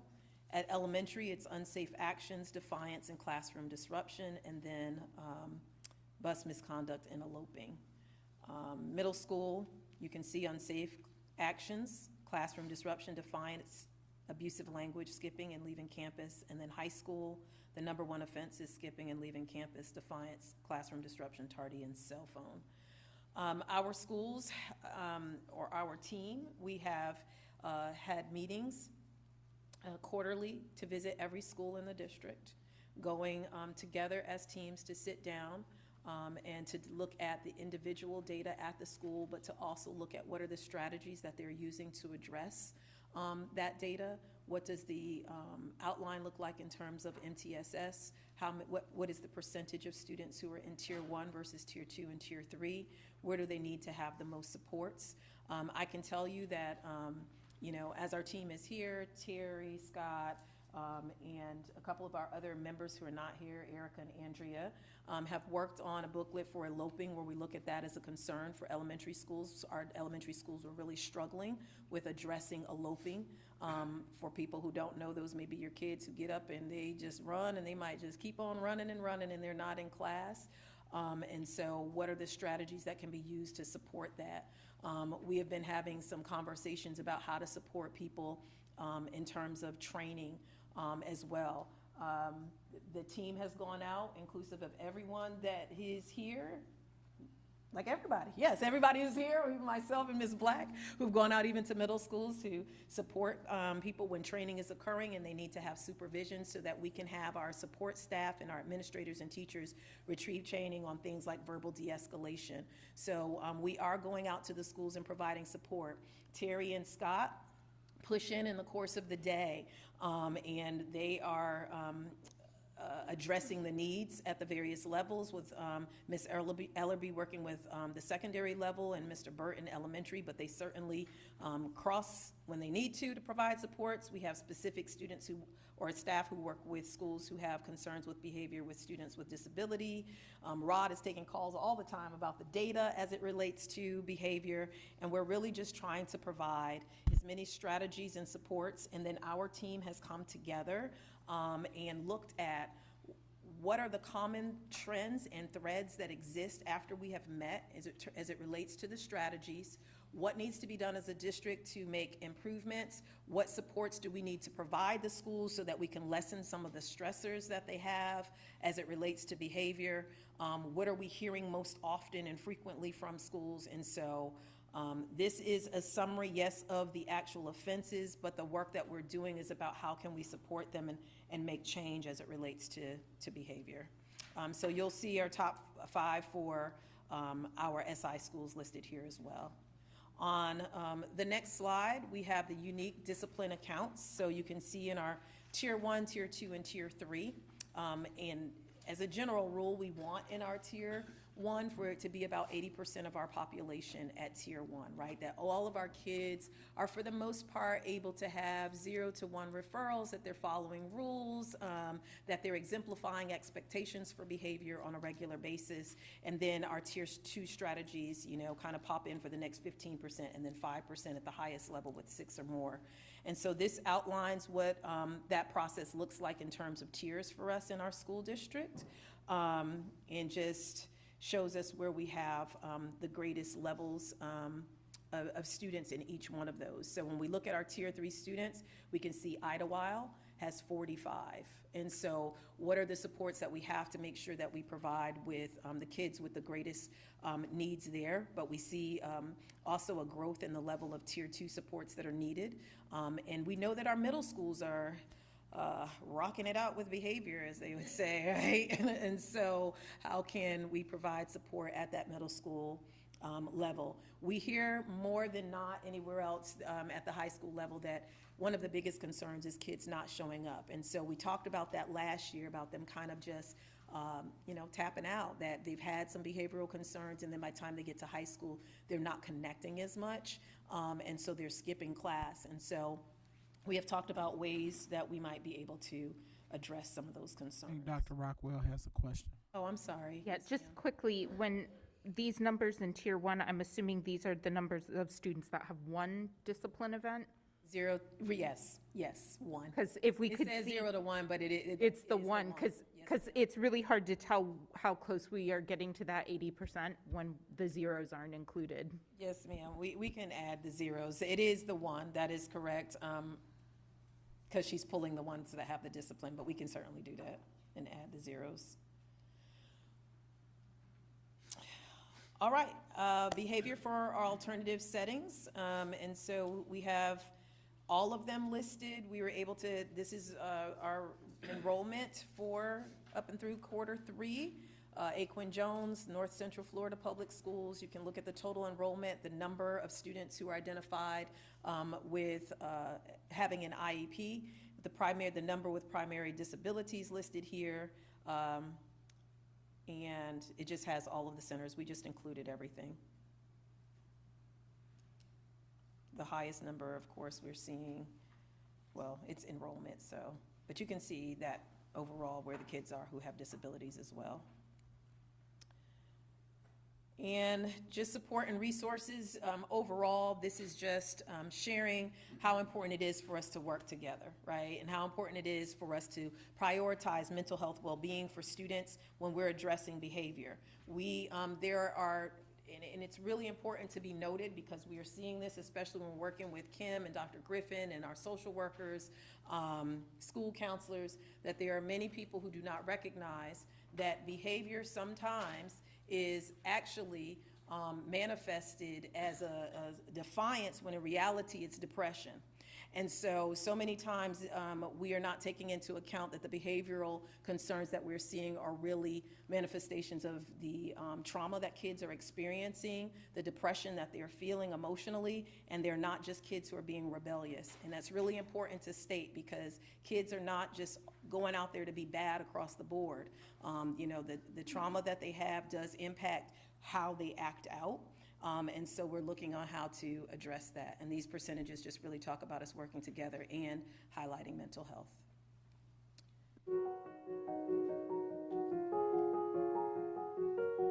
The well-being of every child matters. In every classroom, in every school, in every district. That is a lot of children. Too many for every single one of them to have enough one-on-one time with teachers or school counselors. But parents have an expectation that their school will be helping with the mental health of their child. Because many parents aren't exactly sure how to handle that themselves. That is why school districts around the country are partnering with parentguidance.org, a resource created with therapists to teach parents how to navigate mental health issues and just have honest conversations to see how their child is doing. It's a comprehensive approach with online courses, one-on-one parent coaching, and family mental health seminars that will truly help parents improve the lives of their children. We understand how complex the world has become for children, and we are here to support you by helping your parents take charge of their children's mental health.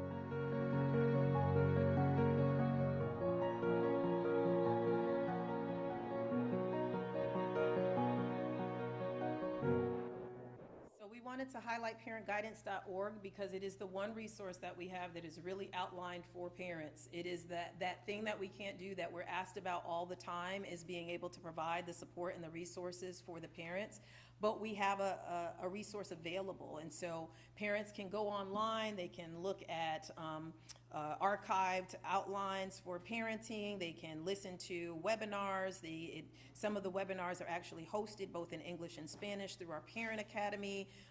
They can connect with a coach one time a week for 30 minutes per week. They also will have 24/7 connection with that coach via text messaging, and are able to use an app. And so we previously shared this information with our ACC PTA. We did presentations, we've shared it with schools, and we are working on with the PIO to make our public information officer to make sure that we can get a commercial that can also be on our social media, because we want our parents in our community to know that this is a resource that is available to them, and we certainly want to promote doing it as we move forward. Parents are often coming in when we're looking at those tier 2 and tier 3 behaviors saying, I don't know what to do. They're asking for resources, and we want to provide them. So we wanted to highlight that as a resource in our district.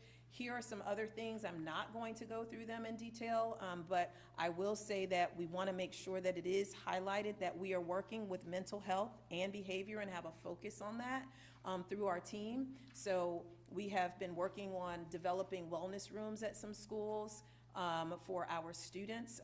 That has been in several of our publicized through our media. We have our Parent Academy webinars. We have Gator Connect in our connection with the University of Florida to bring specifically minority social workers, school counselors, and school psychologists, especially to schools that are in high need and high demand, with kids who are have low socioeconomic status. And we are with Beyond the Bell right now, counseling, and we try to share information, we promote it, we've sent it through, again, resources, but the Beyond the Bell counseling for where we don't have school counselors and the parentguidance.org is something that we would love for every person to share with our parents. They are resources that are available to them that don't exist in other places that I'm not so sure parents are really clear as aware, because they're not using it at the rate that we need them to, because it's available to them. It doesn't cost them anything. And on the other end, when we're looking at behavior, the Summer Behavior Institute we had last year, we're moving forward this year in a different outline and providing professional learning for staff members. We have had training with Insights to Behavior. Dr. Cameron was kind of leading the way on that, but Ms. Ellerby and Mr. Burton have taken on that charge and are providing support to schools and training with Insights to Behavior, so that schools are prepared to be able to have well-written behavior plans for students where they may have had some concerns before, and to learn more language about that. We're continuing with PBIS, which many administrators will talk about the impact of that. Our base classroom lessons and classroom management professional development that is ongoing in the district. So lots of resources. Hazel Health is another virtual one that we brought on. We wanted to also make sure that our students in rural areas had mental health support, and so we're excited that that is available and it is being utilized. These are just pictures from when we brought calm rooms. You could see the before and after in the small circles into the large ones. We had a grant at Fort Clark last year. That's how we had the Fort Clark one. This year we've worked with United Health, and we're currently in collaboration trying to work on a grant to transform some of our teacher spaces into calm spaces, because if we are addressing the needs of the adults, we are addressing the needs of the kids. And so we're moving to provide mental health support across the board in the district. And so here for family engagement, we know it's really important as we're addressing all of our needs for behavior. And I wanted to highlight this one because I had an opportunity to stop by at Equin Jones on the day that they had this. I'm looking at Ms. Bean because, you know, I was like, oh, in case you didn't know, your picture's up here. So they just have many community partners out, but parents who were coming and visiting at Aquin in a family engagement day that they had. And I wanted to be able to highlight this because I think it's important for us that we focus on how we're building relationships even in our alternative settings. And she's really focusing on doing that, building rapport, parent collaboration, and just getting resources out to families, right? And then finally, I think that we have 2 slides, the behavior support meetings, which you see here, and I of course will not read them, but there is a list of things that we wanted to prioritize when we looked as a team from our quarterly meetings. These are the things that we know for our district we need to work on implementing, addressing, coming back and making sure that we consider to meet the needs of what we heard coming from our various schools. And so everything from training to checklists to additional resources is all outlined here, so that you kind of have a glimpse of what our conversations look like when we come together after our meetings to see what schools have said.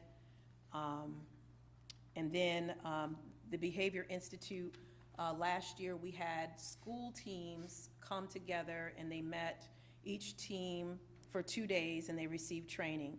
This year we are opening up the opportunity to be in the same location all throughout the summer with various topics that will be presented for staff.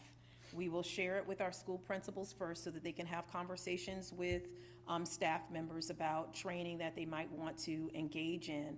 And we will pay staff members to actually come to the training. And then once those seats are determined, whatever is left available after that in terms of open seats, we will open up for people to self-select. And so those are the updates. I know that, Ms. Bing, you wanted to share something additional?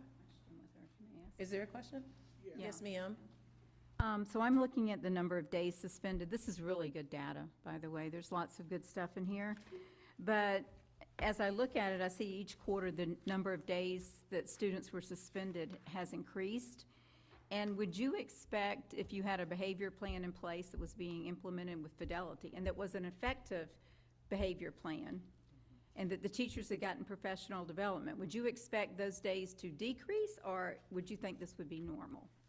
So it depends. They decrease in some ways because there's different factors that play into it. And I don't, Rod, do you want to speak to the elementary, what's happening in the elementary? Well, one, I'm super positive about everything. And I know it's tough sometimes, but when I look at our data from this year compared to our last couple years, when I look at the overall number of incidents, as a district, we're down. Overall suspension days, as a district, we're down. Secondary, we're down. Elementary, we're up. And a lot of times, it can be because we've stressed different things. What we've really trained our deans and BRTs, what we're very specific with is fidelity, integrity, because that builds trust. So I feel that there's been a stigma that if you document too much, it's not going to make you look good. And that's not how I look at it. You document because we want to see it. We want to see the data.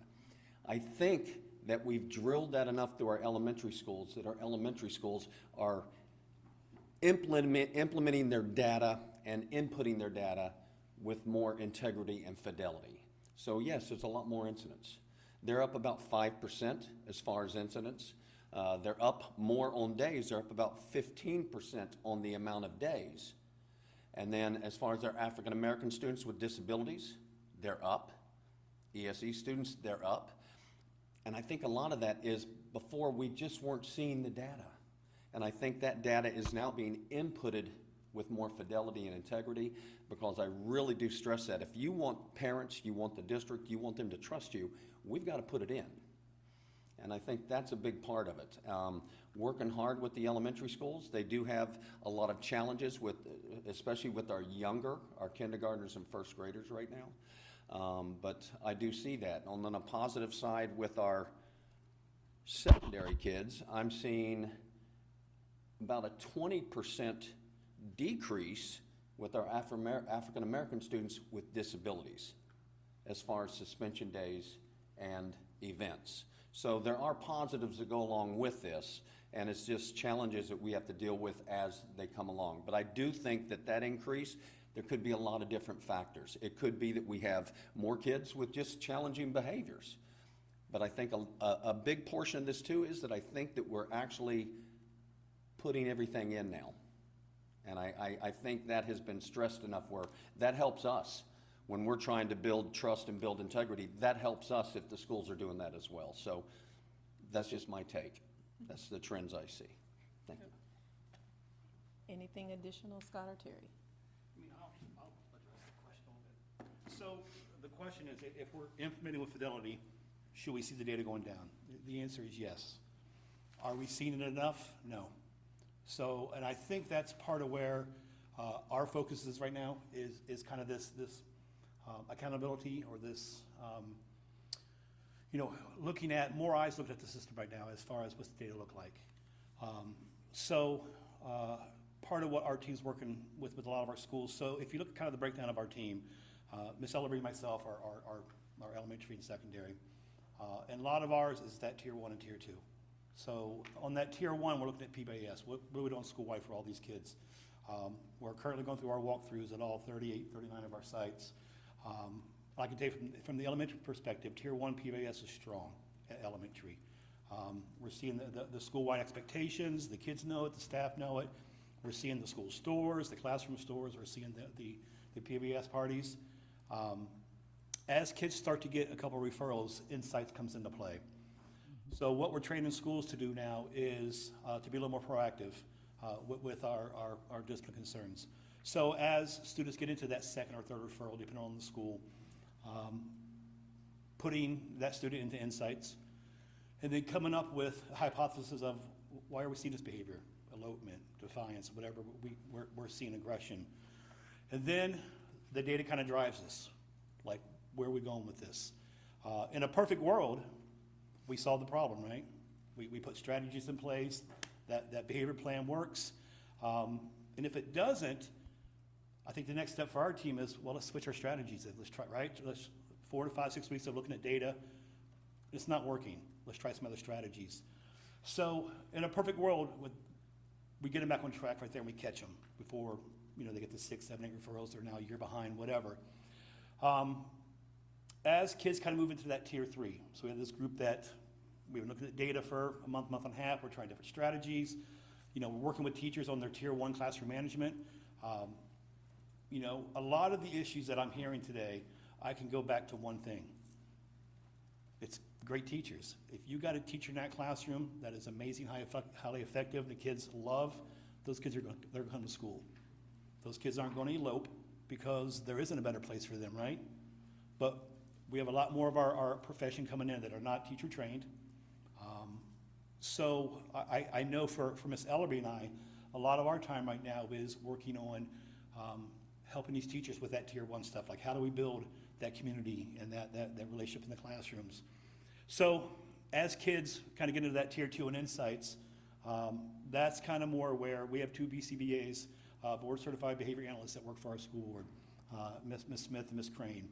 And we collaborate with them, and at some point there's a little bit of a handoff where the kids now tier 2, we've got data and stuff that we're looking at, and now we're going more maybe the IEP or the more individual routes. So, that's the start to finish. So the question was, with fidelity, should it be going down? Yes, it should.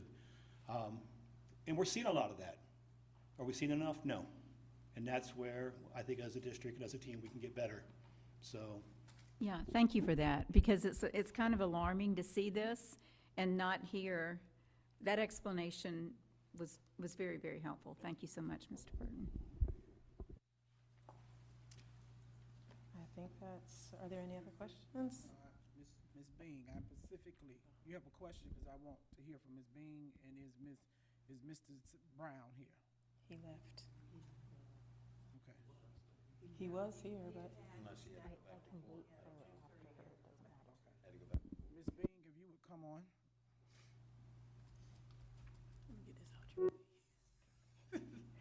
Good afternoon to Deputy Superintendent, to Superintendent Andrews, to Chairwoman Diane McGraw, and the rest of the board. Thank you so much for inviting me to the table. We've been waiting to give our input. I know that each of you see the data, but we see the students. We see the families. They come in, we have a range of students. What's concerning, a range of students that's there because of classroom disruption. I'm a former teacher, so I have not forgotten where I came from. To have one or two students that totally disrupt your class repeatedly, yes, we have to do something with them. My concern is we have students that's there that's disrupting the classroom, and if you've been watching the news lately, we also have students that's with weapons charges. How do you separate them on one campus like that? That's a major challenge for us. I noticed we talked about attendance. When the students transfer over to Aquin Jones, they bring their records with them, their attendance, their behaviors, that comes. So when it looks like Aquin Jones have a low attendance, it's because we're working hard to build up, because they come in, most of them, with a deficit. You want to know why students are missing, won't come to school, because a lot of them have not actually gotten an opportunity to enjoy the rewards. Parents don't want to answer the calls because most of the times when they're getting a call, it's not a really good call. So we're working hard. It's never just an I, it's a we. I know that some of you were able to come over to our graduation ceremony, to our Veterans Day ceremony. You notice we had our Family Fun Day. We're trying to do things to get families engaged. A lot of our students may stay 1 week with one parent, another week with another parent, and then they come to school, and you can always tell. I'm not saying anything that's any different than from some of the other principals, if they were here, that they have the same students. Our concern, some of them are low academically. What are we doing to help them? We've also had students that was AP. You know, we've had students that that's homeless. They range from a multitude, and although you look at today, I noticed, Dr. Edwards, when you did your report, it was 124 students. It's changed. I was sitting here, it's now 131. I go to work tomorrow morning, it may be 127 because they had court today. So every Thursday, I will get a call from Mr. Brown. I wished he was here too, because we work, it's like peanut butter and jelly. We write that together because sometimes he's texting me from court saying, I'm sending one your way. I'll call you later. That's the communication. That's one of the key factors as educators with our parents, with our students. We have to be able to communicate with them. They have to feel comfortable coming on campus. One of the first things that we did was we changed the verbiage. We no longer do intakes at Aquin Jones. They do intakes at DJJ. They do intakes at the county jail. So one of my sons working, he said, Mom, I know that you all wanted to change your perception. He said, you ever thought about intake? Well, that's what I got there, and that's what they were saying was intake. It may not make a difference to anyone else, but it means a difference. So I asked myself, well, what is an intake? He said, when he works at the jail, he said, Mom, when we have inmates to come, when they come in, we do an intake. He said, what do you think that's doing for your students? I never thought about it. So we changed it. We now do enrollments because we wanted to know when you come here, you're enrolling at Aquin Jones. You're not coming to DJJ. You're not coming to jail. We're going to do our best to educate you the best we can. And if it's just a mindset that we need to change, that's one of the key things that we have to do is change the mindset, not only of our students and their families, but the community. When Mr. Andrews called me and said he was sending me to Aquin Jones, I got upset, Mr. Andrews. You didn't think so. I was on the phone going, okay. From Santa Fe, I thought I was living the life. I thought, what have I done wrong to be sent to Aquin Jones? That was my perception. I had never walked the halls. I had only been there twice in my 20-plus years, and that was for a CPI training. I went to the multipurpose room and the restroom, back to the multipurpose room. You can't do that and understand what Aquin Jones is all about. But once I got in there and got to meet the students, I have an amazing faculty and staff. Most of my teachers have been there over 10 years and do not want to go anywhere. So when we talk about relationships, it's major. They have to feel welcomed. And the first thing we tell them in enrollment is, listen, you made a bad choice, does not make you bad. Everyone sitting in this room have made some bad choices, starting with me. We have to tell our children that, teach them that, and then teach them how to do better. Yes, we do suspensions. I can't have a student walking in, Dr. Manili, cussing my teachers out and putting their hands on my teachers. I let them know right up front, that's not happening, not on this campus. We can't do that. But we have to teach them, because some of them, we assume they know, but they don't know. We can't assume that. And so before we can teach them how to read, we have to teach them how to behave. We have to teach them our expectations. You're Aquin Jones. We don't do that here. And we're going to help you learn not to do that. So I say all of that because the only way a student is going to be successful is if we teach them expectations by modeling it ourselves, showing them love. We have parents that call and say, my son or my daughter been missing for 2 days. Have she shown up? We can go and look. Sometimes they're sitting in class. Why? Because that's their safe place. And so we have students that range, like I said, from, disrupting classrooms to weapons possession. We also, I don't know if anybody or everyone knows that we don't just have Alachua County school students. They come from out of county, out of state.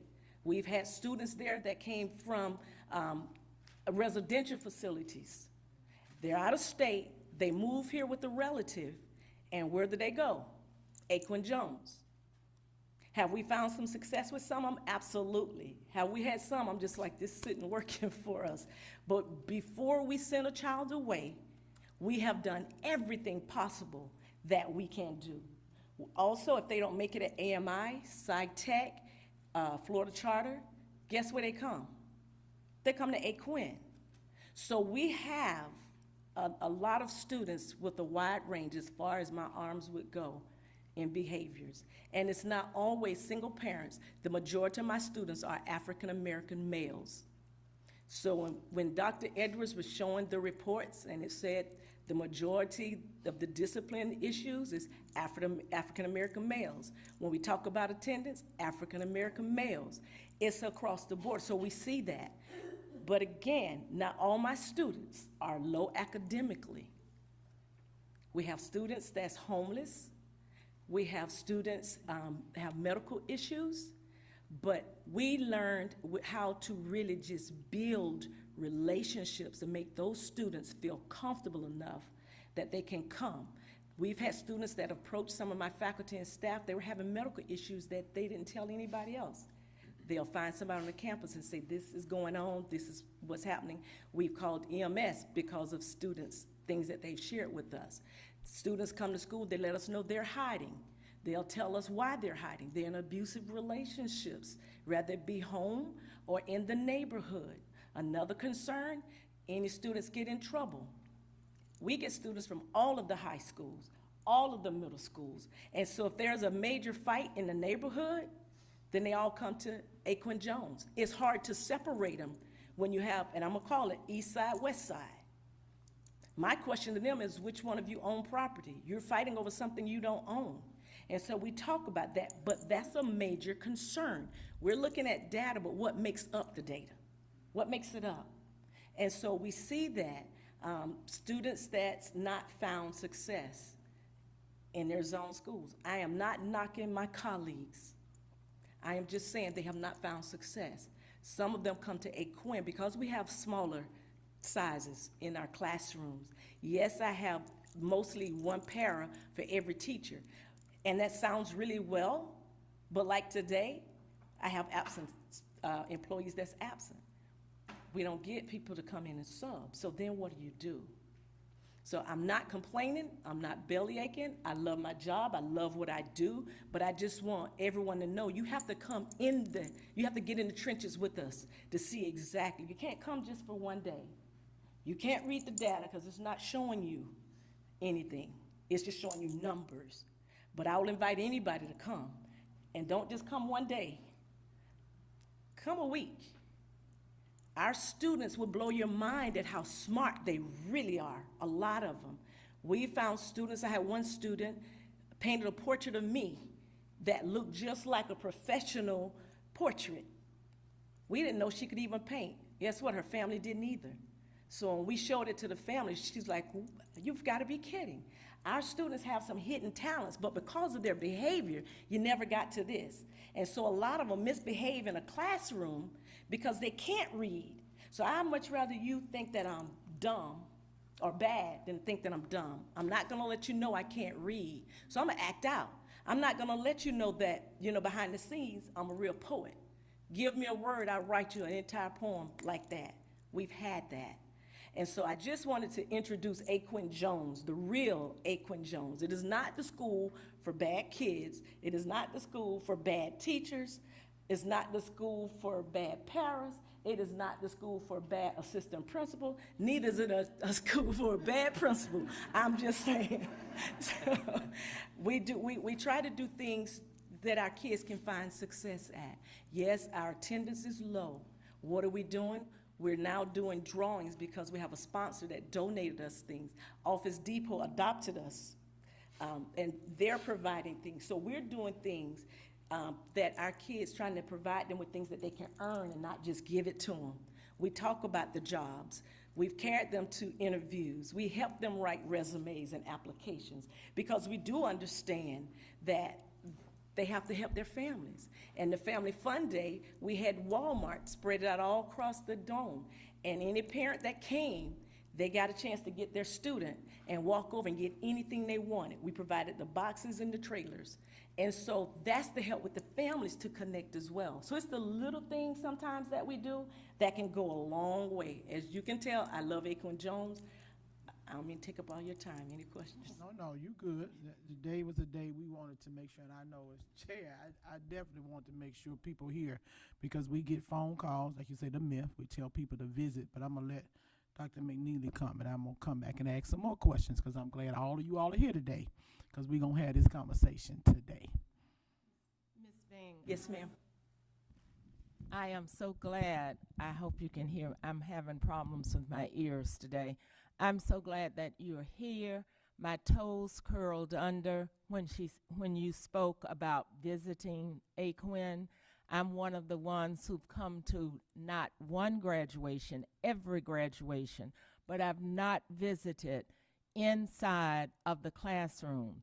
Now that I've been invited openly by you, the principal, do you have a golf cart at your school?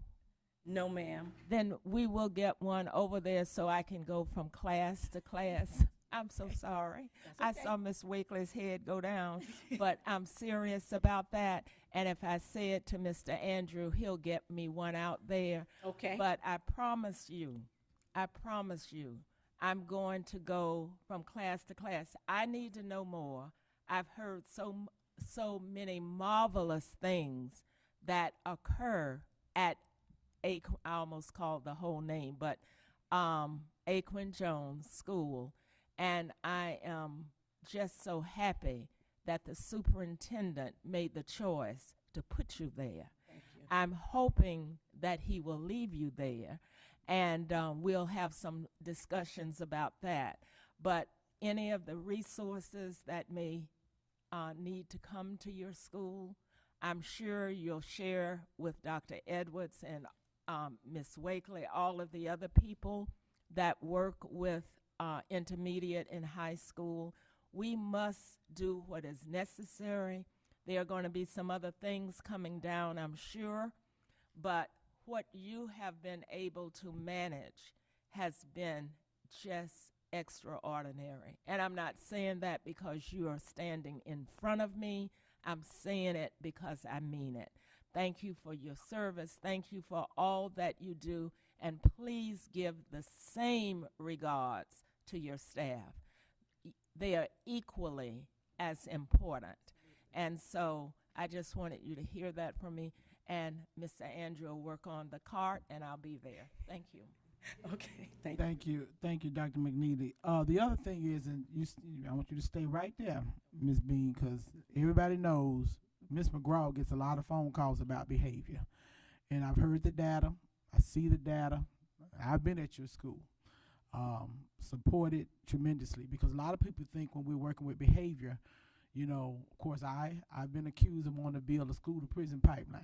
That's not what it is. When I presented last year, the transitional school to success, like you said, many of our kids, sometimes they need a different setting, different environment, and how do we address that? And so we know, and I've seen many of our staff that are here and talking with parents, once you get a mixture of kids together, and that's where the concern comes. You're looking, now we're in a place where we have the extra deans and things of that nature, and I think people still need a lot more training when it comes to how do you equip. You have different behaviors, those targeted behaviors we know, but sometimes even having 2 or 3 deans, they're still not equipped to address just your standard behaviors in your schools, because we know kids are going to have behaviors.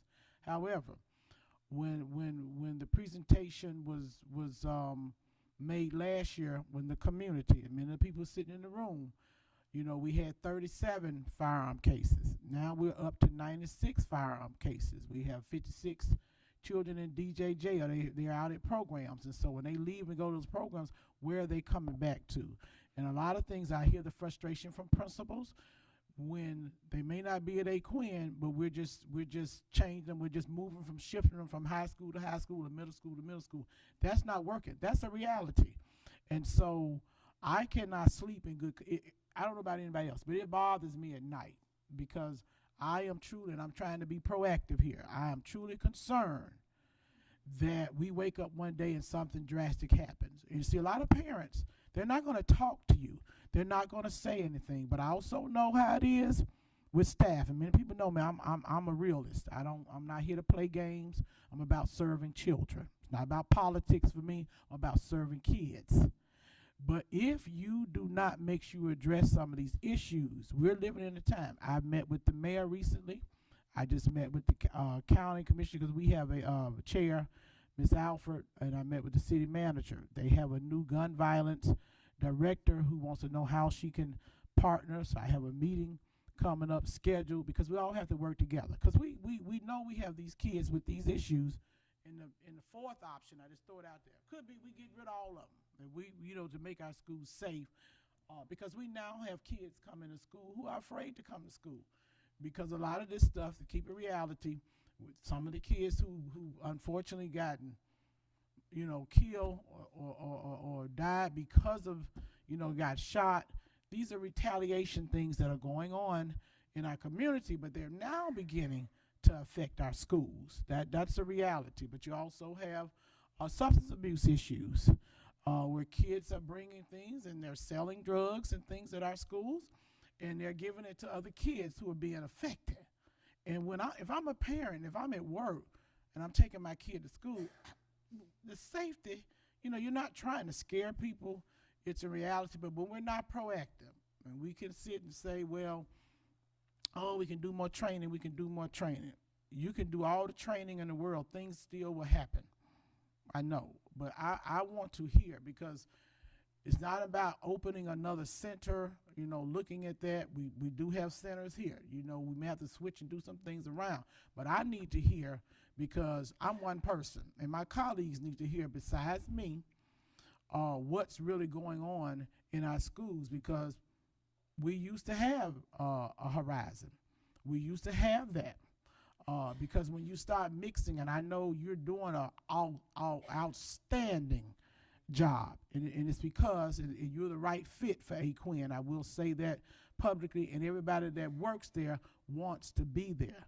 So what are our options? Because you all know, and I want to hear from staff that's here today. We have about, I know looking at the data that Mr. Brown, he's not here, but it was about a total of 500 kids, including those at SciTech and North Central Florida, people 44 waiting on sentencing or deposition, who've been to court one time, who are in Alachua County Jail, Volusia County Jail, waiting beds. We got all of that.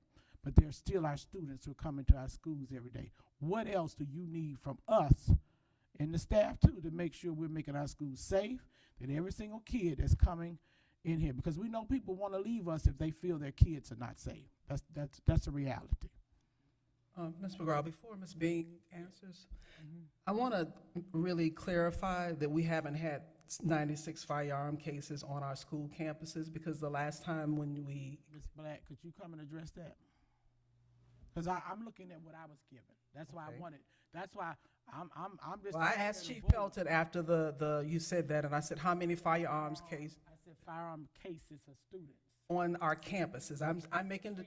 Right, so I want to make the distinction. What I'm trying to clarify is these are cases in the community, not on Alachua County school properties. Because you said cases, but I wanted to, that's where I was going, was you said cases.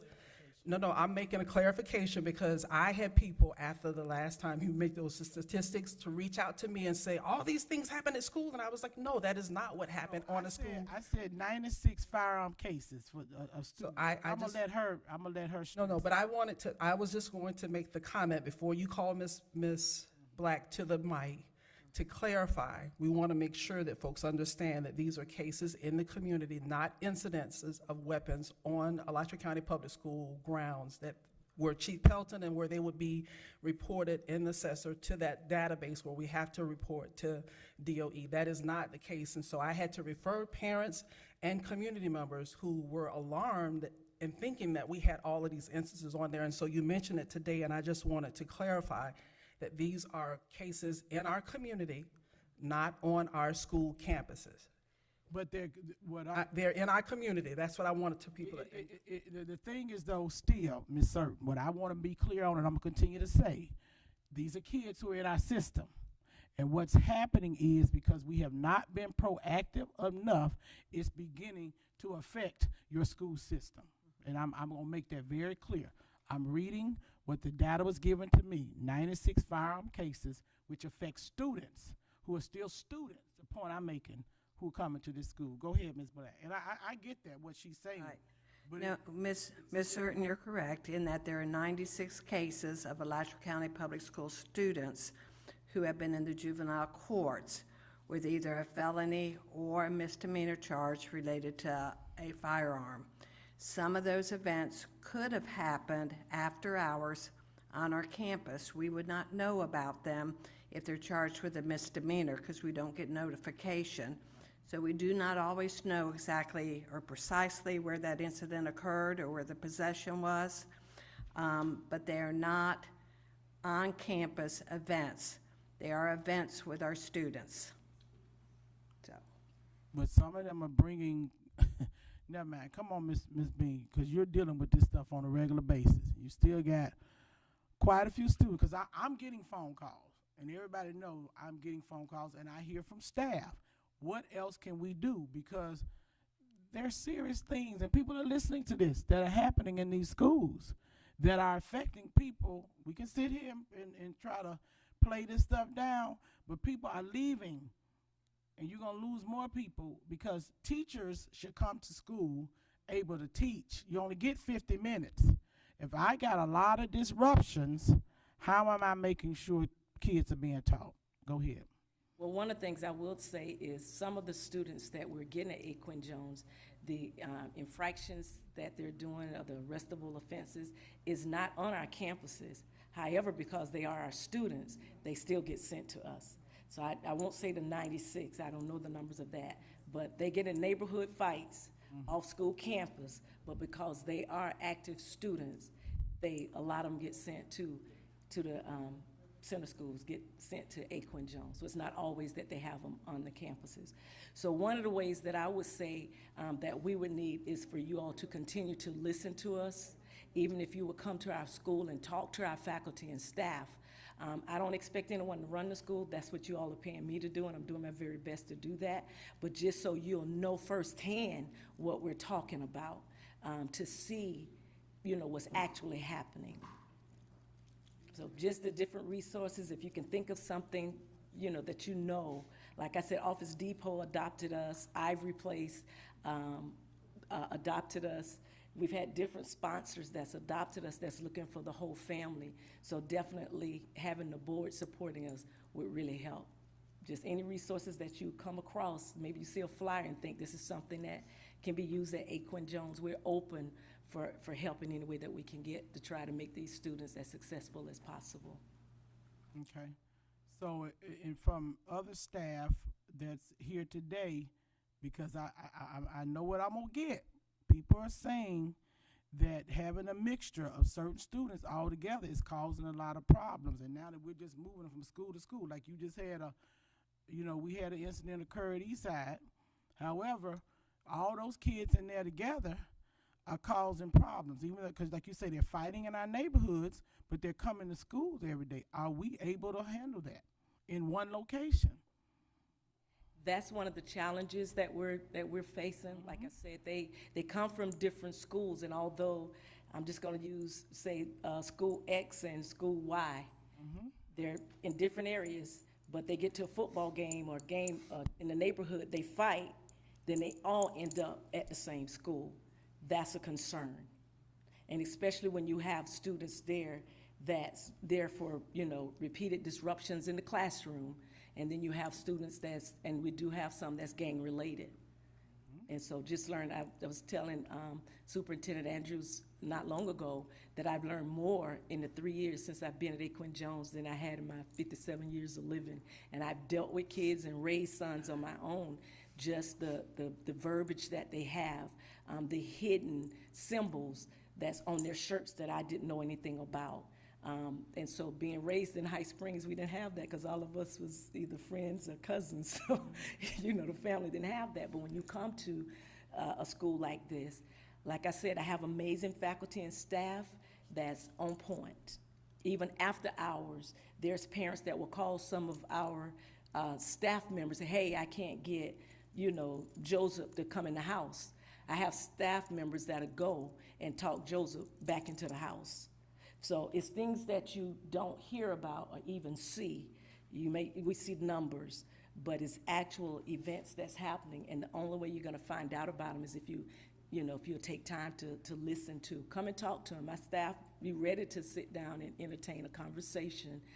Any questions you may have. Okay. Anybody else? Okay. So I think that there have been lots of conversations related with staff related to services and support for students and different opportunities that can exist to support kids across the board at all of our schools in our district. And previously we had the discussion with the board on various options and alternative schools. And I think whatever direction the board would have and provide for Mr. Andrew and however we're directed, we are supportive of being able to make sure that we're fulfilling that for our students across the board. I am glad to, and I think if my mom were watching today, she would be happy that you said that working at Aquin does not make you the bad person, as I have worked there as an assistant principal as well, and my mom is a school counselor. So having a lot of familiarity with the populations at what was Horizon and Aquin Jones, we know that there are definitely some additional challenges. Earlier in the year, went to the national conference for alternative schools to look at things that we might be able to do to provide supports and how we can streamline some processes that we utilize within our district to identify which kids really should be there and what those services need to look like. But I think as a staff, as we've had the conversations, it's really about however we're directed to provide the support, we are happy to look at things differently than what we have now. And we're actually happy to try to advance and enhance what we already have. So whatever is the will of the board, we are happy to support in whatever way we can. Yes, ma'am. Yes, so I'm going to start with the comments that I held, which I was really happy to hear you talk very briefly about some de-escalation training, and to list in that big list that one of your priorities is having common definitions for things like defiance. Because I have witnessed some situations where what an adult deemed to be defiance was just a kid being a kid. Like if you ask a kid to stop running in the hallway and they stop, but also go, oh, they stopped running. The safety issue has been resolved. They did what you asked. The fact that they sighed and did a little eye roll, it's not a big deal. And to see things like that get escalated, that's an adult choice to escalate that. And then it becomes an argument where now it's not just defiance, it might be abusive language or a classroom disruption, and it escalates. And we have a student who ends up suspended because they were running in the hallway and stopped when they were reminded. And you say, what happened here? And those are the kinds of things that we can really prevent a lot of bigger behavior problems by responding calmly and like the adult, and remembering that children are not just tiny adults and that they come with trauma, and sometimes their behavior is due to trauma, or sometimes their behavior is, I heard you say this, Ms. Bing, and I see it all the time, I'd rather look like the class clown than let people know that I can't do the work. They don't want to be embarrassed. So it's better for them to, when the teacher's about to start calling kids up to do math problems, it's better for them to throw their water bottle and get kicked out of the room than come up to the board and do it wrong, and get laughed at, you know. And we as adults can prevent a lot of that with how we interact with our students. As far as your recent question to the board, I'm just a little bit confused because approximately a year ago now, we came with kind of that same question and options with prices, and the board gave very clear guidance that we wanted to put additional programs and resources at Aquin Jones. And I don't know what happened with that because the board just allocates funds. So if it didn't come to us in the budget, you know. I wasn't posing a question. I was merely saying that whatever is a response to what Board Chair McGraw was indicating about staff, if we wanted to have an alternative placement, that we as a team are open to doing whatever the direction of the board is. It wasn't a question that we're asking you to do that for us. We are and have worked with Aquin Jones about various opportunities, you know, expanding some of the course offerings and things like that with students at Aquin Jones. So we have looked at that information and opportunities that exist. That was one of the reasons that I actually went to the national conference, was to determine what kind of programming and things are happening that are successful across the country, what works best, so that we could look at how we might be able to provide support for Aquin. Yeah, and I mean, the other thing that I will say, and you know, I'm going to get accused of making it all about the money, but the reality is that we cannot spend more money than we have. We can't. In fact, we can't even spend all the money we have, because if we don't keep a fund balance, the state will come take our district over. And I don't think any of us want that. So as much as I wish we had a money tree, and I'm sure everyone in this room does, and that every good idea that came before the board, we could say, yes, let's do it, and let's do it well. The reality is that we can't. And so, you know, earlier in this presentation, we had testimony as to how valuable our family liaisons are and how much we need to find money to fund them. And we will probably get numbers where we say, well, you know, compared to our total budget, this really isn't a lot of money. And that's kind of the same thing. Well, compared to our total budget, reopening Duval isn't a lot of money. Compared to our total budget, putting an extra administrator at Williams and paying for professional development for the PYP program isn't a lot of money. But when we start adding it all up, it is a lot of money. And so we really do have to prioritize what are the most important things, because, you know, like I said earlier, for the cost of the additional custodial staff at Duval, we could fund probably 4 family liaisons. And so what's the trade-off that we're willing to make here? You know, how many family liaisons can we fund for the cost of 1 additional administrator? And I'm not suggesting that I personally am prioritizing one over the other. I'm just saying that we can't, as a district, prioritize everything. So we kind of have to triage this, and I'm probably not the best person to triage it. Staff usually works with the superintendent, and he brings us recommendations about what the top priorities are. I'm just putting this out here that we will need those recommendations, because we cannot possibly fund everything with the ESSER fiscal cliff in front of us. And it's not necessarily about opening another school, Dr. Rockwell. There, as you said before, you're at a point now, they know the data, they know what they're dealing with in these schools, and you know that you may need to separate out some of the kids that are coming. You know, Aquin was known for ESC, SED, which is really emotionally disturbed students.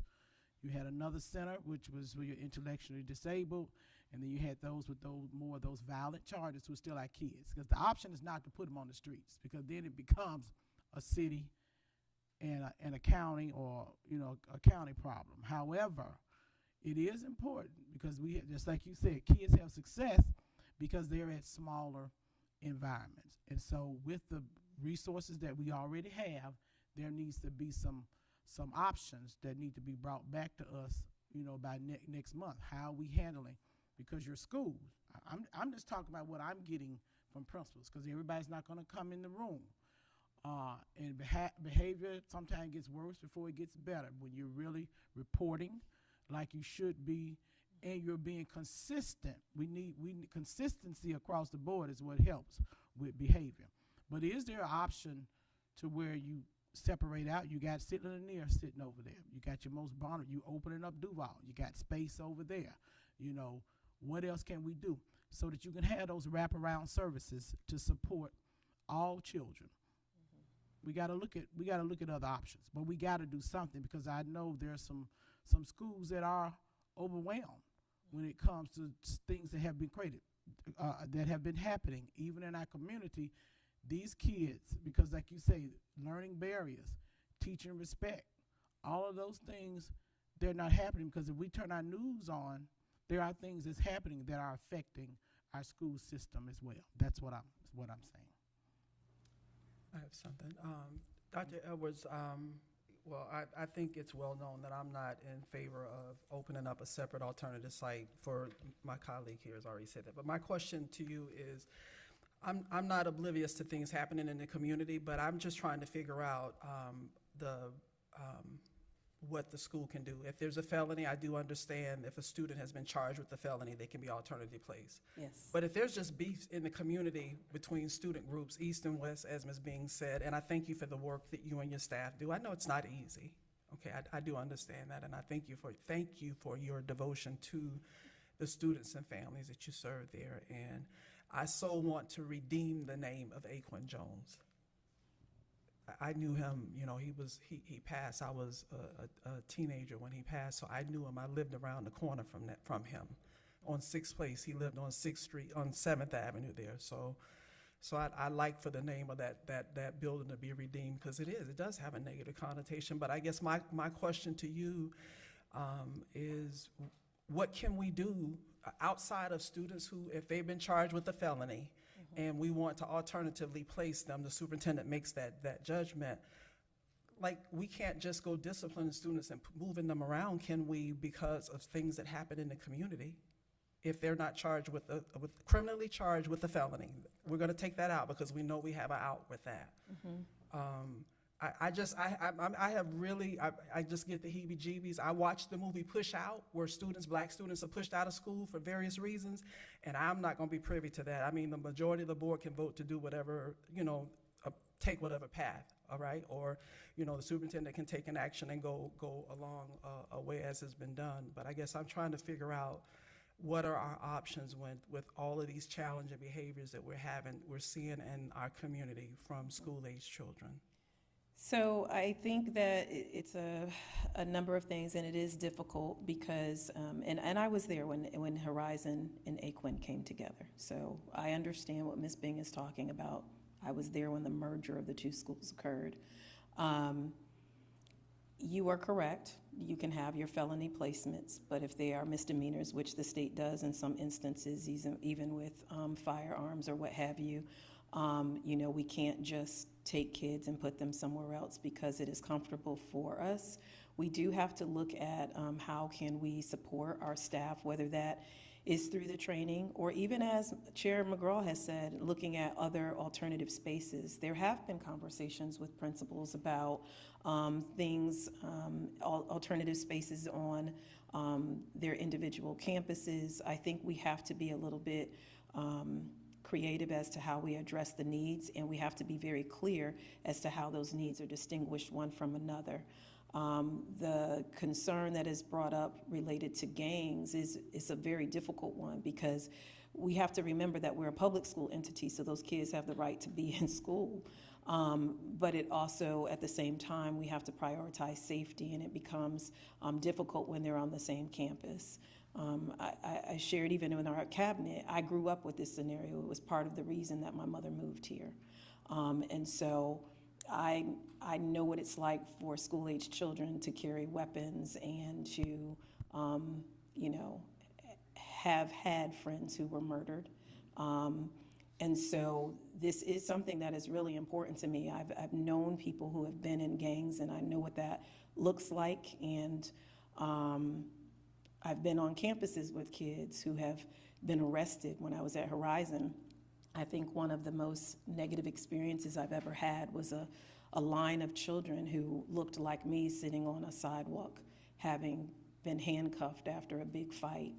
And so I understand the concern, but we do have some other issues that arise, and we have to make decisions as a district. I mean, when we have the kids who are felonies, are we going to expel children? It's an option, but our district has been known to try and support and educate our children, even the most difficult populations. I think another way to address what you're asking, Ms. Certain, is really about how are we supporting families. Some of these things happen with trauma because it's occurring first in the family system.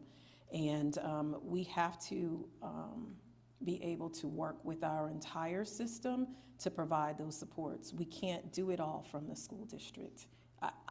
I would venture to say, and even go on record to say, and it is what it is, because I'm going to always be transparent and truthful and honest. Like, not only do I believe that it is not the school district's entire job to do this, we are just not equipped, not only just financially, but even our teachers who go through prep programs are not trained to just deal with behavior. And so if we are not connecting with our community at large to address a community issue, I think it becomes very unfair to charge the school district with addressing all of these needs. I don't believe that it is possible for us to do it and be successful. It has to be everyone working together.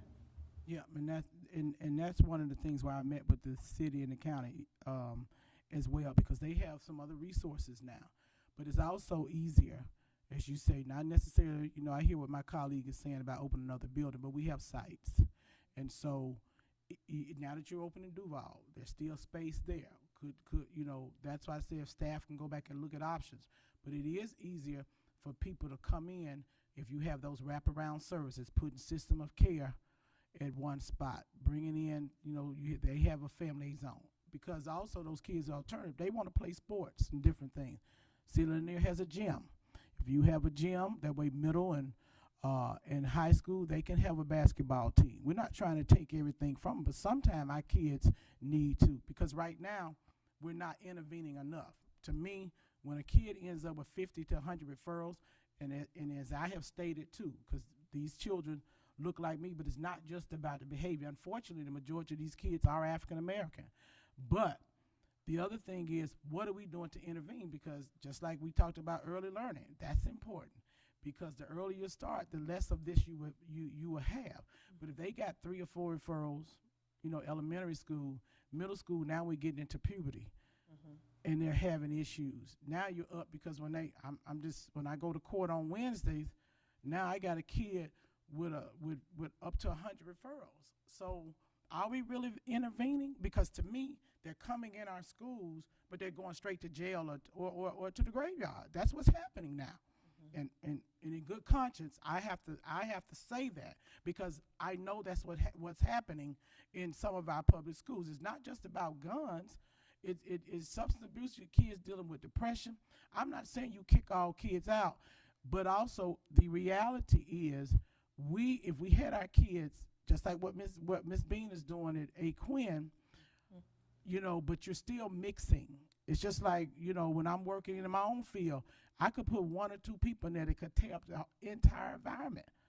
That's a problem as well. But our kids are really hurting. But also we have a lot of younger families who also feel that they've been failed by the same system. And so how do we bring that all together? So we got to have some options, because I know staff sometimes doesn't like to speak about it or speak to it, but I'm getting phone calls all the time about behavior, because that's one of the things I saw when I came in.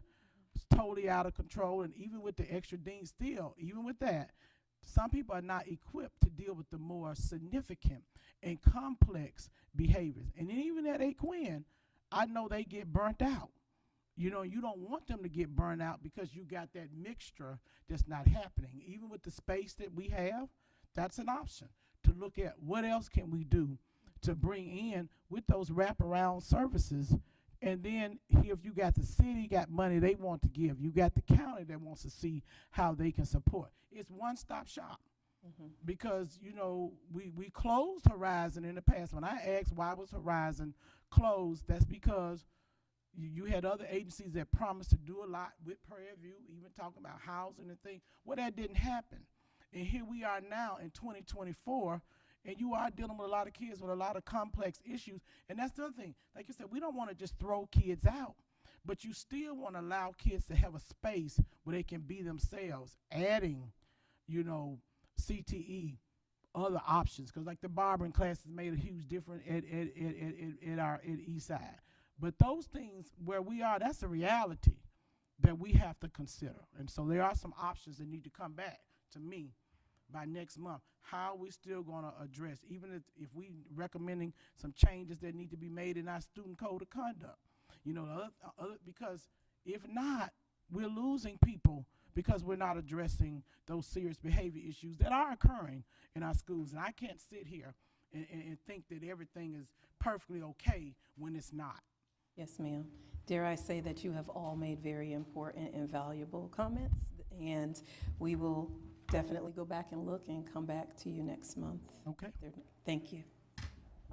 Anything else? Citizen input. You have anybody? Anything else? All right. Any public comment?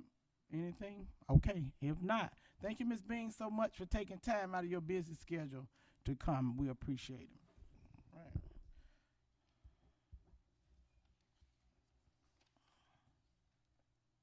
Mr. Burkett, you ready? All right, we're going to take a 5-minute break, 5 minutes.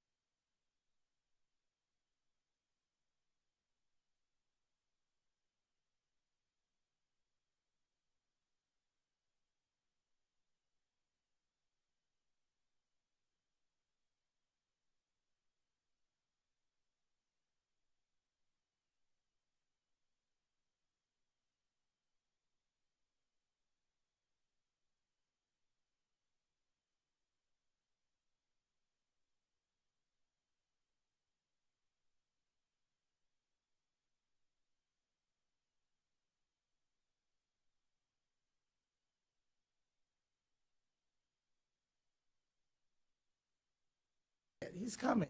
It is. This mic was not working earlier. All right, we're ready to begin. We're on budget. Mr. Burkett. Thank you, Madam Chair, school board members, and Mr. Andrew. Get my voice working here. One of the requirements of the new CFO is that he have a better voice than I do. So. Okay, today it's hard to believe that we're already talking about 24-25. It seems like yesterday we were just starting 23-24. Thank you for the opportunity to be able to present today. I'm actually going to share the presentation with Ms. Parrish, and so I'm going to let her start us off, and then I'll pick up after when she completes. So, Ms. Parrish. Good afternoon. We want to start you off with a budget timeline of where we are, because we've been dealing with the 23-24 budget, but on March 5th, we received the conference report from DOE, and that kicks off our 24-25, tells us what DOE thinks our funding will be for the new year. From there, we start sending out department budget requests. This year, we're doing a zero budget, because we're asking departments to give us a conversation, let us know what do you need, especially post-pandemic, so that we can help you meet the needs to meet the schools. We have been finishing up the allocation meetings, so we know what staffing we need for our schools for next year. We'll hopefully wrap that up this week. And when the February counts are finalized, we'll be able to know what our counts are for our school budgets for next year. Grants are still waiting on applications to come out. Once those come out, though, we will use the application amounts as our federal budget amounts for next year. And then this is the time of year that purchasing and the departments start working on the annual contracts. And we'll get those contracts for insurance costs, school resource officers, leased portables, the copier, all those kind of things, and those will all be put into next year's budget, okay? Then Calc 4 comes out. Historically, it goes May, April, May, April. Last year was April. Mr. Burkett and I are taking bets on when it's going to be this year. I'll be happy to lose this one, okay? But if it follows trend, we'll get it sometime in May. That tells us what our ending budget for the 23-24 year is, and then we'll know what we'll start to have an idea what our roll forward amounts will be that we'll be able to carry into next year, okay? In June, we'll come back before you with a budget presentation. And in June, we will also roll all of these budgets, as we've been talking about, into one great big budget and skyward. So that on July 1st, when all of our schools come back, all of our bookkeepers come in, they will have their budget for 24-25. See, I can't keep up with the year. 24-25 ready to go. That takes us into, on July 1st, into the trim process, which I'm sure everyone here is very familiar with. So on July 1st, the property appraiser certifies the tax roll. July 19th, by law, they are required to have Calc 2 and the millage certification to us. We will scramble at that point to get the budget put together and bring to you on the 24th so that we can advertise it to the public on the 28th. On the 1st, we'll be back for a public hearing to approve the tentative budget and the millage. And then on September 11th, we'll have our final millage and budget hearing. Okay, challenges for 24-25. Well, as you know, insurance rates have gone up all over the state, whether it's health, property casualty, or retirement rates. Luckily, we were anticipating an increase in our health insurance. It's not going to be quite as bad as we thought, so that was good, but there will be a slight increase. Inflation is all over. Depends on which day of the news you're watching. Some days it's going up in the next year, some days it's going down. So we're just watching the trends and riding the waves on that. We have charter school growth. We have, besides charter school growth, we have private school growth. And that is because of the increase in the family empowerment scholarships. And that is definitely going to be a challenge coming up because those are on the rise. We have ESSER funds. They end September 30th. And like everyone else, we're facing workforce shortages. I think last I looked, there was 100, 150 vacancies on the board. You can go to any school district out there and they're all begging for the exact same talent that we're trying to hire. Okay, our budget is based on the FEFP, as you know, and the base student allocation. This year, we have $151.25 increase. Woohoo!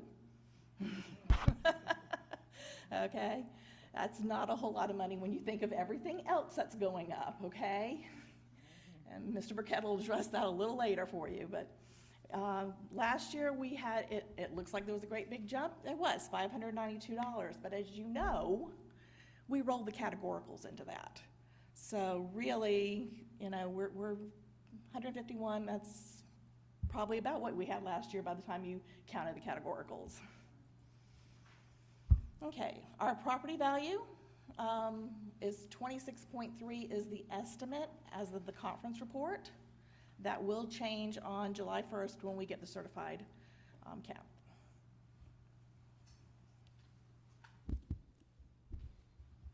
Your turn. Okay, my turn. Thank you, Ms. Parrish.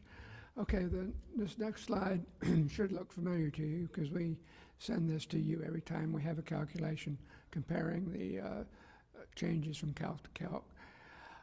Last year when I came in May, I was at the May 31st budget workshop, and 2003-04 was a major change in the funding structure for empowerment scholarships.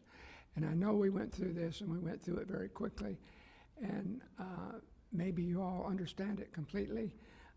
I don't know for sure, but I thought we'd just spend a little bit of time going through it. Now, we're not going to deal with this slide. We've got it broken down into sections. So the next slide is the top part of the form, which reflects the base student allocation, and it shows the increase as Ms. Parrish had just mentioned. The compression, the comparable wage factor was all moved. Everybody who was below 1 was moved to 1 a couple of years ago, so that doesn't really impact the formula when you multiply through the issues. The unweighted FTE, if you're looking at the conference report of 31,899.43, that includes 3,778.25 scholarships. And then and when you subtract that out, that makes our unweighted FTE 28,121.18, and that's our projection for next year for the district. Unweighted FTE, you also subtract that 3,778.25 scholarships, and that gives the district's weighted FTE of 30,885.58.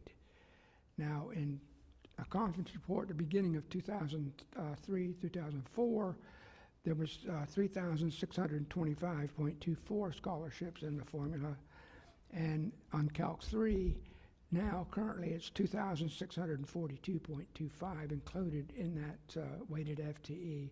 Those numbers come down as scholarships are awarded, so it appears about 1,000 scholarships were awarded in Alachua County out of the 3,000 that they put in the budget. Now, the finance officer, when they made this change, wanted to take the scholarships out of the FEFP because it was confusing, and that's when they made the major change in 3-4, it was because people were handling it differently in districts on what net FEFP number they used in their budget. So to clarify that, they were hoping they would just take it out completely and handle it separate from the funding for districts, but rather than doing that, they just put it strictly directly into the formula, and then we have to go through the process.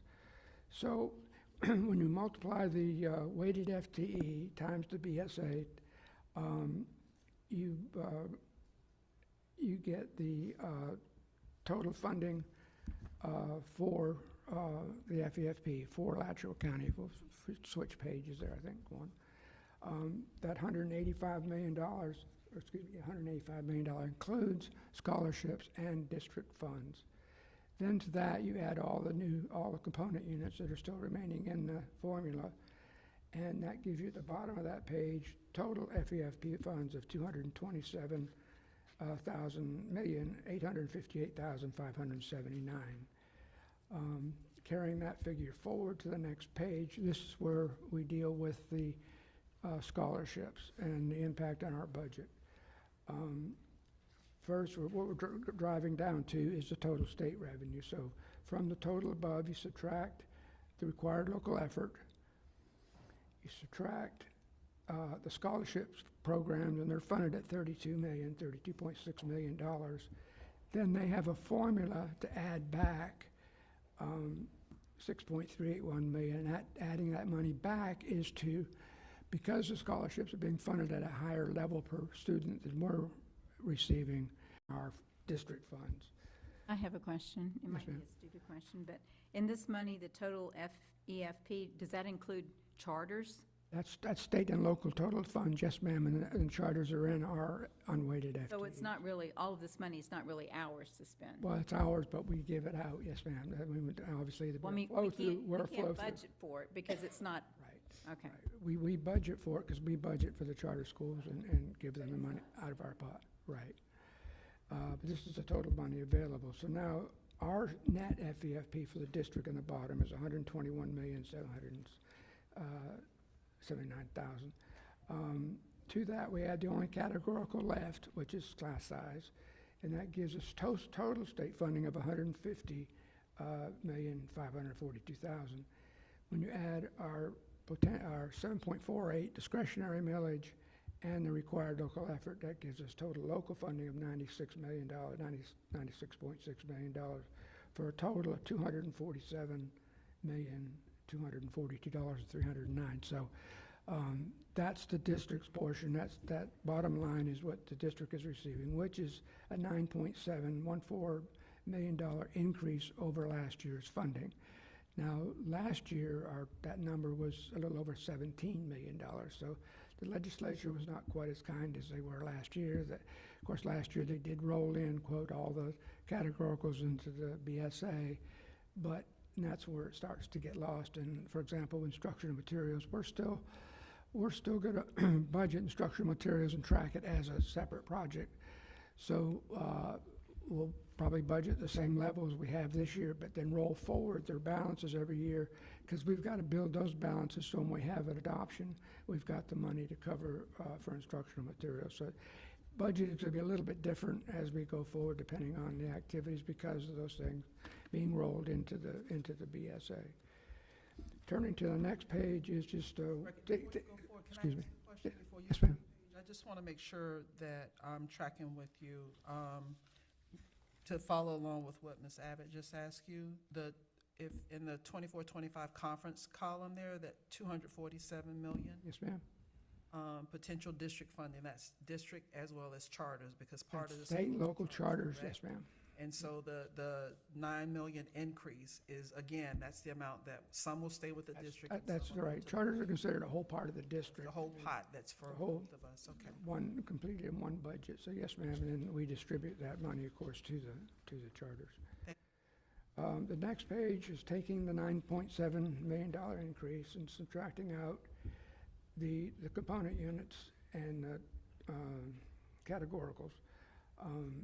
The mental health increase is $193,000. Safe schools is up $514,000, so we're deducting that from the increase. Under turnaround, even though that was rolled into the educational enhancement, into the BSA, they still tell us how much we have to spend on turnaround as a separate allocation. Same thing for the teacher salary increases. That $1.983 million is what they've told us out of the allocation.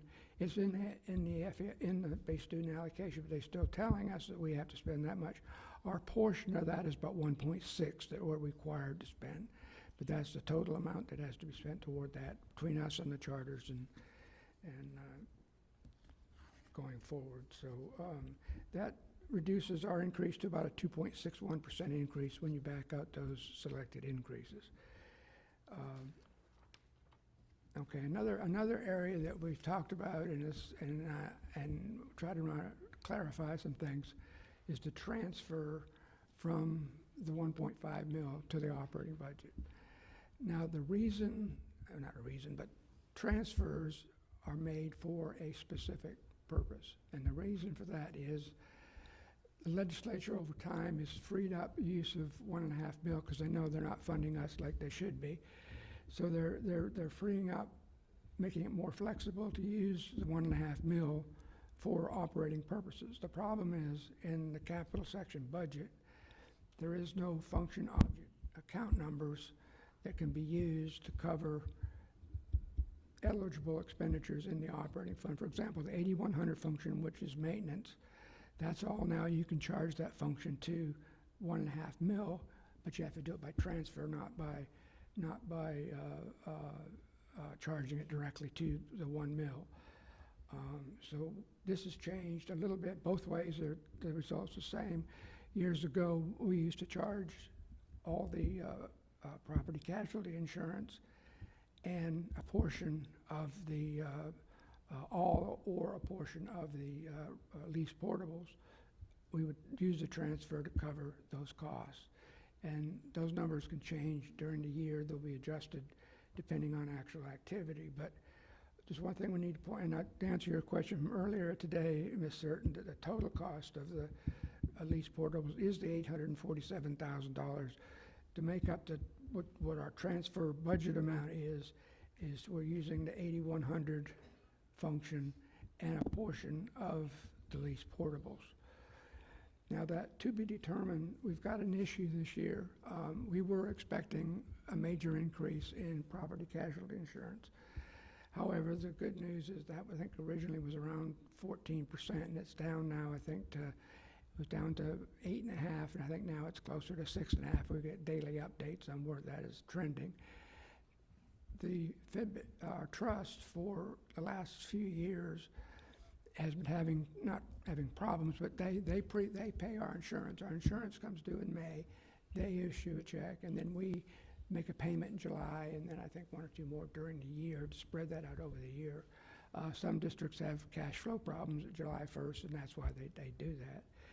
But the FSBIT no longer can afford to do that because it's causing them to go in. I know Ms. Certain aware because she's on the board, to go into the reserves to make this payment. So they're asking us this year to advance, prepay 2 months of that insurance, which is going to impact this year. And what we're proposing to do, we would like to recommend to do, is to take that prepayment and transfer to the operating that much to pay for that, the 2 months transfer, because it's going to put a bit of a strain on this year's operating. And and that number has changed. That number started out at close to $1 million, $984,000. They had like 3 or 4 options of what, depending on what happens with the rates, and that number's come down considerably, but still, we would like to do it. Our recommendation would be to charge that increase in insurance to the transfer this year. And then looking at next year, as we build the budget and we come to you in June, we'll have a recommendation of what to do with what we feel we need to budget for a transfer for next year. Yes, ma'am. I have a question for you, Mr. Burkett. On the call last week, one of the CFOs was saying that it's only allowable for suspend. I don't know if it was 175 or 179 or 279 per student as the amount that we can take out of the 1.5 mil to pay for the property and casualty. Are you aware of that? I'm not aware of that, no. It wasn't like we could just charge the whole amount. It's the St. John's CFO. You may want to reach out to. And that may be why, I know a lot of, that may be why we switched, or whoever was doing this switch to using the function 8100 instead of property casualty, because like I said, years ago, we did transfer all that. But I'm not aware of that, but I will definitely check into that. Check with, I want to call him Mike, but I don't know if that's his name. But for St. John's is who right, threw that out, and about that. And so it wasn't that all of it could come out of the 1.5 mil. And I was like, whoa, wait. And so, and I am aware of the 2-month prepayment that they're asking the districts to do because they had to liquidate $25 million in investments last year to be able to pay the premium. So they're asking districts that can to we owe it anyway. It's just a change in how the payment schedule works out. So, and instead of FISBIT paying it all and just taking it out of investments, because it's really affecting the portfolio. Sure. And with them putting up some money to self-insure, it was, that's kind of the reason why it went that way. Thank you. On the next slide is just sort of a historical view of where our transfers have been over the last few years. In 2019-20, we transferred $5 million, 6.9 in 2021, 11 million, 21-22, and 6.3 in 22-23. On the right side is just some other districts in the area. Clay County last year was 8.3, Lake 17.6, Leon 3 million, and Marion 6.6. Now, what I don't know in those transfer figures, if they're doing anything else with money in the operating and capital outlay. Years ago, it's not being done today, but years ago, planning and construction and maintenance were two separate departments. Planning and construction was a department that did major remodeling and bigger repairs than just regular maintenance. And we actually transferred and capitalized those expenses. It was a lot of paperwork. We tracked all the salaries and benefits based on what projects those crews were working on. And we would transfer that money to the 2 mil, if it was at that point, or 1.7 mile, and PICO money or any other funding source we had that they were working on. So, for example, like where Leon County's $3 million, I don't know that there's another $3 million that they're doing something similar, that those possibilities are out there. Our transfers years ago were much more in line with the 3 million level or less. But however, we were transferring $2.5, $3 million of actual expenditures to capitalize. That practice is not being used anymore simply because they've freed up the flexibility in the 1.5 mil not to have to do that. So, so that's a little history of the transfers. Next is FTE. Our projected FTE next year, we're given 4 models, and we select which model we want to use for funding, and we've taken the most conservative route. Ms. Parrish and I met with Ms. Neal and went over the scenarios. There's actually some growth expected in the 4th model. Like I say, we took the most conservative, which is the less, but you can see that it's actually 46.47 less than the 2003-4. Now that's our FTE, our district FTE, not the total. If you look at the next page, our total projected FTE that was on the calc on the beginning of 31,899.43, which includes scholarships. If you subtract the scholarships out, the second column comes back to our the district's 28,121. And compare that to last year is 132.16, more than last year's projection. We lost a little bit of FTE this year during the year, and that's why there's the numbers vary from the page. The last slide here that we're presenting today is these are positions that are funded by ESSER that we are recommending be charged to the move back into the general fund for next year's total about 10.2 positions, and that will an estimated cost of around $900,000 to keep those positions. There's still discussion, like you heard earlier today, about family liaisons and other positions that are funded by ESSER. But that's where we are today on the ESSER positions of moving to the general fund. So with that, we'll be happy to try to answer any questions you have. Like I say, we'll have the budget completed for you as early June. We'll schedule a workshop and then go forward at that point. Any other questions, Mr. Burkett? Yes, I did. We don't have all of the positions that were funded by ESSER here. That would have been. No, we do not. There's about 100, I think, total. That were. But I know there was some additional hours for guidance, clerical, that we had. Like there were additional percentages, additional positions as well as position allocations.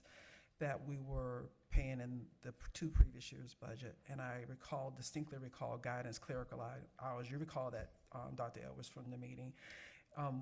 What is the plan for that? I was hoping I would see something like that as something we're definitely going to keep. I think right now, all that is still a work in progress.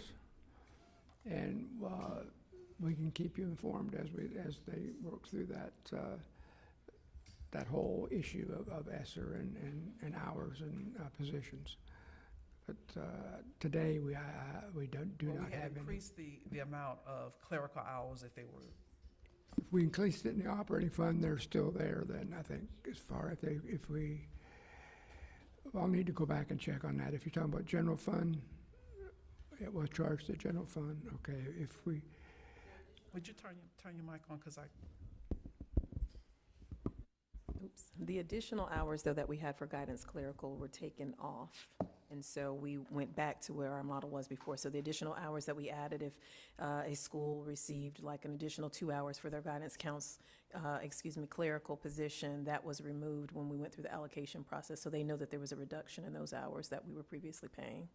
And the schools didn't ask to keep that? I mean, that we added it because they were saying they had the need, and we were trying to free up the school counselors who were highly skilled from doing all the paperwork and giving them and thinking that was a more efficient or better use of dollars for the paperwork and phone calls and things. So I'm trying, You're correct. We just didn't have the funding for it, so it has been removed. Is that something that is important that they wanted? Yes, but it was a position that we didn't maintain, as we didn't maintain the others for ESSER as well.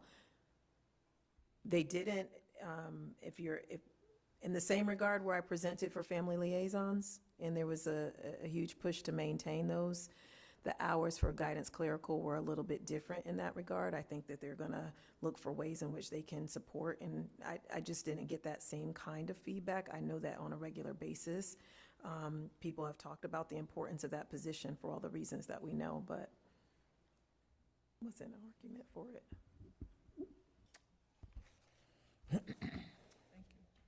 Any other questions? Ms. Abbott?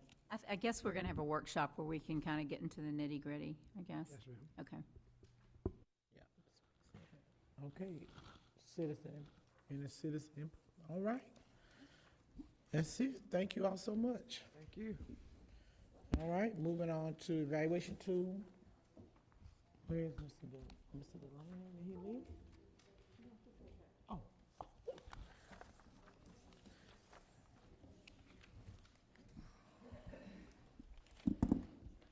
May just make 5 o'clock.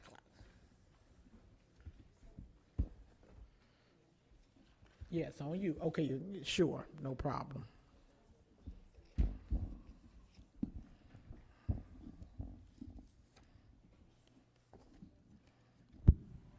Good afternoon, everyone. I recognize it's late in the afternoon, so I want to make sure I'm using everyone's time wisely. We're ready to talk about item G, the superintendent's evaluation. I also have circulated a copy of policy 1040, which I think should somewhat drive this discussion. What I think we've got is an opportunity here to recognize that the district has a current policy, policy 1040. It's the board's policy. If there's anything about that policy that this board is not entirely happy with, that can be changed. The policy is pretty flexible in terms of how the superintendent's evaluation is to be conducted. It provides several options in there, but there are a few sort of must-have, must-do items in that policy. Based on past history, the boards have chosen to evaluate superintendents over the years. When you look at policy 1040, there are 3 options provided, but usually boards have gone with option C, which is a compilation of assessments on a prepared standard form by individual board members, which is then reviewed jointly by the board and the superintendent. And that is the evaluation instrument that I think this board would be familiar with. Each board member individually fills it out, provides their individual feedback and evaluation of the superintendent's performance, and then the board comes together in a publicly noticed meeting and sort of accepts that individual work done by each board member, discusses it in a public meeting, and then basically accepts that work, and based on the number of highly effectives or effectives, that can affect the superintendent's compensation based on his contract. So assuming that would be probably one of the first items for the board to consider today. Do you want to make any changes to 1040? If so, we would need to go through the rulemaking process. If we're comfortable with policy 1040 as it is, then sort of the next step would be, does this board collectively want to go through the individual evaluation route using a separate instrument? There's been one attached by the superintendent to start that discussion to the materials. And if so, how do we make that instrument align with policy 1040? That's pretty easy to do. There's a couple of tweaks that we would need to make to it. And then I would recommend that we ensure that this evaluation instrument also aligns with the strategic plan. And I think that's something that the board would be wise to consider doing, and trying to make sure that there is good alignment between the strategic plan and the evaluation instrument. I think that that's something that could have been improved over past years. I think that's beneficial to the board, because the board gets to clearly state, hey, these are our strategic priorities. These are the items that we really need to focus on. And that also benefits the superintendent, because the superintendent has a very clear target and clear direction from the board. These are the items that I'm attempting to move the needle on. These are the areas of performance that really need to be focused on by the superintendent. So I think that would be, assuming that the board wants to go through that individual evaluation route that comes together in a board meeting, I think aligning the strategic plan and the evaluation instrument closely together would be a wise way to go. And then the last item I would have for the board to consider and to get feedback on, it would be the timing of this. Policy 1040, like where during the year does this evaluation need to be completed? We look to two sources of information for that: policy 1040 and also the superintendent's contract. Neither one of those documents give us a specific date. So again, this board has some flexibility in how it chooses to go about doing that. Policy 1040 just simply says that an evaluation of the superintendent must be done annually. That doesn't mean necessarily during the fiscal year, July 1 to June 30. Doesn't necessarily mean January 1 to December 31st. But on an annual basis, an evaluation should be done. The superintendent mentioned earlier that state data is expected back in July or maybe August this year. I would suggest, as a starting point for consideration for the board, that if the evaluation was then done of the superintendent in September, you would have that state data. You would be doing an evaluation of the superintendent annually, so therefore you'd be in compliance with the policy as it's currently written. And you could fulfill the obligations under the contract, because in paragraph 6.1, salary incentives of the superintendent's contract, there are some bonus items. For instance, if the superintendent is evaluated with a majority of highly effective or effective, if the school grades of the SI schools are brought up, and all that's spelled out in there. So it would probably make sense to do an evaluation of the superintendent after that school grade data has come in. So that's the overview of what I was going to share to kind of frame the discussion. I think it would make sense now for the board to kind of consider those big items. Do we want to change the policy? Are we comfortable with how it is? Number two, do we want to go with the evaluation instrument that each board member fills out and then come together to make the collective evaluation of the superintendent? Number three, when's the timing of that? Is September a good time to do that? And with that, I'm available for questions, but I think mostly the board probably should be talking those issues out. Dr. Rockwell. So I agree that we should align the evaluation tool with the strategic plan, but I'm not sure that it makes sense to do it for this evaluation because the new strategic plan won't be in place until sometime this summer, and we're evaluating on basically this school year.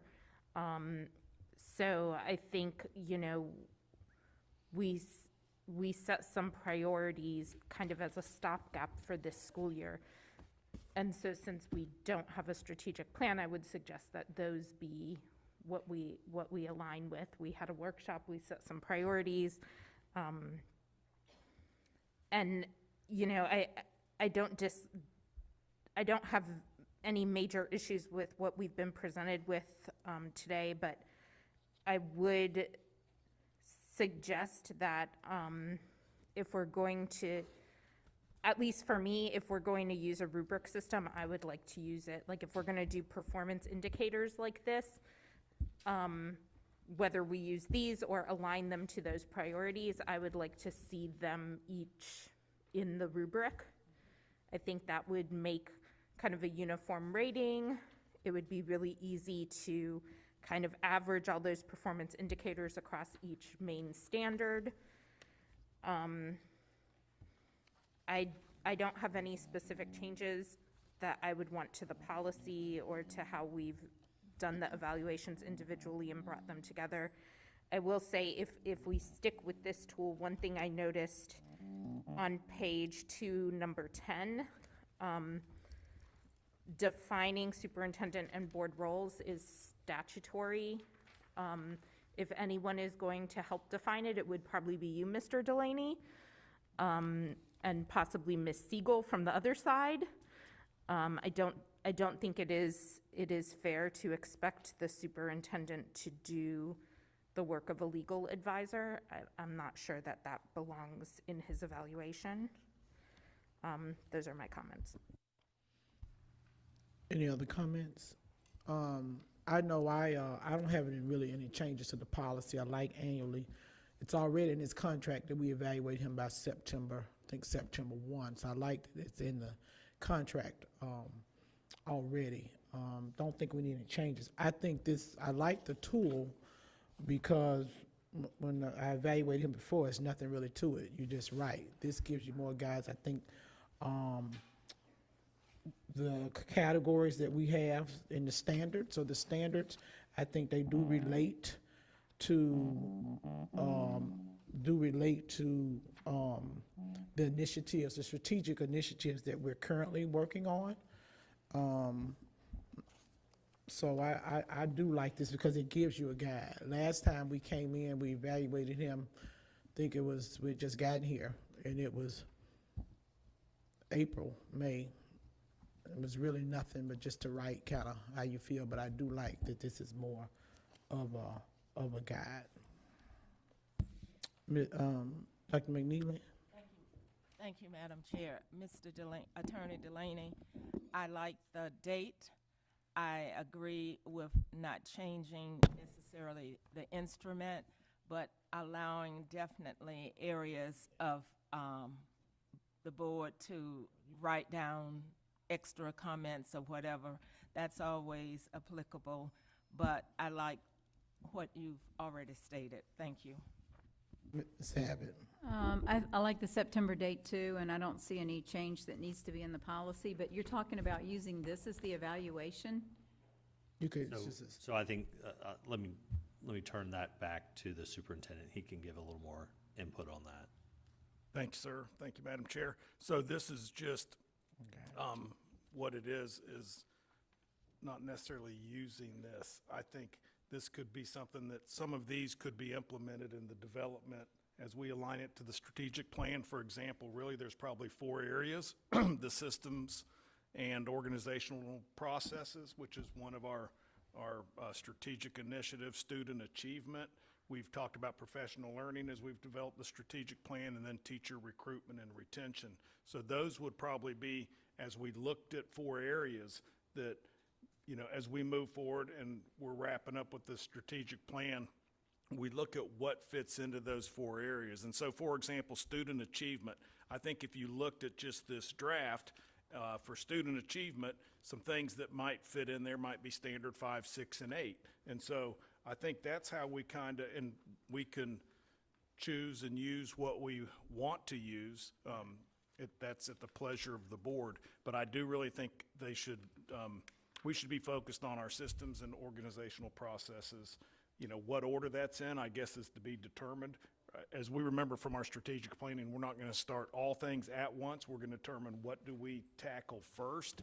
And so I think that's also an area where we may have to tweak that, because we're not going to be able to we do a little bit along the way of everything, but we're going to have one major focus, right, as we kick things off.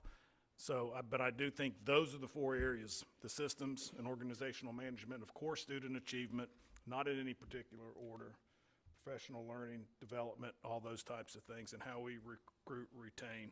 And so that's where I think I agree that with some of what's been said here about, I think the policy covers it, but, like with A in the first part of 1040, the progress, in the evaluation of the superintendent, the progress toward the educational goals of the district, I think that should be we don't need to change policy, but as defined in the strategic plan, because we can have so many different goals, but I believe that's where that should be. I also would emphasize that part of that evaluation of the superintendent includes the board's own effectiveness in providing direction to the superintendent. So I think this is a reflective process for all of us, and that was the intent of it, so we can all do our work collaboratively, better for students and for our employees. And that ties into at the bottom of the 1040 there when it talks about outcomes. There's strengths, weaknesses, salary, right, objectives. Again, when you get to C down there, objectives and the achievement of advancing the district toward its goals. Again, as has been mentioned by Attorney Delaney, we believe that, and I believe that should be tied to the strategic plan. So part of the outcome as well, again, is for us to collectively improve our own performance, and the school board specifically as a public body ultimately charged with the educational responsibility of the district. And so I think as we do this, I think we should develop and establish a reflective tool to make all of our work collaboratively better for the good of the whole and the good of our students and our employees. So that's my thoughts there on it. Madam Chair, may I just address Yes. this real quick? So, that's one of the issues under 1040, where the superintendent was referring up at the top, the first list of A, B, C. Those are things that are required to be in there, unless the board wanted to change it. So that gives the opportunity, I think, to Dr. McNeely's point, to have a narrative, qualitative description of how the past year has been.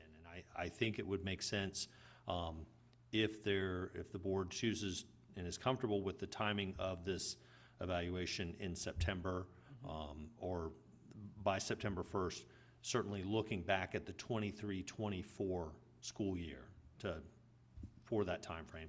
And the suggestion about using the strategic plan, I am trying to help the board move in a direction of the goals that it identifies from year to year, understanding that we don't have a finalized strategic plan right now, should be embedded and sort of guide the work that the board members do in evaluating the superintendent. Thank you. Ms. Abbott? So it's for under C, the board's own effectiveness in providing direction to the superintendent. Direction in what way? I mean, it's not like we can go and tell the superintendent, we want you to do this, we want you to do that. So give me a specific example of. I think that's a description, a self-reflective element. There's not a quantitative score that would go with that, but has the board provided clear direction and feedback to the Well, superintendent? I think individually we all have, but we're all over the place. Sure. And so it feels to me like all of this here, it's a guideline, but it's still very subjective.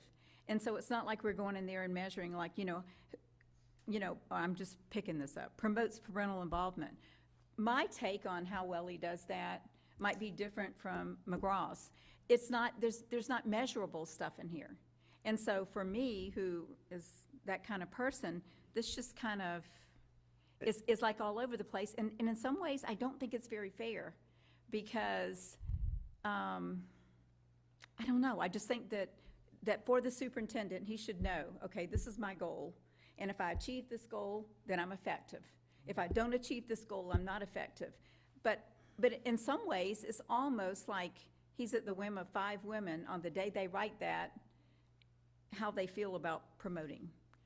And I could be wrong, but it just, to me, none of these things, it's all like understands and is able to communicate. And I know I'm just pulling these off of here, but none of them are measurable. They're so subjective. And so I'd kind of be, if I were the superintendent, I'd kind of be in panic mode. So could I, I have this sheet here I kept, and I thought, the way I interpret it is that we agree upon, when we adopt a strategic plan, that is board direction. When we didn't have a strategic plan, and so there was this document here, do you recall that, Ms. Abbott? These priorities that he gave. So I thought this is what we were working towards in this school year right here. So and will I you read was what's on there? thinking, and he was supposed to bring back some specifics of that.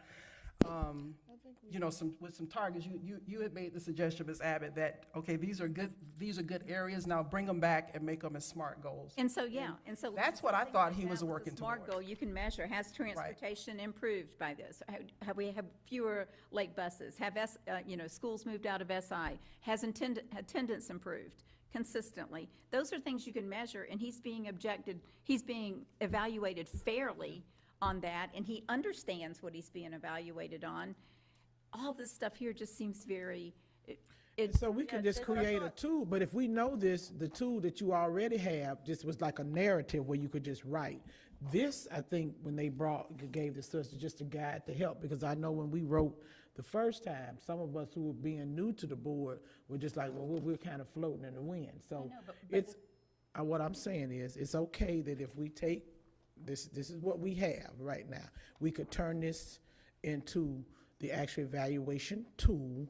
It was just that these were things to try to help you think about as you lead toward these priorities and toward the strategic initiatives. It just needs to be changed. This was just something to give you food for thought today, but we do have this right now into those strategic initiatives. And so we could turn this into a tool, and then we can, and then you could be able to we want to check it, and then have where we can make it a narrative to write. Yeah, I mean, that was what I was referring to. I'm glad Ms. Surden brought it, but that was what I was referring to when I said that we had agreed on. But you like. Just real briefly, there has always been sort of this inherent tension, and it doesn't matter who the current board members are. This is what I've seen over the course of the last decade. There's always this inherent tension with some board members who are more in the qualitative sphere, and some are much more in the quantitative and want data and specific numbers. I think that you can weave those together because the policy does require a narrative qualitative portion. The rubric, I think, can be helpful in bringing it home in a more data-driven way. Okay. At the end of the day, though, given how the contract is set up, a board member is going to have to bottom line what they think the superintendent's performance is. Right. And that's what I wanted to ask you, Attorney Delaney, whether it's qualitative or quantitative. The bottom line is when we sign off, and whether the superintendent's increase in salary occurs because of what? How do we decide, the 5 of us? Because I know how I feel. Mrs. Certain knows how she feels. So what determines at that point? Is it going to be a 5 for highly effective? Is it going to be a 1, needs improvement? I guess that's why some of our colleagues are saying quantitative versus qualitative, because I figure if I write up 3 or 4 pages of qualitative summary, that should be sufficient for me, but it may not be for 4 other women here. And I think there needs to be more discussion, because I can almost tell where this will end if we don't have a set parameter. Well, I thought. So, Go ahead. So can I get that sheet back, please? I thought that we, Excuse me one moment, just so, yes, this was a draft. If we'll notice, there's superintendent, deputy superintendent set out some priorities, and then on the other side was the board's priorities. So we have to make sure those come into alignment. Again, this was a draft, but for the board, it was attendance, behavior, generic, reading, transportation, comprehensive rezoning, strategic planning. On the deputy superintendent side, it was attendance, behavior, mental health, core curriculum, transportation. So one, there wasn't an alignment there and a determination to nail down what it is, and then 2, what it looks like. Because we had the board's mention of attendance. So yes, then on this side, we set targets and outcomes and goals as a draft. And so that's what we did. Behavior from the board, it said rated disproportionality and implementation of strategies with fidelity. We went into the behavior and then really talked about using insights, which was discussed today, MTSS, tier 1 through 3 strategies, all of that type of stuff. I won't bore you with that, but that's what was shared and presented at the time in a draft form. so it was, and we had a workshop, and I was thought that you would bring back to the board, but our priorities, and you were to make them operational. And so I was thinking as a board that we would come up with, in collaboration, because we had our priorities, and the superintendent was to come up with how this would be workable and what the bandwidth for the staff would have. But I think this gives us something like where we have adopted priorities until we get the strategic plan where it could be worked. And then since this is, I'm not sure where the source of this was, if this was from our chair or from Superintendent Andrew, but I was wondering if this rubric that was on the last page, if it was just put on the last page as a way to save space, and would that rubric be after each standard, which, and then we had priorities, because in the past, what had happened when I came on the board is that there were like some qualitative type things that were in the evaluation, and then there was the list of priorities that the board adopted for the superintendent to work on that year. So there was that framework of qualitative type things, and then, like, I recall it was $15, or get the salary within the highest 2/3 or something like that, and then $15 an hour working towards meeting that was one of the priorities for the then superintendent, as well as no D or F schools. So there was like board priorities, because they didn't have a working strategic plan, or they had a plan and then they just created priorities. So, but I was under the impression, and I guess I'm not sure how anyone else felt, but I thought this is what the superintendent and his team was working towards for this particular current year that we're in, and that would be the evaluation period that we're in. So if this is the narrative part that we want to use and have priorities that we agree upon for this first year, and then we have to revise the evaluation tool for the second year, for next year, after the strategic plan is done. Since we're kind of in test state, so to speak, right now, we don't have a plan because it's still being worked on. I'm just wondering, that's how I would think we should go. We should go with what these priorities and what we all agreed upon. I don't have my 23 calendar, but I had in there that there was a date where he was supposed to bring this back to us, and it didn't come back. But this is what we kind of agreed upon, and we were working, and I don't know if that's still valid or not, but that's what I would think is valid until we come back. Ms. Abbott. Address that? Oh, you can go ahead. You want to address that? Because I thought I said earlier we could take that priorities and think this district staff just came up with something to give us more of because before it was just a narrative where you could just write. There was nothing to really help guide you as far as what you were looking at those are the priorities. Like I said, we would have to come back and have a discussion because there's one that does not align, that we could create one based on those priorities and go from there. Right. So, this is part of that collaborative process. Right. The superintendent, who has provided the attachment that the board's looking at today, for suggestions of what should go in the evaluation and additional feedback from the board. According to our policy, it's one way to certainly comply with the policy and provide that more qualitative feedback that some board members are more comfortable with, would just have sections under the A, B, and C where it addresses those questions in policy 1040, like right up towards the beginning. And that, in my mind, could certainly be the qualitative section. And then moving into a more quantitative analysis would be SMART goals based on the board's prior discussion, the specific things that were set out to be accomplished, and having the rubric apply to each one of those sections to try to bring it to some specifics. I will say, though, at the end of the day, there still needs to be sort of a bottom line on each board member's individual evaluation, and it sounds like the board wants to go that route, wants to do the traditional sort of written out individual evaluation that is then brought together in a public meeting and discussed. The only way that that can really work is if each board member sort of signs off and says, based on all the showing my work, all of that I've written up till now, I think that the superintendent's performance is, and then you fill in one of the, 4 options. Okay. I guess what makes me really uncomfortable is it's mid-April, and we're talking about evaluating him from August of last year to here, and we don't even know what we're using. And to me, that's very unfair. I would hate getting an evaluation and not knowing at the beginning of the evaluation period what I was going to be evaluated on. And so, to me, that's a huge issue.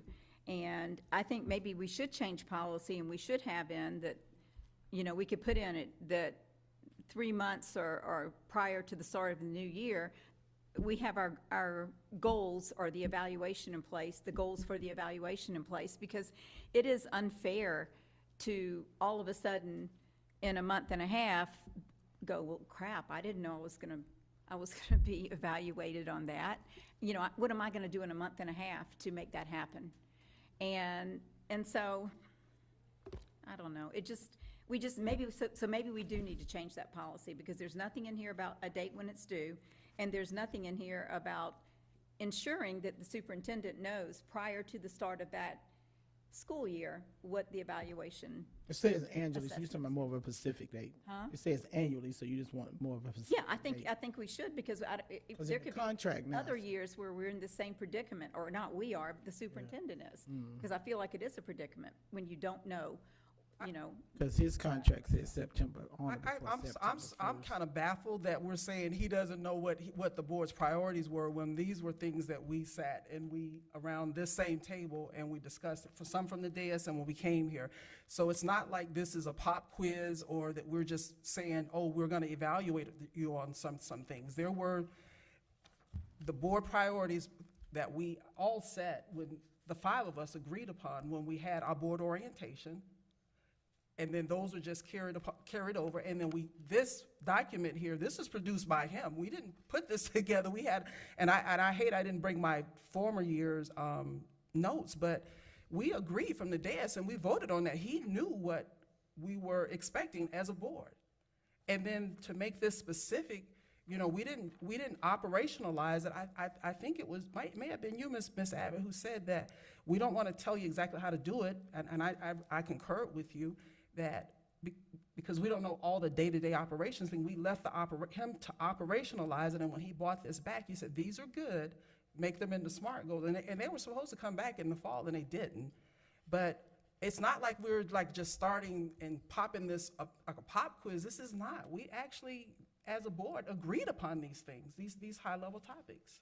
Yeah, I concur.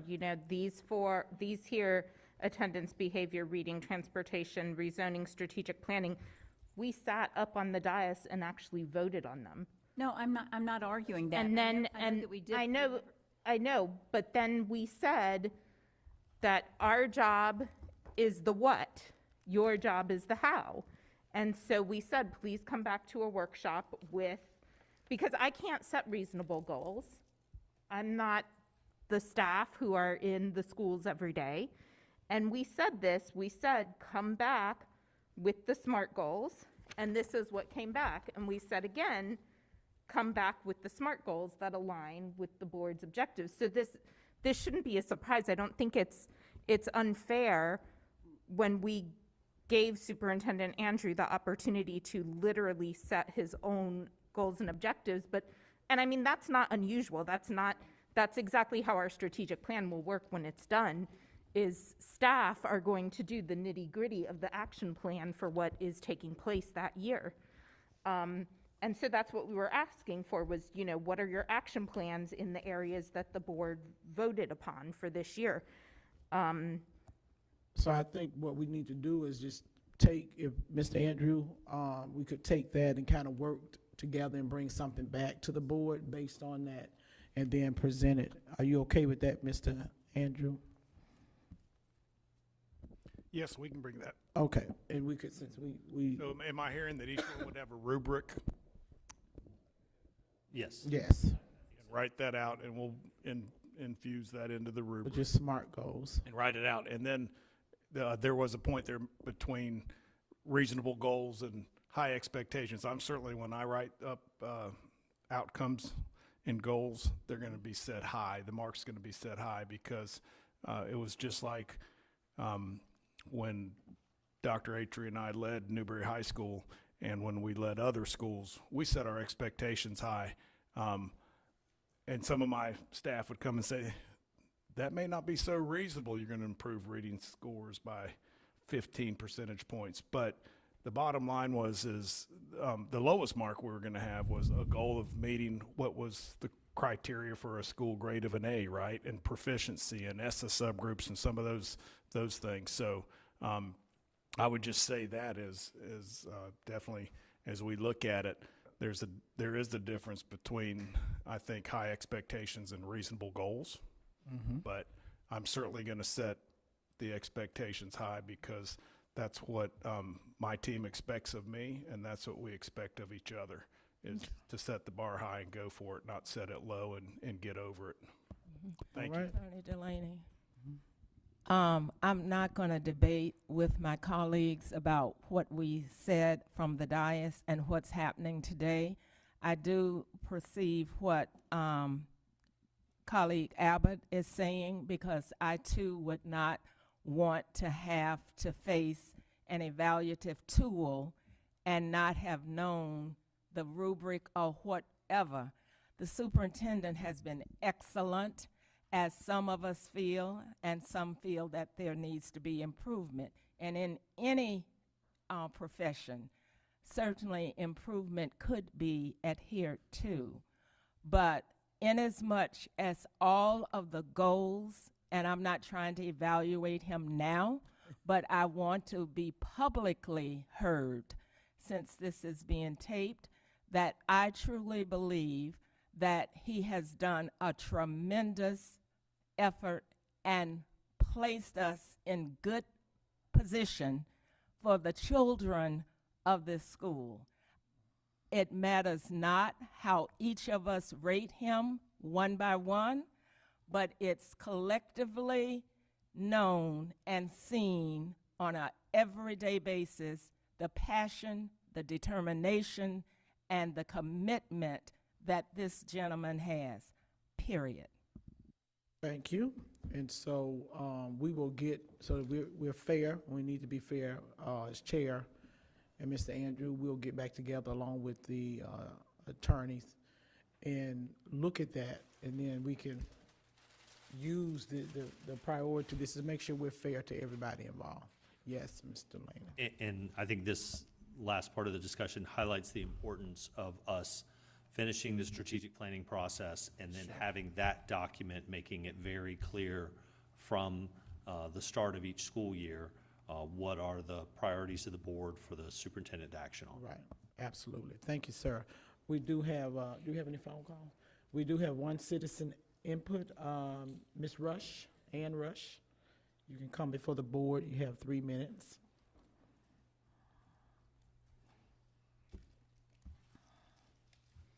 My comment was related to Standard 2, the policy and governance, specifically subsection 10, which states, provides leadership to the board for defining superintendent and board roles, mutual expectations, procedures for working together, and strategies for formulating district policies.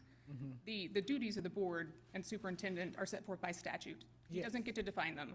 Yeah. And so you each have your own attorneys who should work to define those roles and make sure the benchmark against which he should be measured is his compliance with those roles as to mutually agreed upon by the attorneys for the district and the board. Thank you. Thank you. I think one of my colleagues said the same thing earlier, but thank you so much for your input. No other phone call? Okay. All right. Well, this meeting is adjourned at 4:37. Thank you all so much. Oh, you all were supposed to give 2 names, so I need those by Friday for the by Friday. Okay. I don't know. What'd you say? The ad hoc committee about the naming of this this building, the committee, you all were supposed to give 2 names that was sent to you all a while back. Just get them in by Friday to serve on that committee. Okay? Thank you.